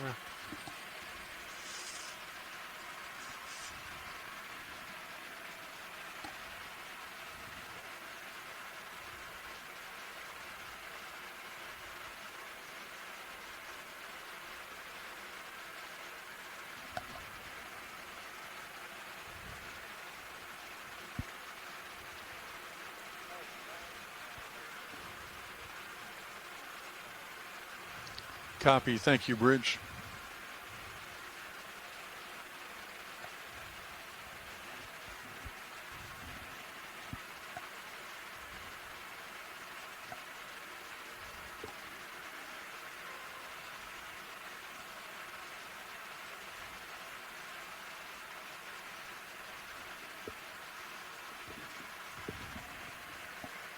Looks good there.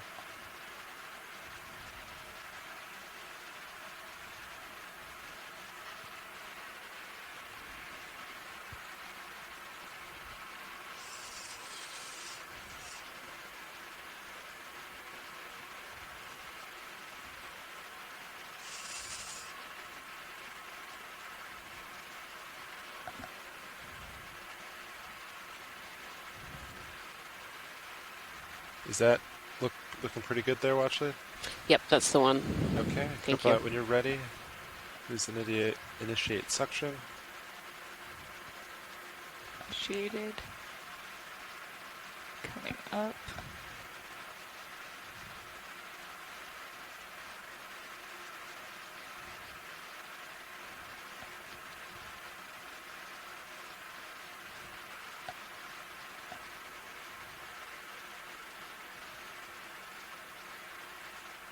Watch it. I'll just keep doing this and let me know when you're good. Does that sound like a plan? That sounds perfect. Thank you.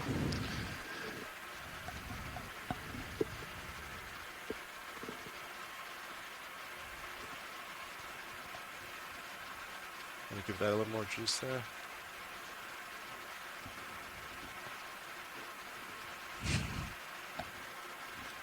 There we go.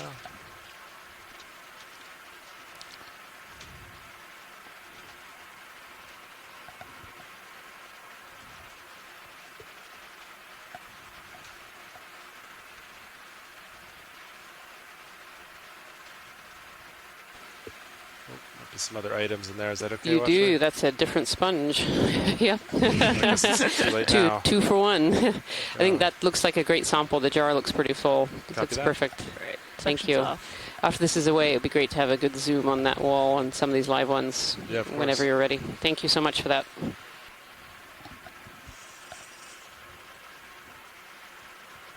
All right, Copilot, you want to draw out now? That's pretty lined up there.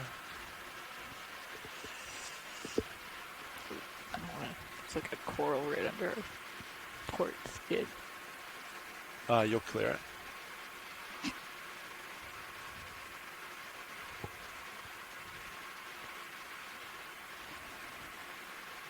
All right. Keep going.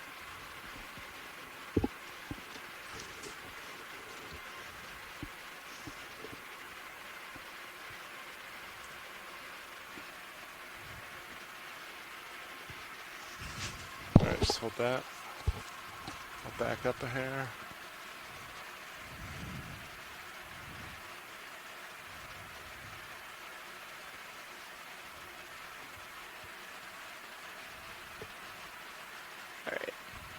All right, let me set again.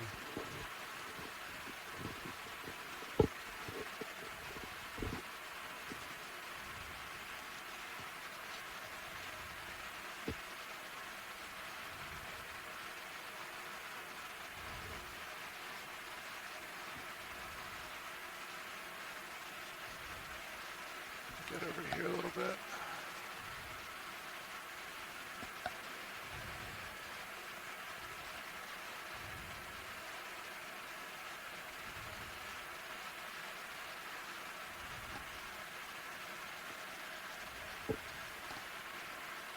All right, you want to try that?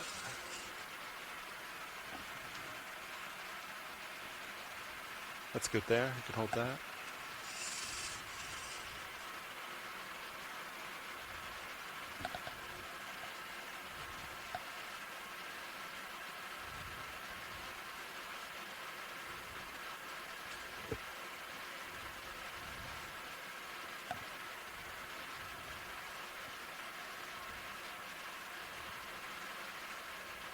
Oop.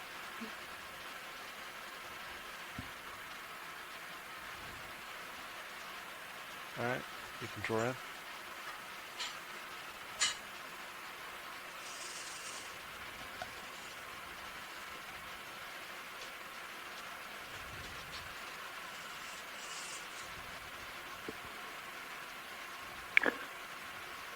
All right, that was excellent work. Thank you, pilots. Got some nice, at least two different sponge species were collected there.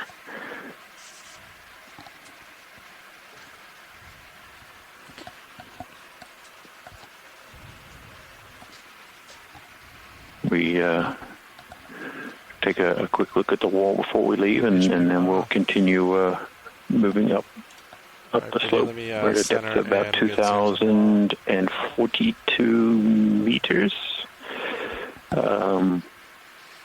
We moved up from 2,150 odd meters at the start of this dive. So we're moving up. We've covered at least 150 or so meters, and we have quite a ways to go on our plane transect.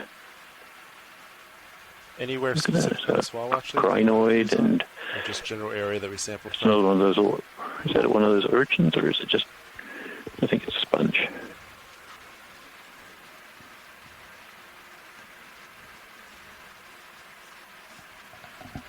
Just the entire surface is covered with live and dead sponge skeletons here. Of multiple species. It's Geodia, I think. The big round sponge at the top of the view there. The crinoid sitting on top.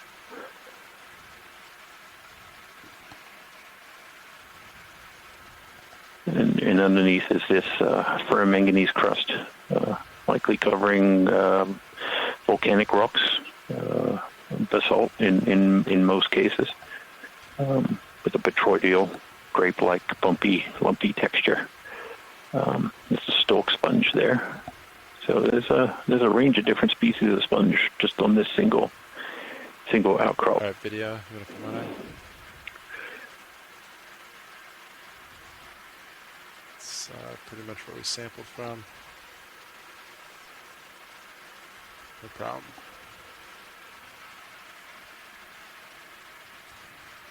You get a really good look inside these silicious sponges. They're filter feeders. They feed from planktonic material in the water column,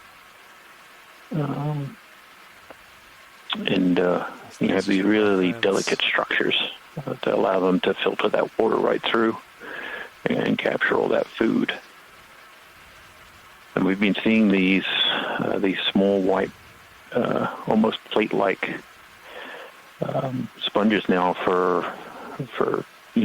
more than half the dive, just covering these walls. So every vertical or near vertical surface has had them in quite abundance. Looks good on my end. Right, Nav.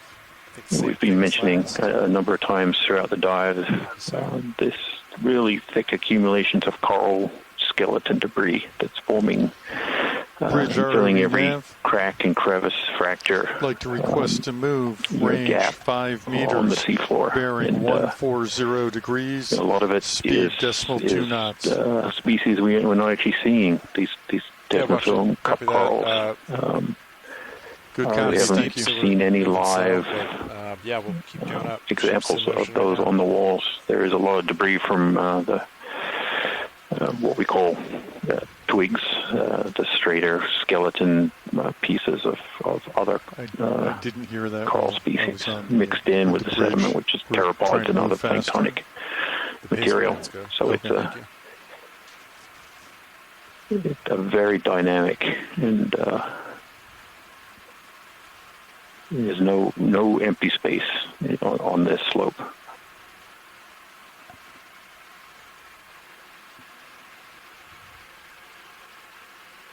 Yeah, Jason, it kind of looks a little different from what we've seen previously. I mean, even on some of the steeper slopes, we weren't seeing some like packed sediment in every crevice, whereas here it looks like it's really kind of overfilled, and even, I'm not sure if I'm seeing that right, but even like with coral rubble and a lot of different kinds of just overall debris filling in every crack and crevice. Yeah, there's no what we call accommodation space, and so when there's holes or gaps or cracks or even down right at the base of the seamounts on the abyssal plain, where there's room for sediment to accumulate, we call that accommodation space. And here it just thank you, Bridge. There doesn't seem to be a lot. So a lot of what does end up getting deposited probably is at a later date, resuspended and transported downslope. So this is not its ultimate depositional location, because there's nowhere really to store it. These rocks, these very complex topographies here act like riffles. So they're capturing material that's moving downslope, but it's not a final resting place for that material. You can see here just these gaps, all the coral rubble just sitting in there. 10 meters out. Eventually that will probably keep moving downslope to a point where there is room to just accumulate it. But it's a long journey and can take a long time, and over that journey it can break up. So, when we look at sediments from the base of these areas, we may not see all this big coral rubble. We may just see little fragments of that, and that can represent its transport down thousands of meters, certainly thousands of feet of the flanks of the seamount. What we haven't seen since probably before noon Eastern time is any of that loose rock material that looked like it had broken off, and it's another fish. Yep, just floated by the screen. So, we haven't actually seen any rocks that we could sample as we've moved up over probably half this dive. We moved into these very steep slopes, these vertical faces and slight benches, and those benches are just accumulating coral rubble. Here is a really good example of that. There's nowhere left for it to accumulate. It just hits this slope and probably keeps moving down. I don't know that I've ever seen it this thick, and just filling every space, and then not really seeing the location where it always might be coming from. Yeah, we're seeing now some of these yellow sponges. I'm not sure if we've seen them before, but they're quite neon highlighter yellow. Can we get a snap zoom on that coral that just appears to be on the top of that boulder? Yeah, copy that.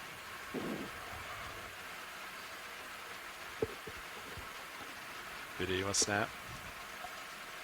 Is this the one watching? Yes, thank you. Lasers off.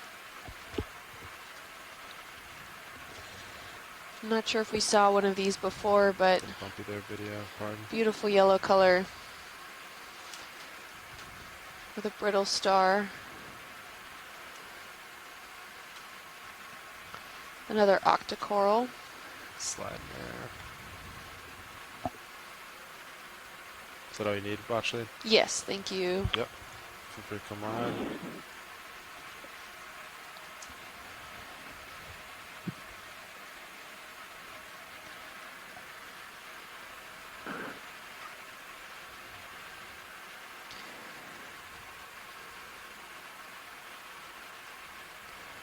And you can see also all of the marine snow that's in the water column just floating all around. And what we refer to as marine snow is all of either sediment particles or some of that organic or detrital debris that's hanging out in the water column. And oh, it looks like another fish. Yeah. They're just fighting a little bit of the current, but all of this debris helps bring these organic particles to not only corals, but the sponges that are also filter feeders or suspension feeders, and then all the other animals that rely on the corals, just like we saw before. That yellow coral had a brittle star attached to it, and these brittle stars don't eat the corals. They're actually using them to help them come up out of the water column and reach for their own kind of particles to consume then in the water column themselves. Oh, that looks like another nice coral, possibly bamboo. Oh, was there a sea star? I didn't see it.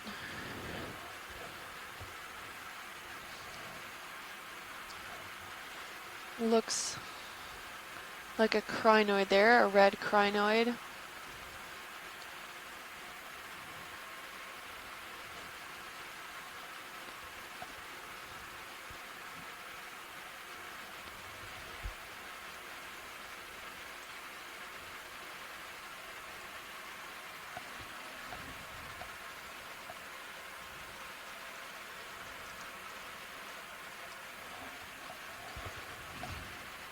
Looks like we have quite a diversity of sponges just in one small group. What looks like a geoidea mixed with some of the sponges that we just collected. Also that neon highlighter sponge there.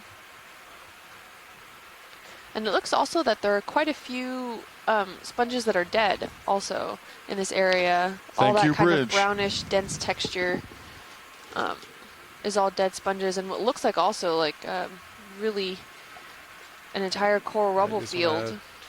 Let's see. Tag on another 5. That's amazing. Pretty good. I don't know if we can get a zoom in on the rubble field. Seems like the sponges are living on top of it. Yeah. Pilot, this is Watchley. Of the rubble field. Can we get a snap zoom on a lot of this rubble coral debris that's in this area? Yeah, just in view. Yeah. Yeah, that'd be great. All right, Biddy, you want to come on in? Is that kind of what you're looking for, Watchley? Yes, exactly.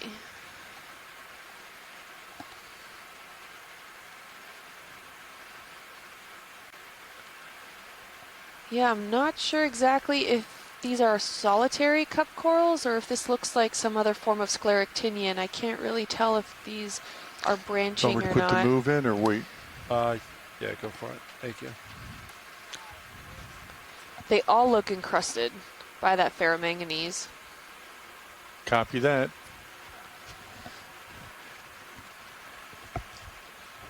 Bridge ROV and I do know that we sampled Could we do the same again? Some Range fossilized 5 corals meters, earlier, Jason. Is that correct? 140 degrees, speed decimal 2. We did, yeah.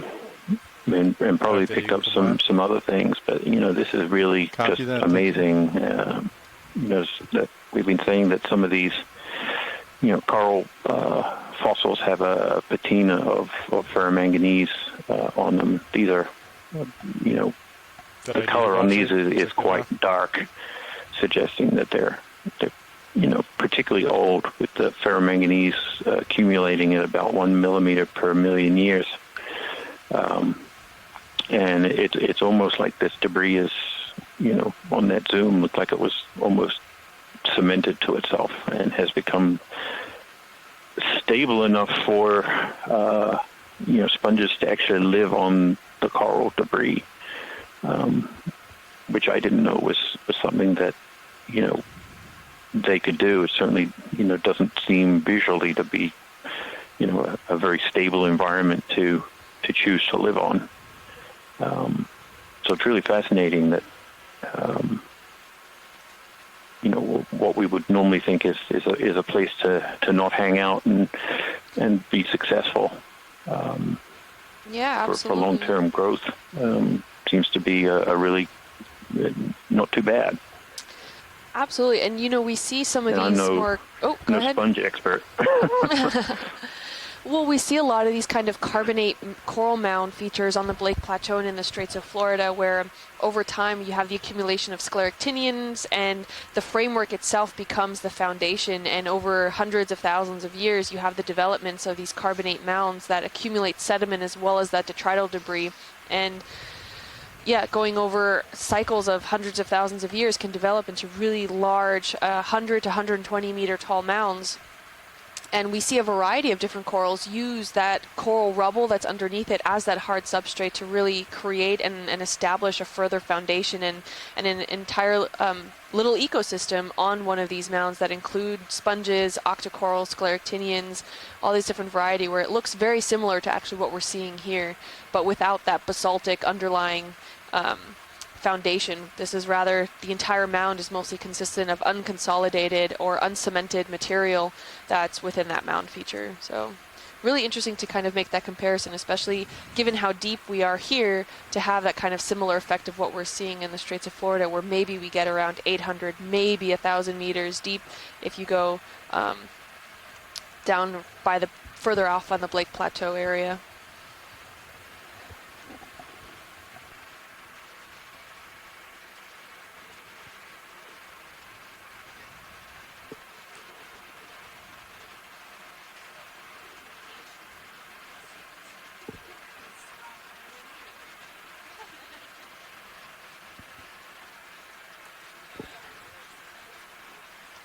Thank you, Bridge.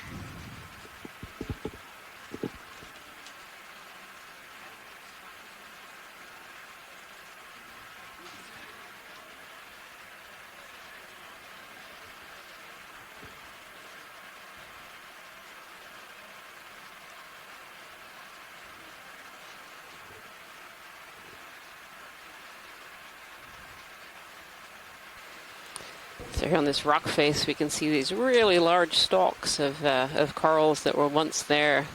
Some of them very, very covered over with that black ferromanganese, and others kind of more brown, like the one in between the lasers right now. And it's impossible to know why these corals died over time. Maybe they had just reached a certain age and it got so big they snapped off of their bases. Maybe some predators had come along and eaten the polyps. Maybe something like a fish came along and knocked it off of its perch. It's just impossible to know why we're seeing these dead bases. It's beautiful Metallogorgia here, this kind of pom-pom coral or umbrella coral. I've seen quite a few of those today. It's been really nice to be in the zone where we see those Metallogorgia. It is kind of one of my many favorites of these deep sea octocorals.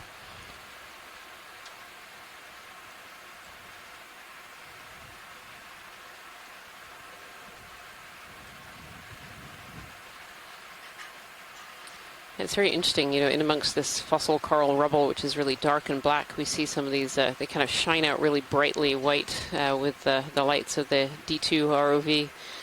And these are more recent coral skeletons, suggesting that there are more coral colonies above where these more recent skeletons have come from. If you've just joined us here today, I'd like to welcome you to Dive 14 of the NOAA Ocean Exploration Expedition North Atlantic Stepping Stones. And the stepping stone that we're investigating today is a little unnamed, unmapped seamount that we've nicknamed 7. This is the 7th unexplored seamount that we've investigated during this expedition. It's really been quite fabulous to be able to explore so many new areas of the seafloor that have never been mapped and never been touched or looked at before. during this dive today. We've come up, we started the dive at 2,175 the layback's about meters. 85 meters. And presently we're at 2,034 meters. We've come up over 100, nearly 150 meters so far. And during this dive track, there's really been quite an abundance of biology. Right in front of you, you can see all these sponges that are covering the rock faces, and those have been very prolific and persistent throughout this entire dive. On the side of boulders, or as we're looking at here, kind of on the side of this almost cliff face. We've also seen several other species of sponge as well, some on stalks, some of these bigger forms, some bright yellow Hertwiggia sponges. We've seen, sorry about that, we've seen several different species of deep sea coral as well, including several new bamboo corals that we hadn't seen yet during this expedition.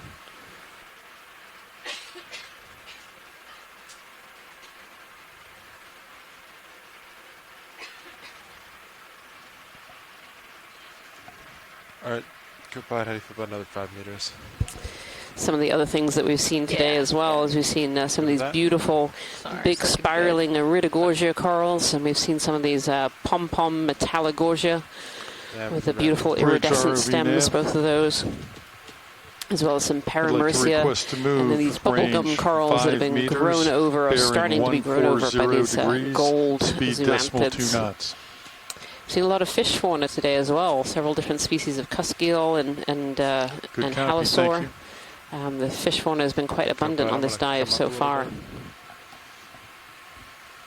So we've seen lots of good things, and we're continuing on this track. We're actually diving on kind of a northeast arm on the very northern side of the Seamount, kind of coming out of the current. We have quite a strong current on the surface today, nearly 2 knots, that has made diving a little bit exciting today. But this dive has been well worth it so far. We've just seen lots of really great things so far on this dive track. We're going to continue working our way up this ridge arm on the northeast corner of this seamount.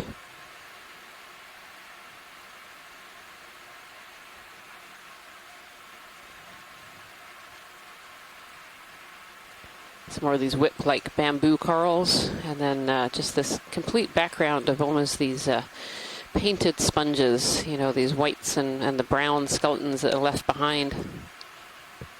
We've been talking a lot about these sponges creating habitat for other organisms. You know, as these sponges, when they're alive, other organisms can come and sit on them and get themselves up into the water column, getting up into that extra food resource, that slightly faster water. And then as they die, they leave behind these brown skeletons that you can just see littered all over the bottom right now. Kind of all over the side of this cliff face, and these skeletons form habitat as well. Other organisms use the little nooks and crannies those skeletons have been left behind, and use those to be able to hide from predators and as food resources. And I'm just being really distracted by this beautiful coral over here to the left-hand side. It's kind of stretching up. I think it has a sponge in front of it, and I think this is one of those candelabra bamboo corals that we've seen a few of so far on this dive. You know, Scott France was telling us a little bit about these candelabras, how they stretch up and branch, and that there are potentially juvenile forms which are long and straight, and then they turn to this kind of candelabra branching form. Really beautiful.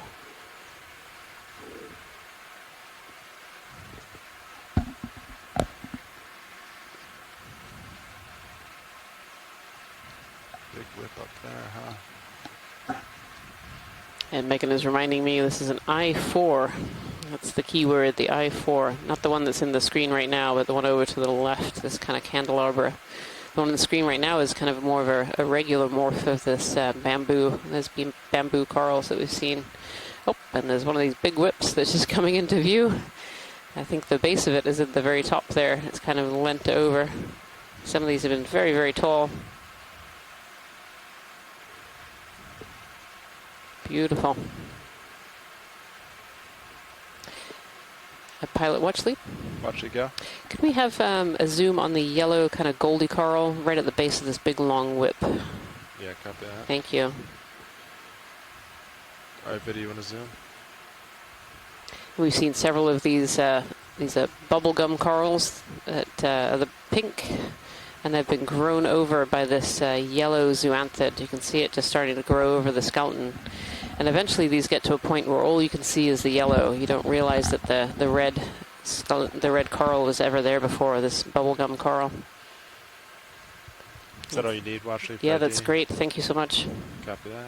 Video when you're happy. See all those sea stars, brittle stars, and snake stars kind of all curled around the branches there as well, getting themselves up into that current to pick up particles out of the water column to feed. And this is just an amazing view of the different forms of deep sea corals you can have. You can have these kind of more bushy forms, these fans, and then these giant, enormous whips, which are exceedingly tall.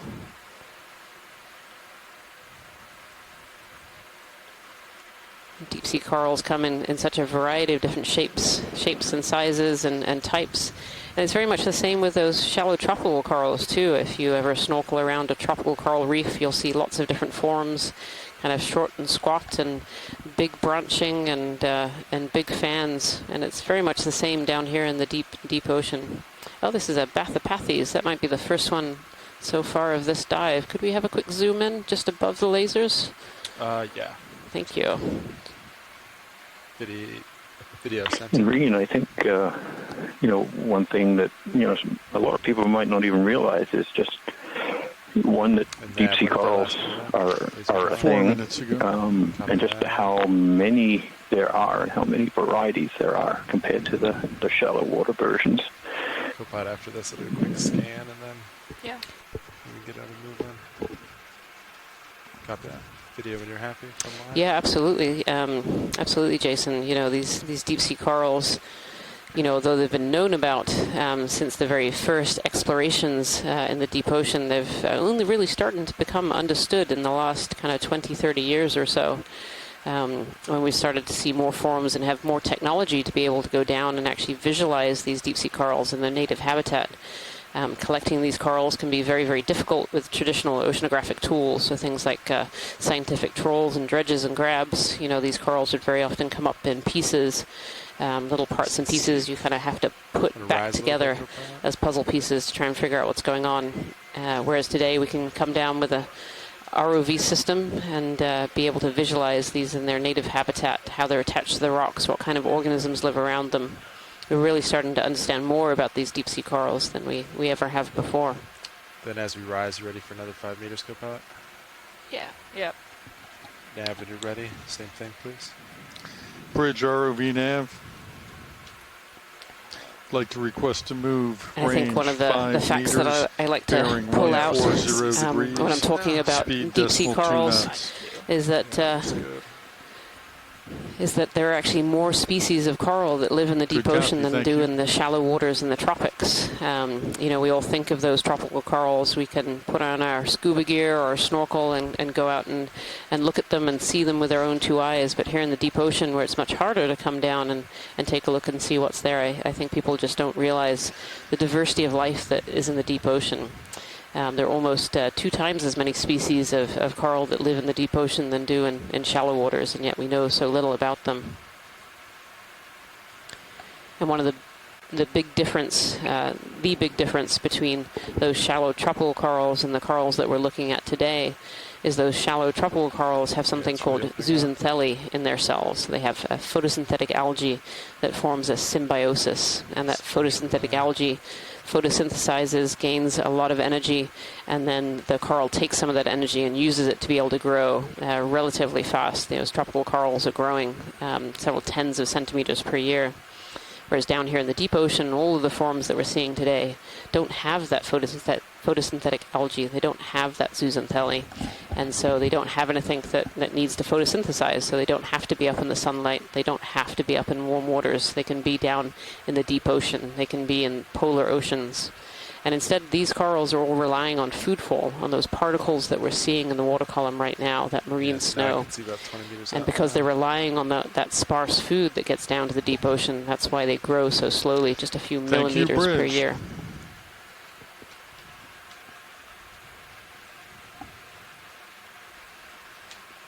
Beautiful.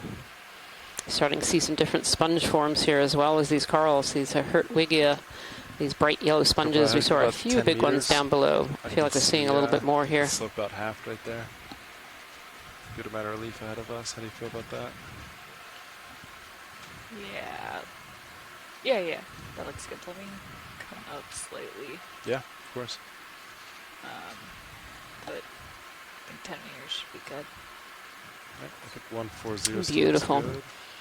This is an Iridogorgia here on the left-hand side. You want to wait These for are this these or big go? spirally corals.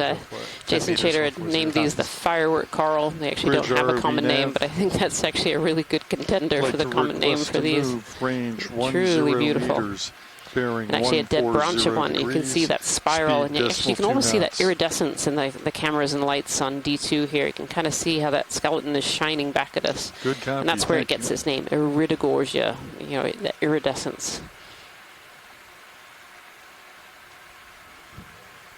Beautiful. This has definitely been a deep sea coral dominated dive today, Jason. Yeah, we the geology is forming an appropriate background for the extensive coral gardens almost that we and sponge really that we've been seeing so many different species of coral and just these endless fields of sponges that have basically since the start of the dive has been quite amazing. And we keep saying we're looking for where all this coral came from, and I don't know that we've found the ultimate source. And we certainly everything we've been going over has probably added to it when it dies, but it certainly hasn't stopped. Probably over 100 or more vertical meters now of these coral debris fans almost that do when we zoomed on them just a little bit earlier. It certainly seemed like some of them were starting to almost form new substrate themselves. They had sort of agglomerated together, maybe with this ferromanganese crust into a substrate type of its own. It's really quite amazing. And Kim, who was on earlier, has it? Was talking about how these bioherms or these coral mounds in the Straits of Florida and on the Blake Plateau, how they form habitat. And this is something like that. And I never thought I would see that on 30+ degree slopes of seamounts, but here it is.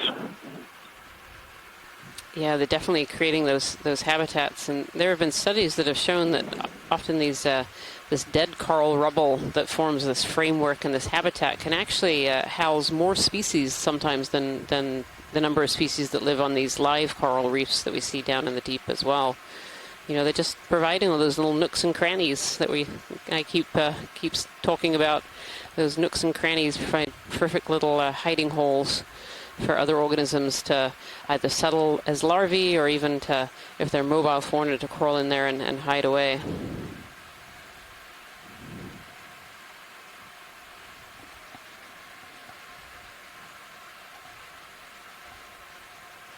See brittle stars colonizing this old sponge skeleton here.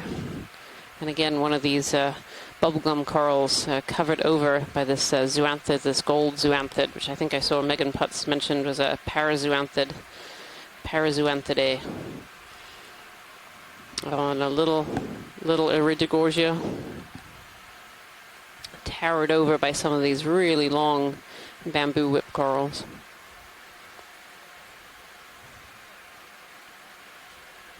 And then lots of these small plate-like sponges that we collected a little bit of earlier. No one's quite sure what species these are, so these will be collected a little bit earlier.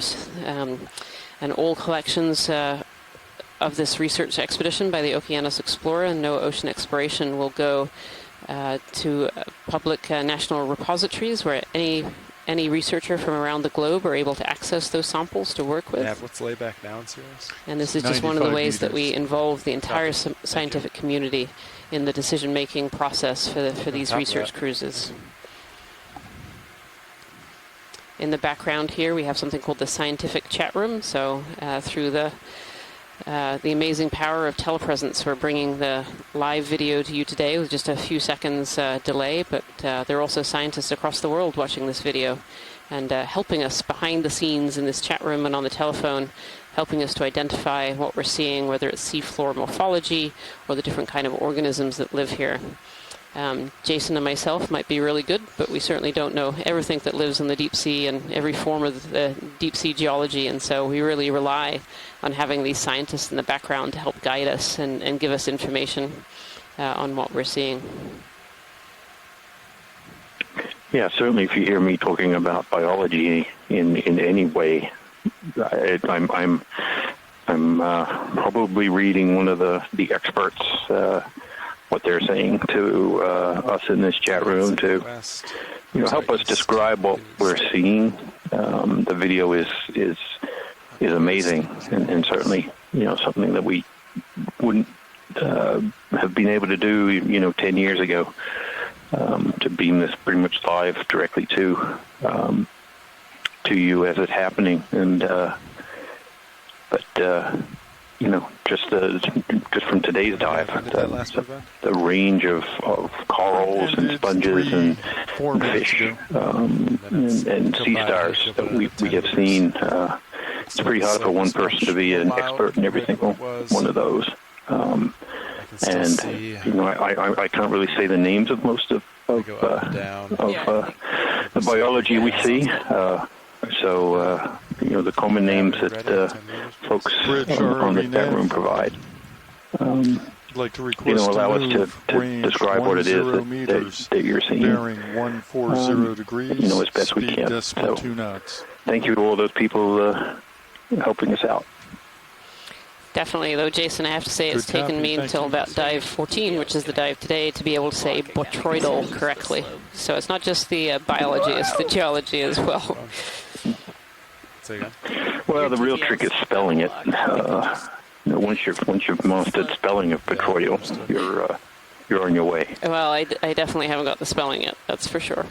So, yeah, one of the other things I really enjoy about having all these scientists in the chat room too is that each of us with our specialities, our eyes are really honed into different things. And so, while I might hone in my eye to one of these scleractinian hard corals, we have other scientists who will notice a bamboo coral out the side, or a sea star, or a crab, or a squat lobster. It really helps to have all of these different specialities kind of all in one chat room here, all watching the video all at the same time.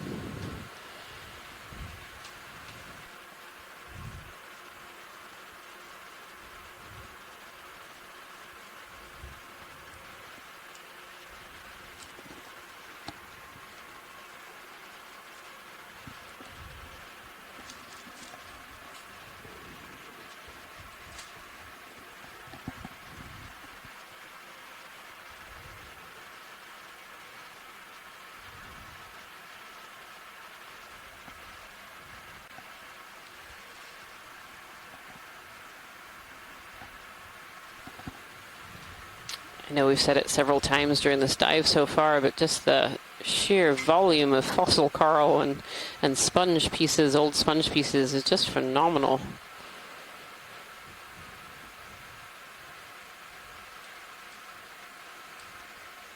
Oh, we can see over here on this little pinnacle here. Oh, sorry, Jason, go ahead. No, there's going to be no end, I think, to the fossil corals. I think that maybe the entire seamount is made of them. Given that we haven't seen a rock that we could probably sample since the first hour of the dive or so, it's amazing. It's like the seamount's one giant biofilm or something.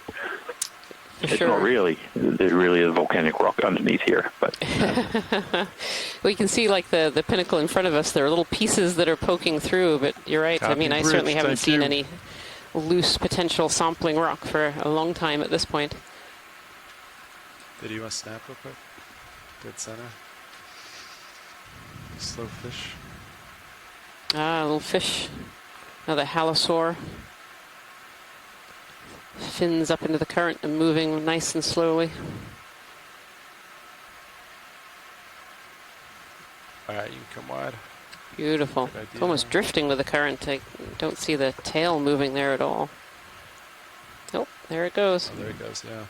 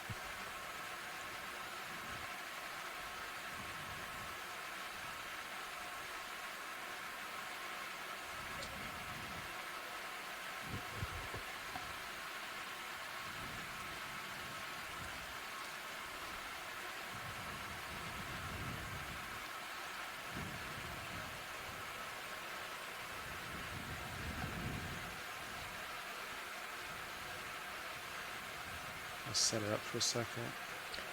So this large kind of barrel-like sponge in front of us. It'd actually be great to have a little snap zoom on that pilot if that's possible. Yeah, of course. Kind of yellowy, but it seems to be covered over the sediment. Yeah.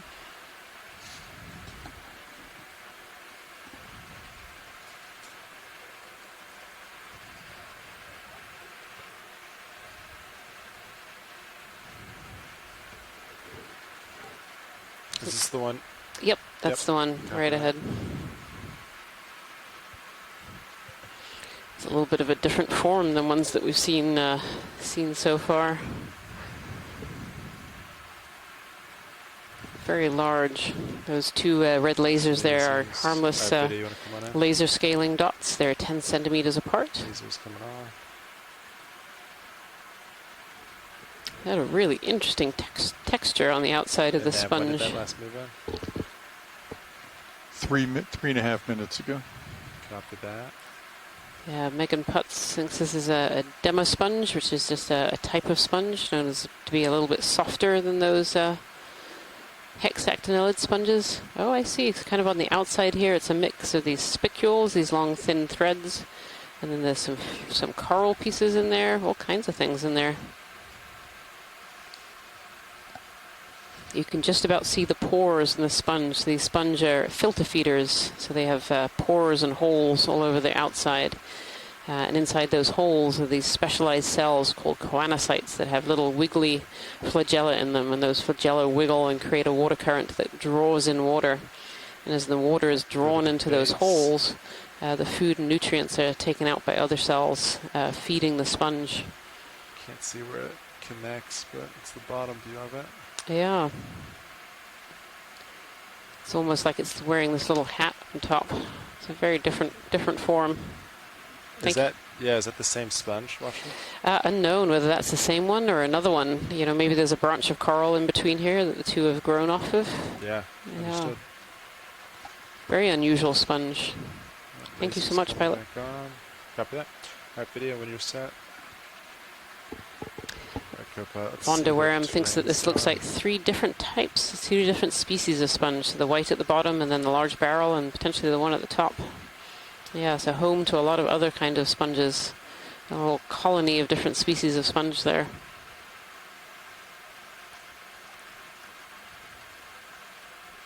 More of these Iridigorgia, these big spiral corals in the center, and then over to the right you can see more of these pom-pom or umbrella corals, the Metallogorgia.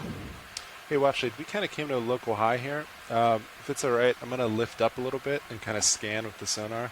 Absolutely. And see where the next slope is, if that works. Yeah, that would be great. Thank you, pilot. All right, co-pilot, I'm going to come up maybe 5 So the pilot's here just going to lift up a little bit so we can scan our surroundings and see what's up ahead of us here. We seem to be on a little high point. So there's something 40 meters out there. Actually gives us a really good view of this rock, all these big pillows and this fossil coral rubble in between all these pillows, and then so dotted with these deep sea corals. Yeah, 150. I think this is the nearest, about 40 meters out. And if you turn over to your live stream number 2 right now, you'll see the view from the Sirius cam. So Sirius is the second part of our 2-part ROV system. The Sirius is above us, attached to D2 by a cord, and then the Sirius cam is actually directly attached to the ship. And so that Sirius takes some of the wave action out of the line for D2 so we can drive nice and smoothly. And it has these cameras on it looking down, so you're actually looking down onto D2, and you can see D2 looking at this pinnacle that we're on top of here. Hey, watch it. So yeah, we're at a little local high. I see something about 40 meters in the distance. Okay. But it might be a little bit of blue water as we kind of move that way. We're kind of the top of the pinnacle here, and that coral and sponge and everything else debris goes right to the top. Right, so let's see. We've been saying, well, maybe we'll find as we go up, we'll find out where it came from. I see we just go right here. There's no more up, at least on this point. I'm looking at so about 150. Suggests that there's just been this long cycle of growth and death and transport of material from these high points and these outcrops to deeper down. Bridge ROV nav. Yeah, it's really interesting shot there. It is really interesting, and you're right. There's no more up, and so maybe these haven't been transported as far as we thought they had. Maybe they were actually in place, live reef, and have just broken up over the years. Really fascinating. Good copy. Thank you.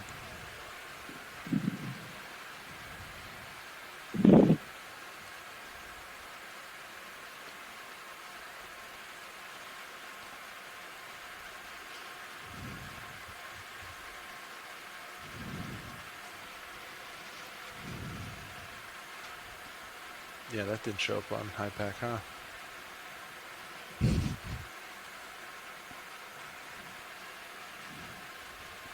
It's an approximation. It approximated wrong.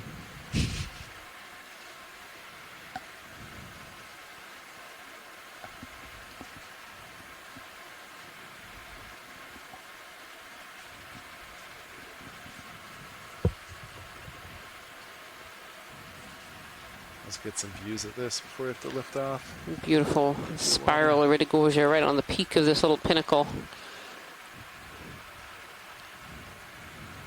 Again, more of those large fossil coral deposits in between these pillows. Yeah, your sonar looks nice and clear. Yep.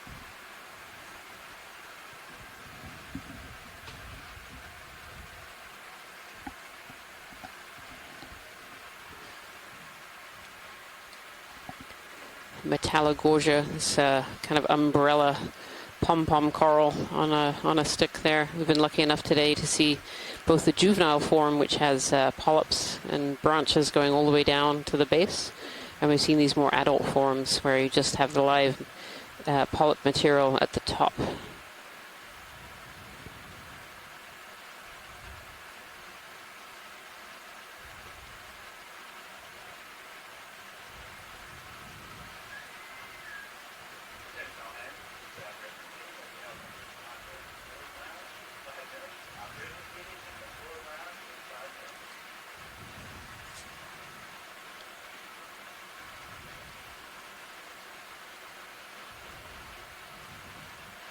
You see those real changes in the texture of the rocks there, Jason, between the faces and the tops.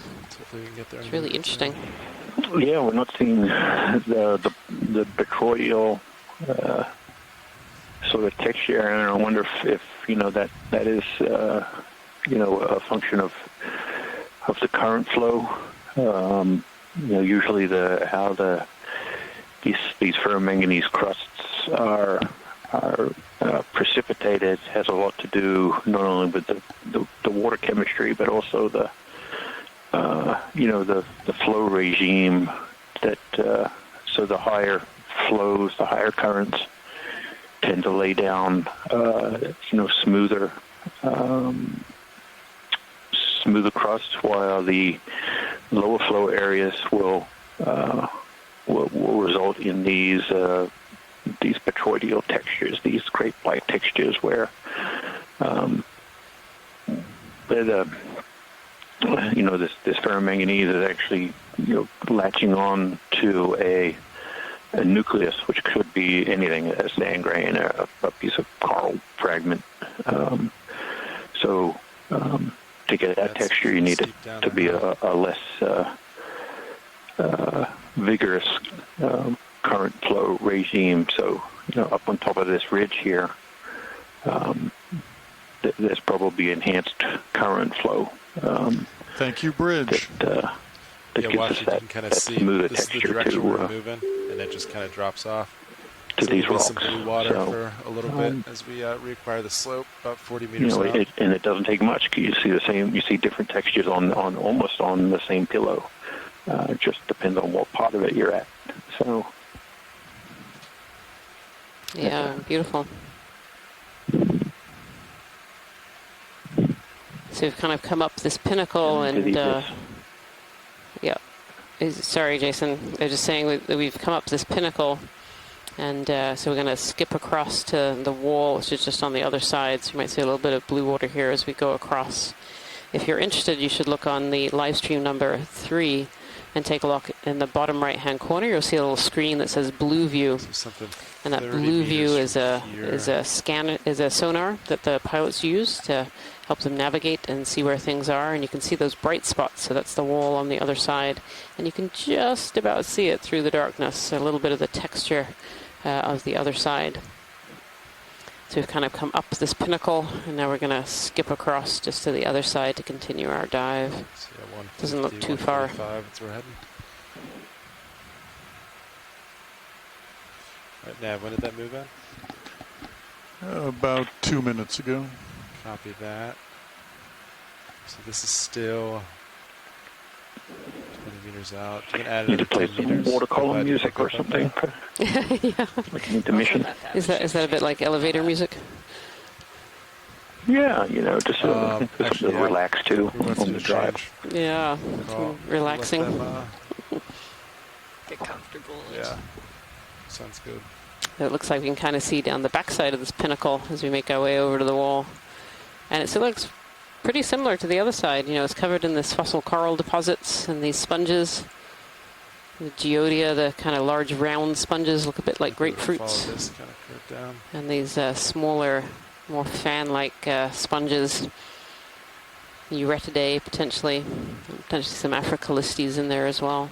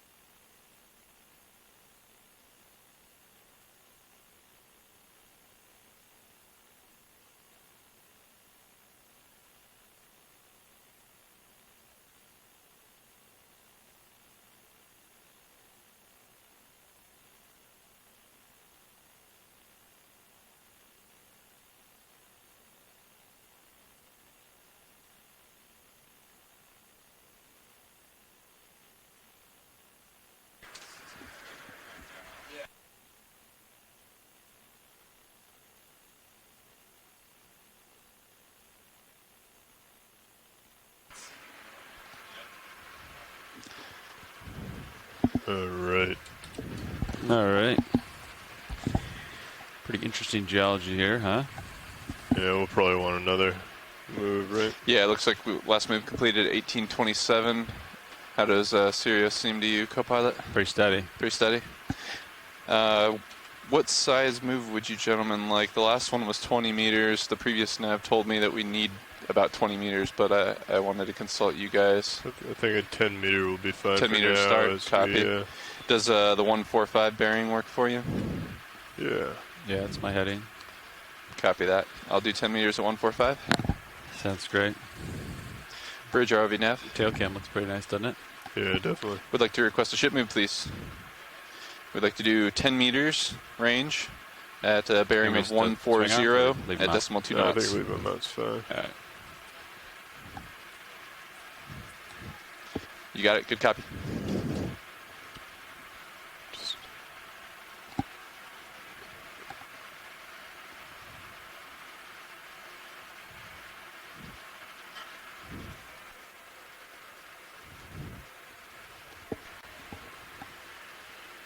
Yes, your painted tilt system is looking up. Still can't see over that, probably. Yeah. I've also kind of come around to port a little bit. Okay.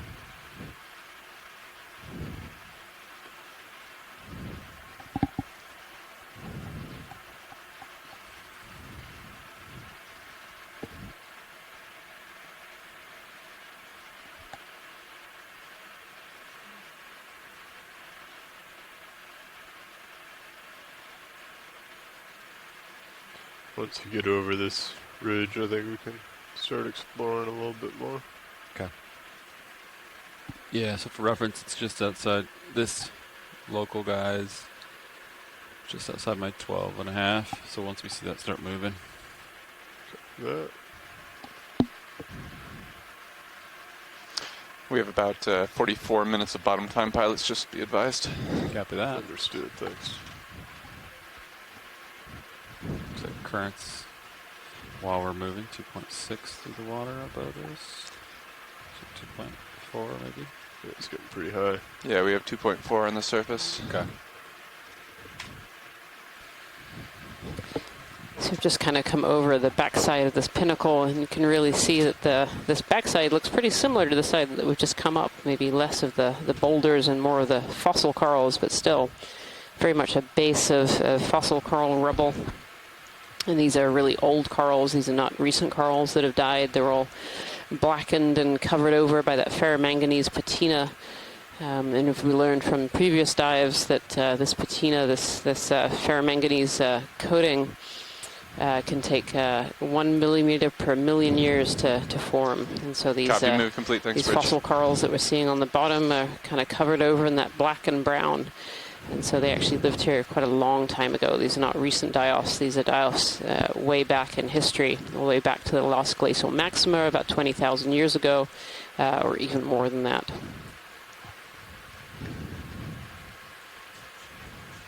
If anything, this side, as we've crossed over here, looks a little bit steeper even than the face that we were just kind of going up. We were kind of going up a very blocky and pillowy terrain. And this seems more of kind of a scree slope almost of these fossil coral deposits. Hello, video. Something in my water column. Little floater. Huh. Alright, I'll keep a keen eye on my altitude. Delta 17. Copy that. Between us. I think I have enough tether to hit this wall here. Start coming up a little. You can see the face of this steep wall here is very like the ones that we've gone up, kind of painted with all these different sponges, live sponges being the kind of white, and the dead sponges, the leftover skeleton of the sponges being that brown color. So, yeah. It almost looks like someone's just kind of splattered a paintbrush along these rock faces, and that's been very much a feature of this dive from very early on. I'm starting to move now. It's on my 12. I'm just starting to move, so give me a minute. I'm coming up just a little bit. Okay. Just going to look down just to see how close I am here. I think we're not heaving too much. Yeah, I'm a safe altitude from this feature. So I'll stay at this altitude. And we'll let the move shake out.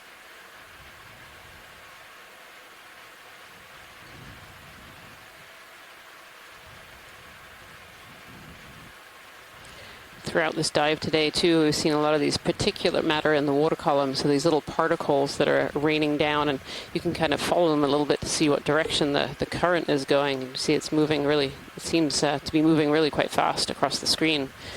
These little particulates are what we call marine snow. This marine snow is made out of organisms that have died in the upper water column and are raining down, and sediment particles and just other particles in the water column that are raining down in the deep sea. 5 meters. 145, yeah. Just Copy. Inches closer.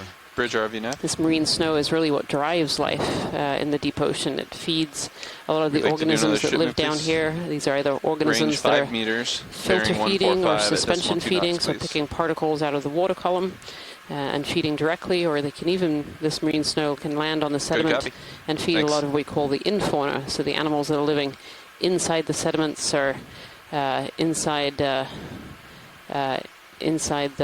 kind of coral rubble here as well. Those animals that are living inside the sediment and inside the coral rubble will dig out this marine snow as it's landed on the seafloor. We have another halosaur. Seen a lot of fish this dive so far. It's been really great for the fish fauna. There's been a few different theories banded around as to why we're seeing so many fish. Go ahead. I was just about to talk to. Yeah, I know. So maybe I'm not even getting to the talking part anymore. Right. Right. Yeah, some of the theories that I've seen go through the scientific chat room here is we're now kind of more into the influence of the Gulf Stream.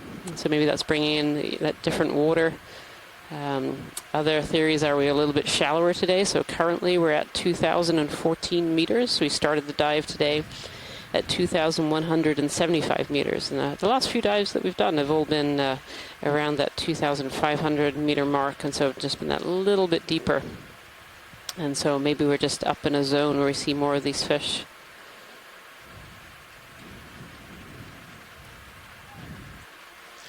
Copy, move complete. Thank you, Bridge. Oh, there he goes. Oh, straight into D2. Went the wrong way.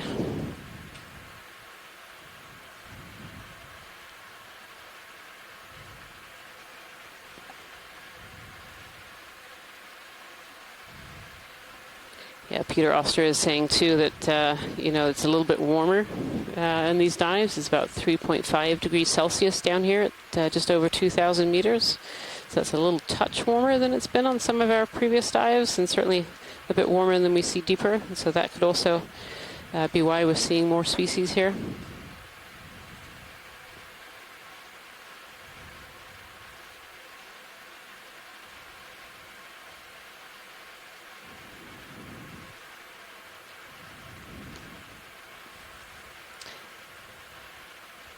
Pilot, this is Watchlead. Go ahead, Watchlead. Can we zoom in on the coral? It's on the far left of the frame, slightly up. That's the one coming into center now. Copy that. Go ahead and come in video. I don't have a ton of tether, so I'll be a little farther away. That is a lot of brittle stars. There are a lot of brittle stars hanging out on this. I think this is a primnoid octocoral. And I'm going to say there's more of these brittle stars than I can count on top of this one. Bridge RV now. It's always amazing to me how some of these octocorals can survive, just covered so heavily in some of these associate species. We call them associates when they live on these corals like this. And these brittle stars are fishing. We can see some of their arms out into the water column wiggling around, so they're looking for food that goes by. By being up on these corals, they're up out of the water column and kind of collecting the food as it goes by. We saw that marine snow moving past us earlier, and so these brittle stars are sticking their arms out and trying to grab those particles and grab other fauna that's also attracted to these corals as well. Just beautiful.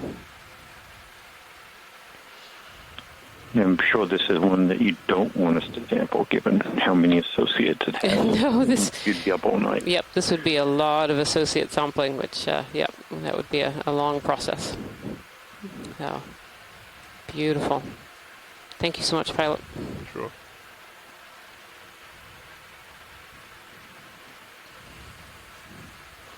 A round Geodia sponge in the background, look a little like grapefruits. Oh, I think I see so on this rock that's coming up, pilot, about midway up the rock, I think there's a Serianthid, which is a tube anemone. Go ahead and start coming in video. You can kind of see a circle. Oh, actually, it might be a cup coral. Right here? Yeah, actually, that's a cup coral. So there we are. That's our first live sclerotinian cup coral that we're seeing today. Just beautiful. Look at those tentacles. Complete. Thank you. And so, you know, we can't quite see the skeleton because we're looking kind of down directly on it. So we can see all of these tentacles. We can see it's a coral. By the skeleton that's kind of poking through, you can see that kind of, it's lighter pink. That skeleton will actually be a bright white color. And you can see these kind of ridges that are sticking up. Those are called septa. And it's very hard to tell these sclerotinian cup corals if you don't actually collect them, but I would hazard a guess to say that's probably a Desmophyllum dianthus, just looking at those septa and how high up they are. Beautiful. We've seen a lot of those Desmophyllum dianthus in these fossil coral deposits. Oh, that's a really beautiful shot of the tentacles. So if you look at all those kind of bumps on the tentacles, these tentacles contain cells that are called nematocysts or cnidae, and these are stinging cells. They actually have little barbs inside them, so that when some prey items come across, these barbs will go shooting out of these tentacles and capture that prey. It's very, very sticky, and then they'll be able to bring this prey into their mouths and eat it. If you've ever been to a touch tank in an aquarium and you put your hand in with the anemone and the tentacles kind of stick to your fingers, that's all those nematocysts coming out into your fingers. So as humans, you know, they're too small for us to really notice other than it being sticky on our fingers. Right there, or do you want me to... Beautiful. So you can see these tentacles aren't smooth, they're really, really textured. And you can really see the detail in the mouth and those septa sticking through. That's just a beautiful shot. Thank you so much, pilots and video. Sure. Copy that. I always get a bit excited when I see cup corals and live sclerotinians. When I was doing my PhD, I worked on the reproduction of many different species of cup corals and sclerotinians, so they always catch my eye. That's wonderful to see, especially since we've seen so many of these fossil coral deposits as well. It's always nice to see some live here as well.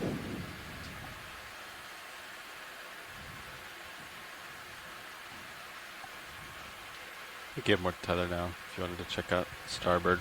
Yep. The steep feature. Kind of seems like there's a big steep feature here and then kind of a slope on that side. Not 100%. Copy that. Let's find out.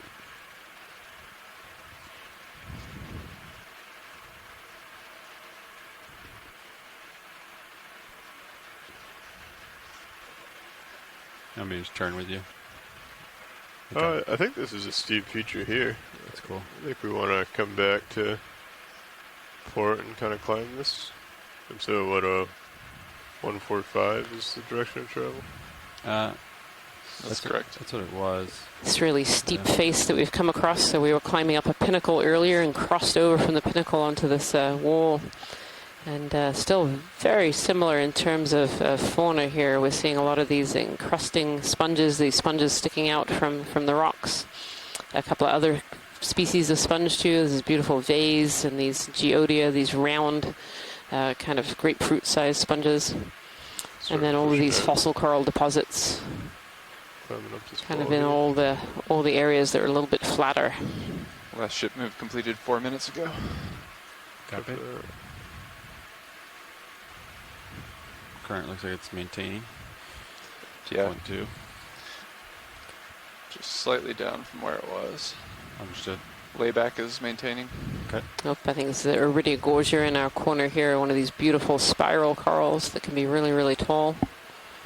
We've seen quite a few of those. We've reached kind of the upper edge of our of our dive here.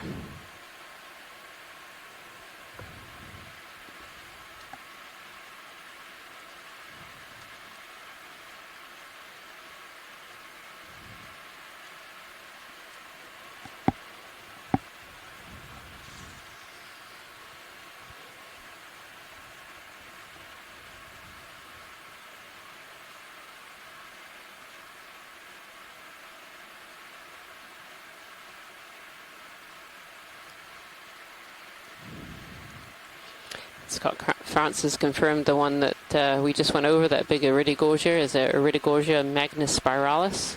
This is one of the large forms that can be very, very tall, forming these beautiful whorls. I think I'm going to try and stick to the port side of this. Okay. Looks like it might be another up and down on the other side. Oh, and look how long that that bamboo whip coral is. My goodness. So it's a 150 there. Direction of travel is 145 or 154? Sorry. Yeah, it's 145 pilots. My current heading is 150, but Not even sure we can get the lasers on a full frame of it. Lasers are on now. I'll try and paint it. I'm going to try and see if they can get the lasers on it. Measure it. It's so big. I might have to put it on the rock instead. Measure it on stream 2. How many That's true. ROVs long is it?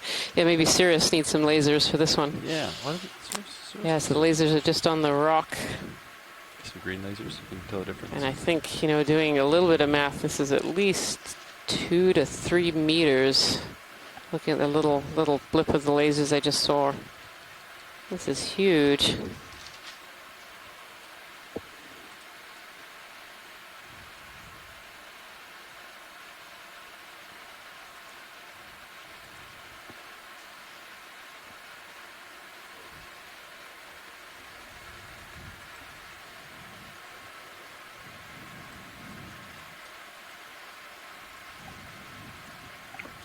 It's not a very, big holdfast on it. It's kind of very small. So large, you think it'd stay on this side of it? So the attachment point to the rock is around this way? Yeah, it really is. Strong it is. Yeah. I can poke up and over and just see what we see. Beautiful. But I would have to assume that it's one of those similar features that we just came over. Yeah, can't tell if at the base there's a second really small one, or if it actually has I think if we kind of like feed on the side of it so we can I think it's actually a second branch as we're going over it here. It looks like it's a second branch that had come off at one point in time.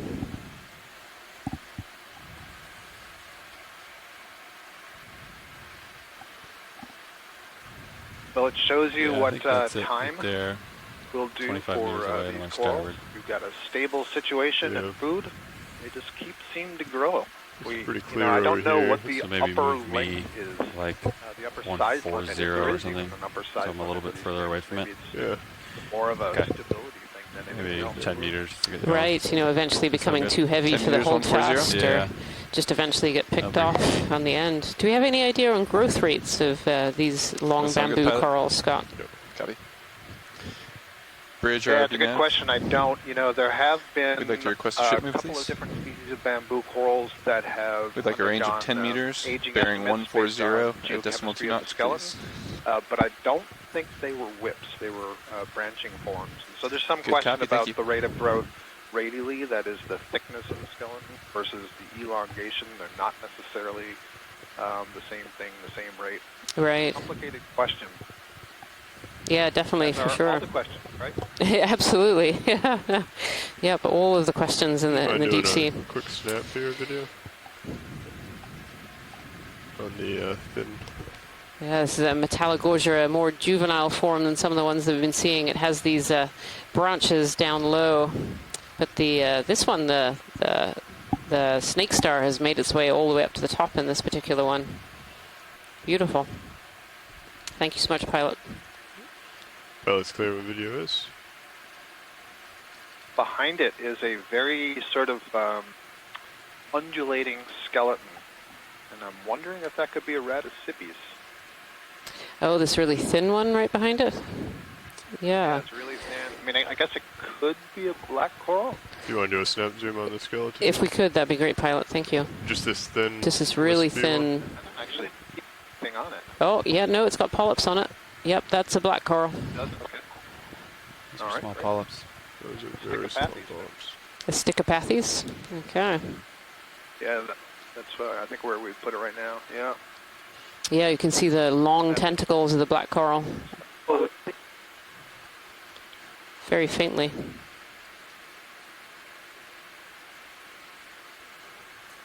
Beautiful. Thank you so much, pilot. That was great.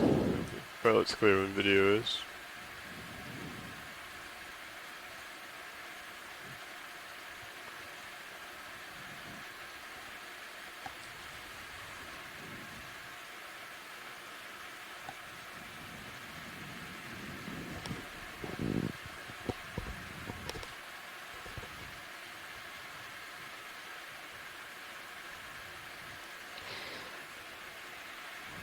I'm assuming we've gotten decent imagery on a lot of these sponges.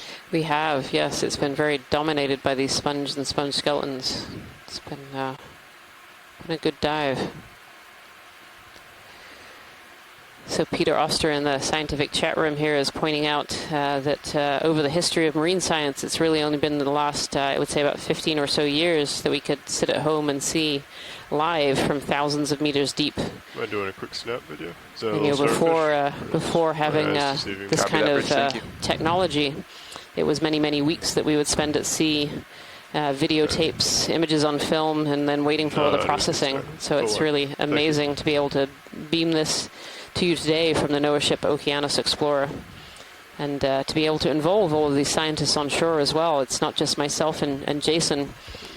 Even though we may be the leads on this particular expedition, we are counting on this fantastic group of scientists who are working with us behind the scenes on the scientific chat room, helping us to identify seafloor features and different organisms as well.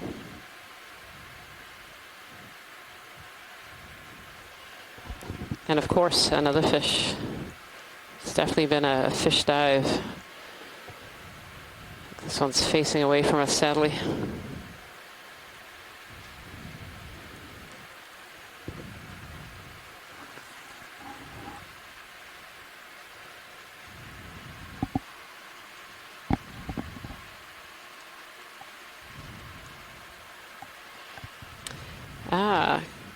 Watch lead, pilot watch lead. Go ahead. Could we have a zoom? It's kind of over in the right-hand quadrant. There's kind of a large bottle brush coral, and a large coral that's kind of sticking up with forks at the end. I see both of those. Thank you. Make our way over there. Thank you, Rian. Still moving? Yeah, this one's a little bit different from the ones that we've seen so far. It has much shorter branches. Is that pretty normal, Scott, or is that something different? Is that so one of the this is an trident? early phase I4. This one, unquestionably, you can see in the center that one stalk coming up. That's a trident growth pattern. So this is unquestionably I4 clade. And a nice chrysogorgia you pointed out next to it. And just based on the branching pattern, you can see kind of an opening tube. You can imagine if you look down on the top of that, you'd see this open tube where the branches overlay each other. That may be Chrysogorgia tricollis. Yeah. That is the unquestionable growth form of an I4 trident type member coral. If you want to start coming in on the trident. Yeah, I think that's the first Chrysogorgia that we've seen, but yeah, the trident is, yeah, that's quite stunning. So I was saying earlier, you know, before it has that growth spurt with the branches, it looks like a whip. And then you can see on the left side, especially that one curved branch that comes out of the node, what you can imagine is it just keeps adding branches on the left and right that curve out like that. So eventually you get this really wide candelabrum because those side branches don't typically branch themselves. Great. Yeah, it's beautiful. And how the branches there are coming out of the nodes, you can really clearly see that in this specimen.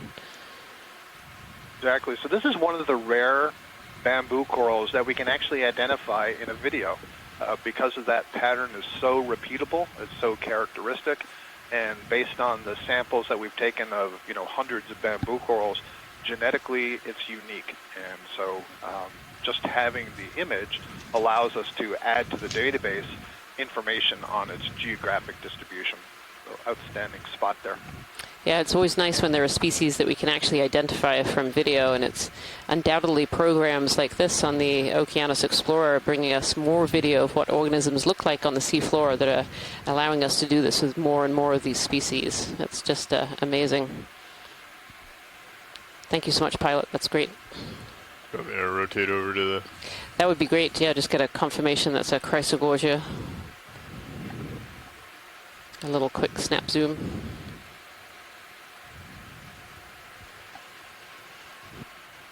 Yeah, this is one of those bottle brush corals, the Chrysogorgia. And we've seen quite often on our dives, actually. We've seen quite a few of these of different forms. This one's quite a tight-knit bottle brush. And you can really clearly see from this image why they're called bottle brushes. They definitely have that form. Inside here we have some shrimp and something else kind of in the middle there. I'm not sure if that's a polychaete. Kind of winding its way around the branches there. Like possibly a little egg mass, perhaps? I think it's actually moving down the branch. Sorry. Yeah, I mean above that, I apologize. Oh, I'm sorry. Delayed. Yeah, I'm not sure what that one is. Let's have a look at the one slightly above. If we could zoom up a little bit. Right there, what's that little mass? Yeah, that one's more stationary. That one definitely looks more like an egg mass of some kind. Hard to tell. I mean, both of these, I don't know. I can't tell if no. The other one kind of moved like a nudibranch or a slug. Yeah, this one might be a little too close to that coral. As well, or it could be eggs laid by a nudibranch or slug. Yeah, that one actually looked like it was curled over. I think that was either a polychaete. It definitely had kind of a worm-like shape. Sorry, my starboard toe is getting I believe a the little too shrimp close to down the there in that trident. colony, I did see a lot of purple, and those were probably the embryos being carried on the... Oh, good eyes, Scott. Good eyes. Thank you so much, Pilot. That's great. Okay, if you want to come back in video. Yeah, so as we could see in that bottle brush coral, these corals really form habitat for other organisms to live around them.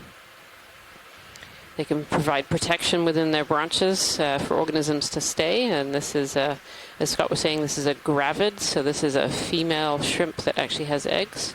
And then we potentially saw some other organisms further up, maybe some worms or even some egg cases. And they're all kind of protected inside this little matrix that this coral is forming.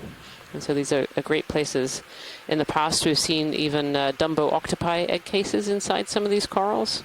They really just provide kind of a safe habitat, or a safer habitat, I should say, for eggs to develop and turn into embryos and eventually juveniles.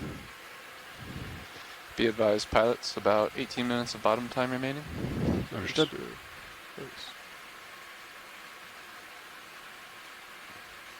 Okay. Pilot is clear when video and science are. Whatever it is that's crawling around on this Chrysogorgia, it doesn't seem to be bothering the polyps very much. They no. seem to be contracting. Yeah, not at all worried, and they're both moving around. That was great. Thank you so much, Pilot. Sure.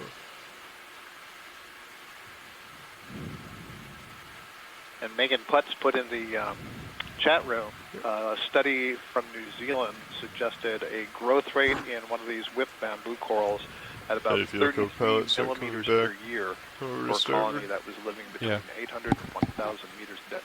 Oh, interesting, interesting.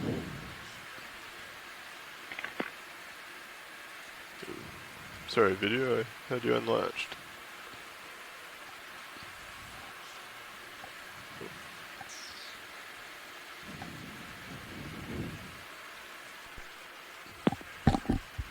Yeah. Go ahead, watch lead. Yeah, absolutely. Off bottom time is approximately 1520 local or 1920 UTC. You're welcome. So that's off to our starboard behind us.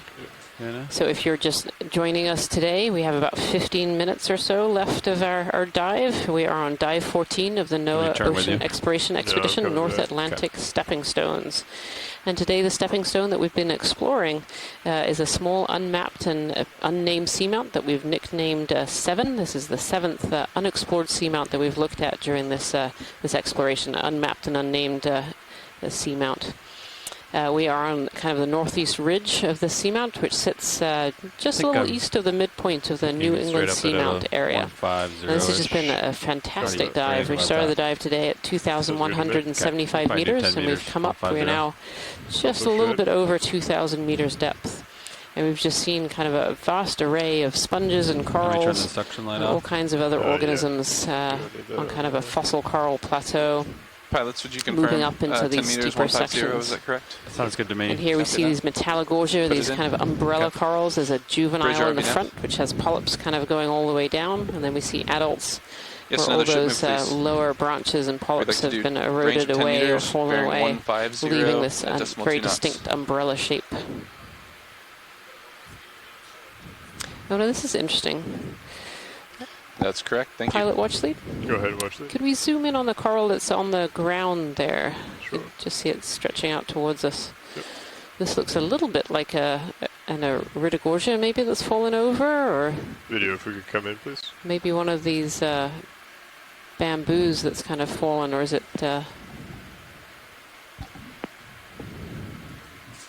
No, this is a bamboo.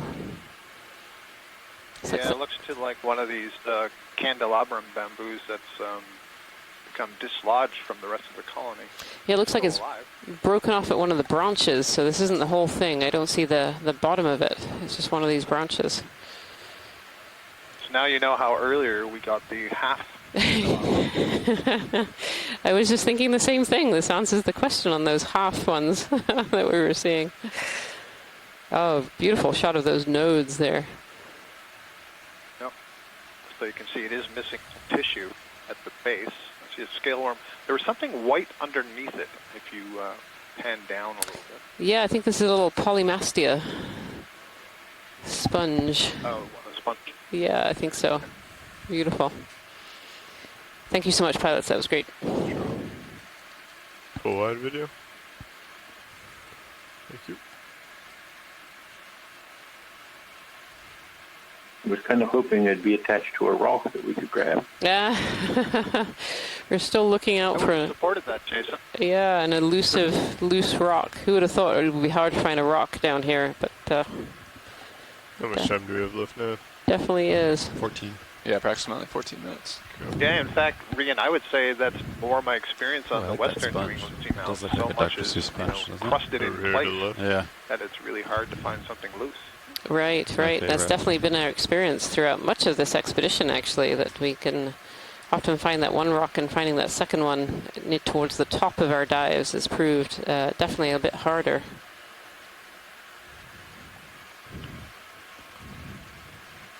So I'm just going to work on finding cat sharks now for the rest of the dive.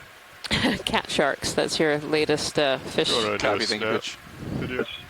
That's what I'm working on. The ground here. Well, Jason, if you want, as a coral whisperer, ask for stoloniferous octocoral, because those grow on little rocks. Oh, beautiful. Here's a little serranthid tube anemone. Well, it's clear what the video is. Living in the sediment, these anemones form these tubes that can go down, even several meters into the sediments. So their anchor is often longer than the piece sticking out the top. You could also see there the tube was embedded with sediments from the surroundings. They have a special cell called a tychocyst that is similar to nematocyst, except it's not penetrating, and it glues up mucus and material from the environment. And so there you could see lots of sediment on the outside of the tube incorporated into the tube. Yeah.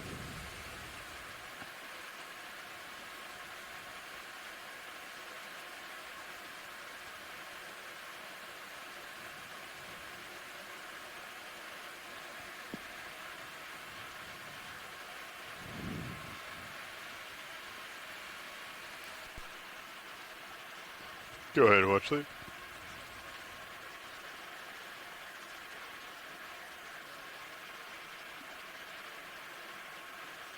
So it seems like we didn't, even that we just crossed over little guy. 2,000 meters water depth, and That guy there. still seems like we're in volcanic morphology here. These pillow-shaped. Should have more tether in the next couple minutes. Features, pillow lavas of some chemistry, probably a basalt. If you wanted to get 5 more. Oh, I was hoping this was a loose rock, but that looks... look at that. Yeah. Maybe 10 more even. I think this one is cemented in place, Jason, I'm afraid. 5 or 10 meters? I think so. Comfortable with 10 if we would like to go. Up to co-pilot's discretion. Copy that. 10's good, yeah. That's probably the top of a bridge, 15-ton rock underneath there. Yeah, I don't think the pilots are picking up a 15-ton rock today, I'm afraid. I think it will be a while before we pick up a 15-ton rock. Right. Good copy. Thank you. Yeah, we really, aside from the very beginning of the dive today, we really haven't seen much potential for picking up another piece of rock. Usually during these dives we are trying to pick up 2 rocks, one from the bottom of our track and one from near the top. And these rocks go to aid in trying to age date how old these seamounts are when they were formed. I think we're clear up there, right? So far we've managed it each dive, even though it's been difficult, but I have to say I'm wondering about this dive. I really haven't seen much in the way of loose rock material.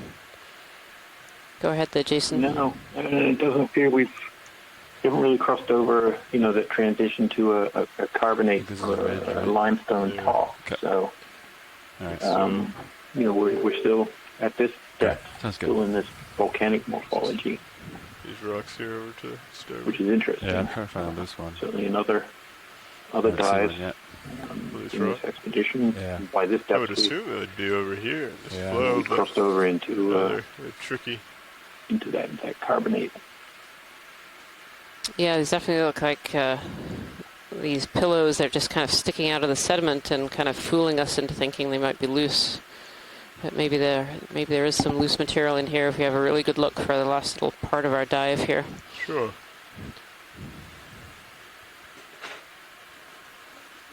Scour the area.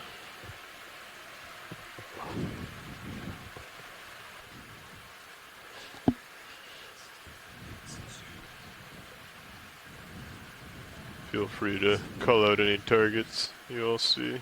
Absolutely. Thank you, pilot.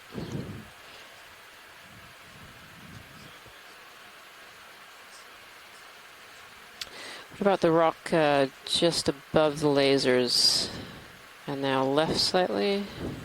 This guy here? Yeah. Copy that move complete. One of Thanks, those. If we can zoom in maybe first. Yeah, if you wouldn't mind doing a quick zoom video.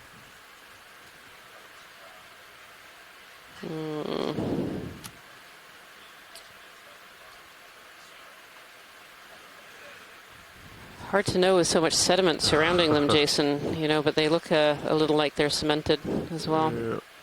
All right. Oh, yeah. Those ones, they definitely look like they're in place.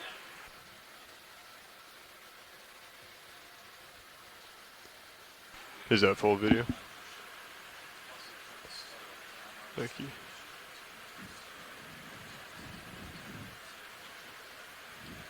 This points to, quite long-term stability of this part of the seamount.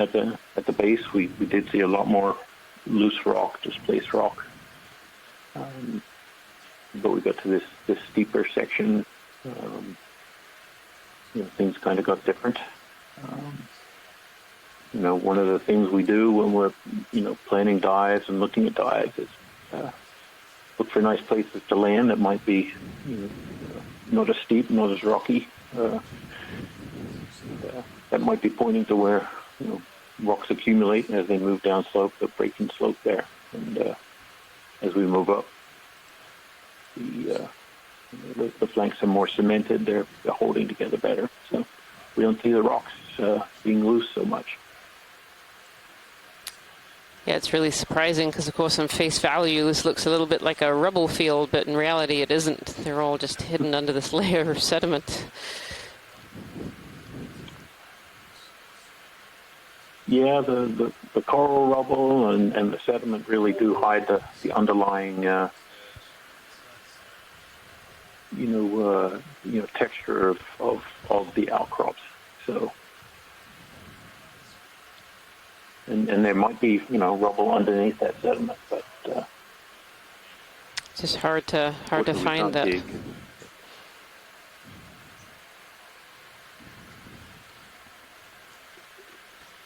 Probably get another move in, just to keep moving up. What do you think, co-pilot? Yeah, I think we can probably do 10 more. One last move here. Far. If you can see out, then we're good. Yep. Copy that. This should give us just enough time to settle. Okay. I'm going to come up just a little bit, pilot. Copy that. Bridge RV nav. Another ship move, please. Range 10 meters, bearing 150 at decimal 2 knots.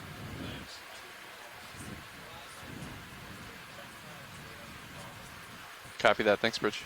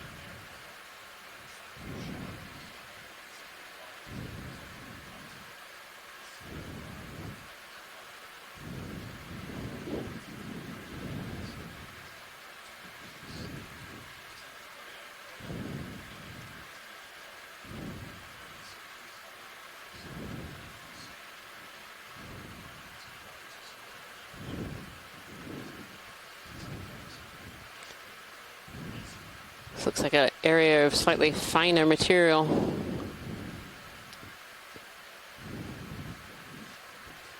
Yeah, almost like a debris chute.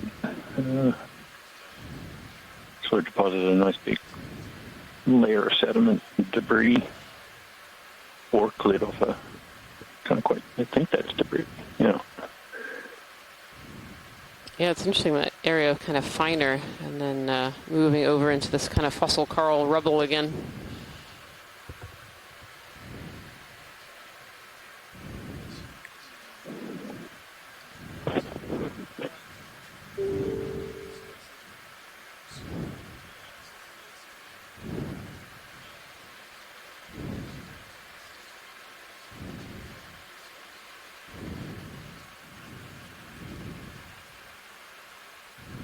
Yeah, nothing but fossil corals over on this side. And sponges and all the fauna that lives inside those fossil corals, but I don't see any at the rocks.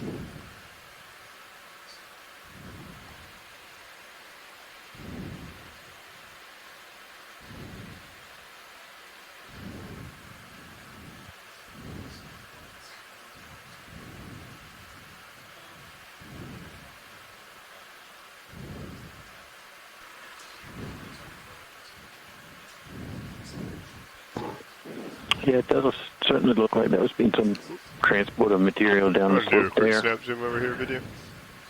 Yeah. Very straight kind of The debris dark chute there. circle object. That's. I think it's a Copy, thanks, Bridge. coral rubble aggregate there. Understood. Yep. Oh Sorry. no, maybe not. But I think it's part of the bedrock. That's well in there. Okay. Full wide video. Thank you.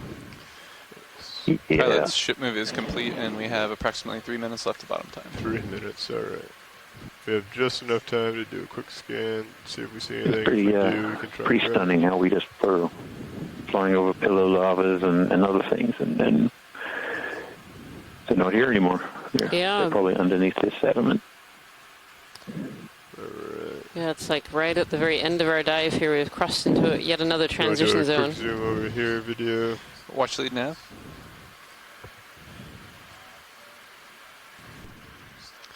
Hey, watch lead. Just wanted to make sure you heard that we have about 2 to 3 minutes left. Yep, copy that. Thanks. Pretty cemented. Full wide.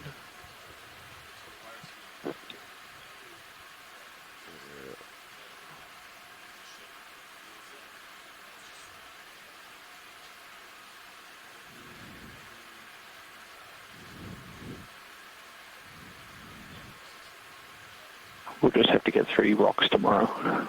three tomorrow, since we couldn't get 2 today. At the base of this rock on the right with all the sponges, I can't tell if there's one dislodged piece. Oh. You want to come in, video? Yeah. Good eyes, Scott. This one? I'm going to start stowing your arms, pilot, if that's all right with you. Yeah. Sure. I mean, we could try it. We don't have a ton of time, but we could reach out and see if it moves. I don't think it was dislodged. I think it looks like I mean, it might be worth it. We only have a couple more minutes here left anyway, and we're certainly not seeing any other contenders. Let's try and give it a poke just in case. Copy that. Thank you. Co-pilot, can you ramp up hydraulics? I think we're going to try and give this a very quick poke, and then if it doesn't move, hydraulics are up. Thank you.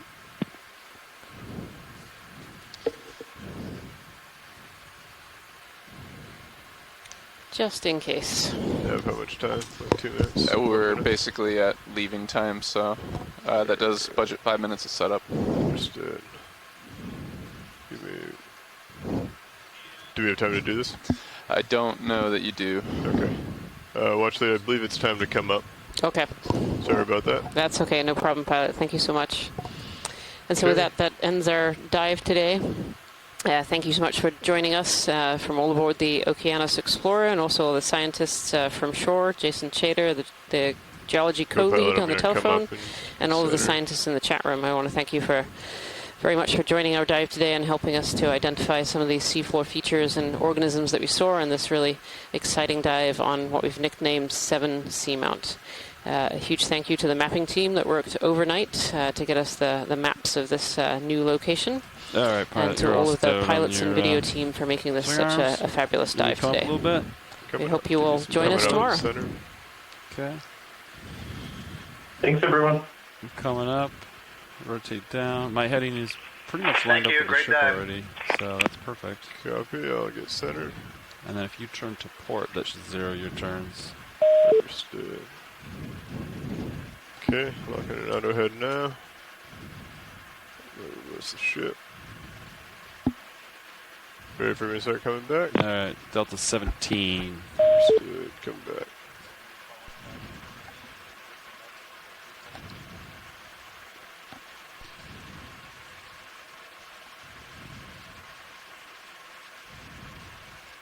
Check. Okay.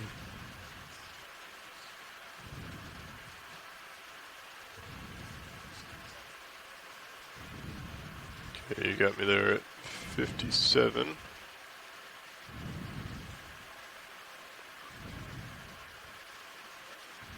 Okay. Looks like 90. I'm going to start coming to port.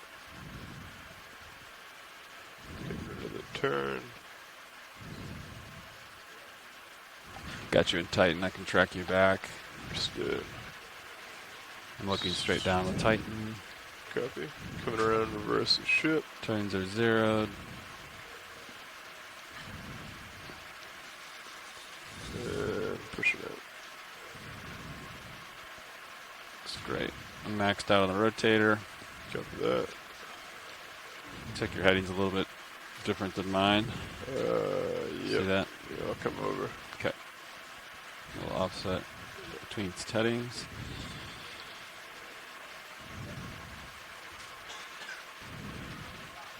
Oh, you're up here. There you are. Okay, got you in Titan.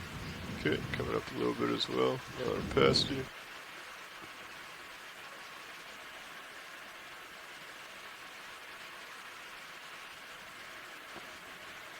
Delta 19, 18, 17. Tether looks tight on your camera, I think. Yeah, it's getting there. It's getting there. Do you want me to pull out my auto heading yet? Yeah, auto heading out. Alright, yeah. I'll pull that out.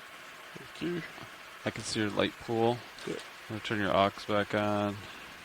So you got it. Oh, yeah. I'm going to bring my rotator to straight down. Coming over a little. Alright. Ready to start coming up? Yeah, I think so. Okay.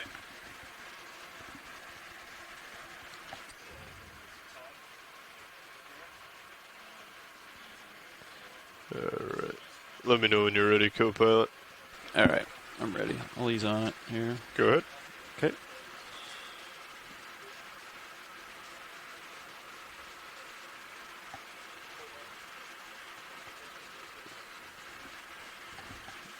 Alright, there we go. Pulling in.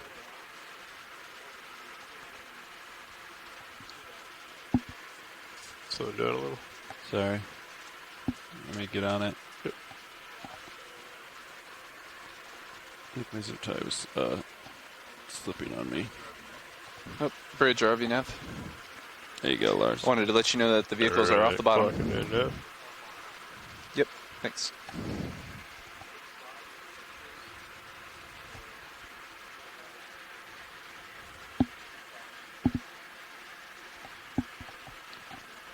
Still dialing it in, 27. Understood. 26. Still at 3. Increasing, 28, 29, 30. How are we on time now? Looks good. Doing great. Couple minutes ahead of schedule. All right, I'm 30. Once in a while, I see 31. That's fine. Okay.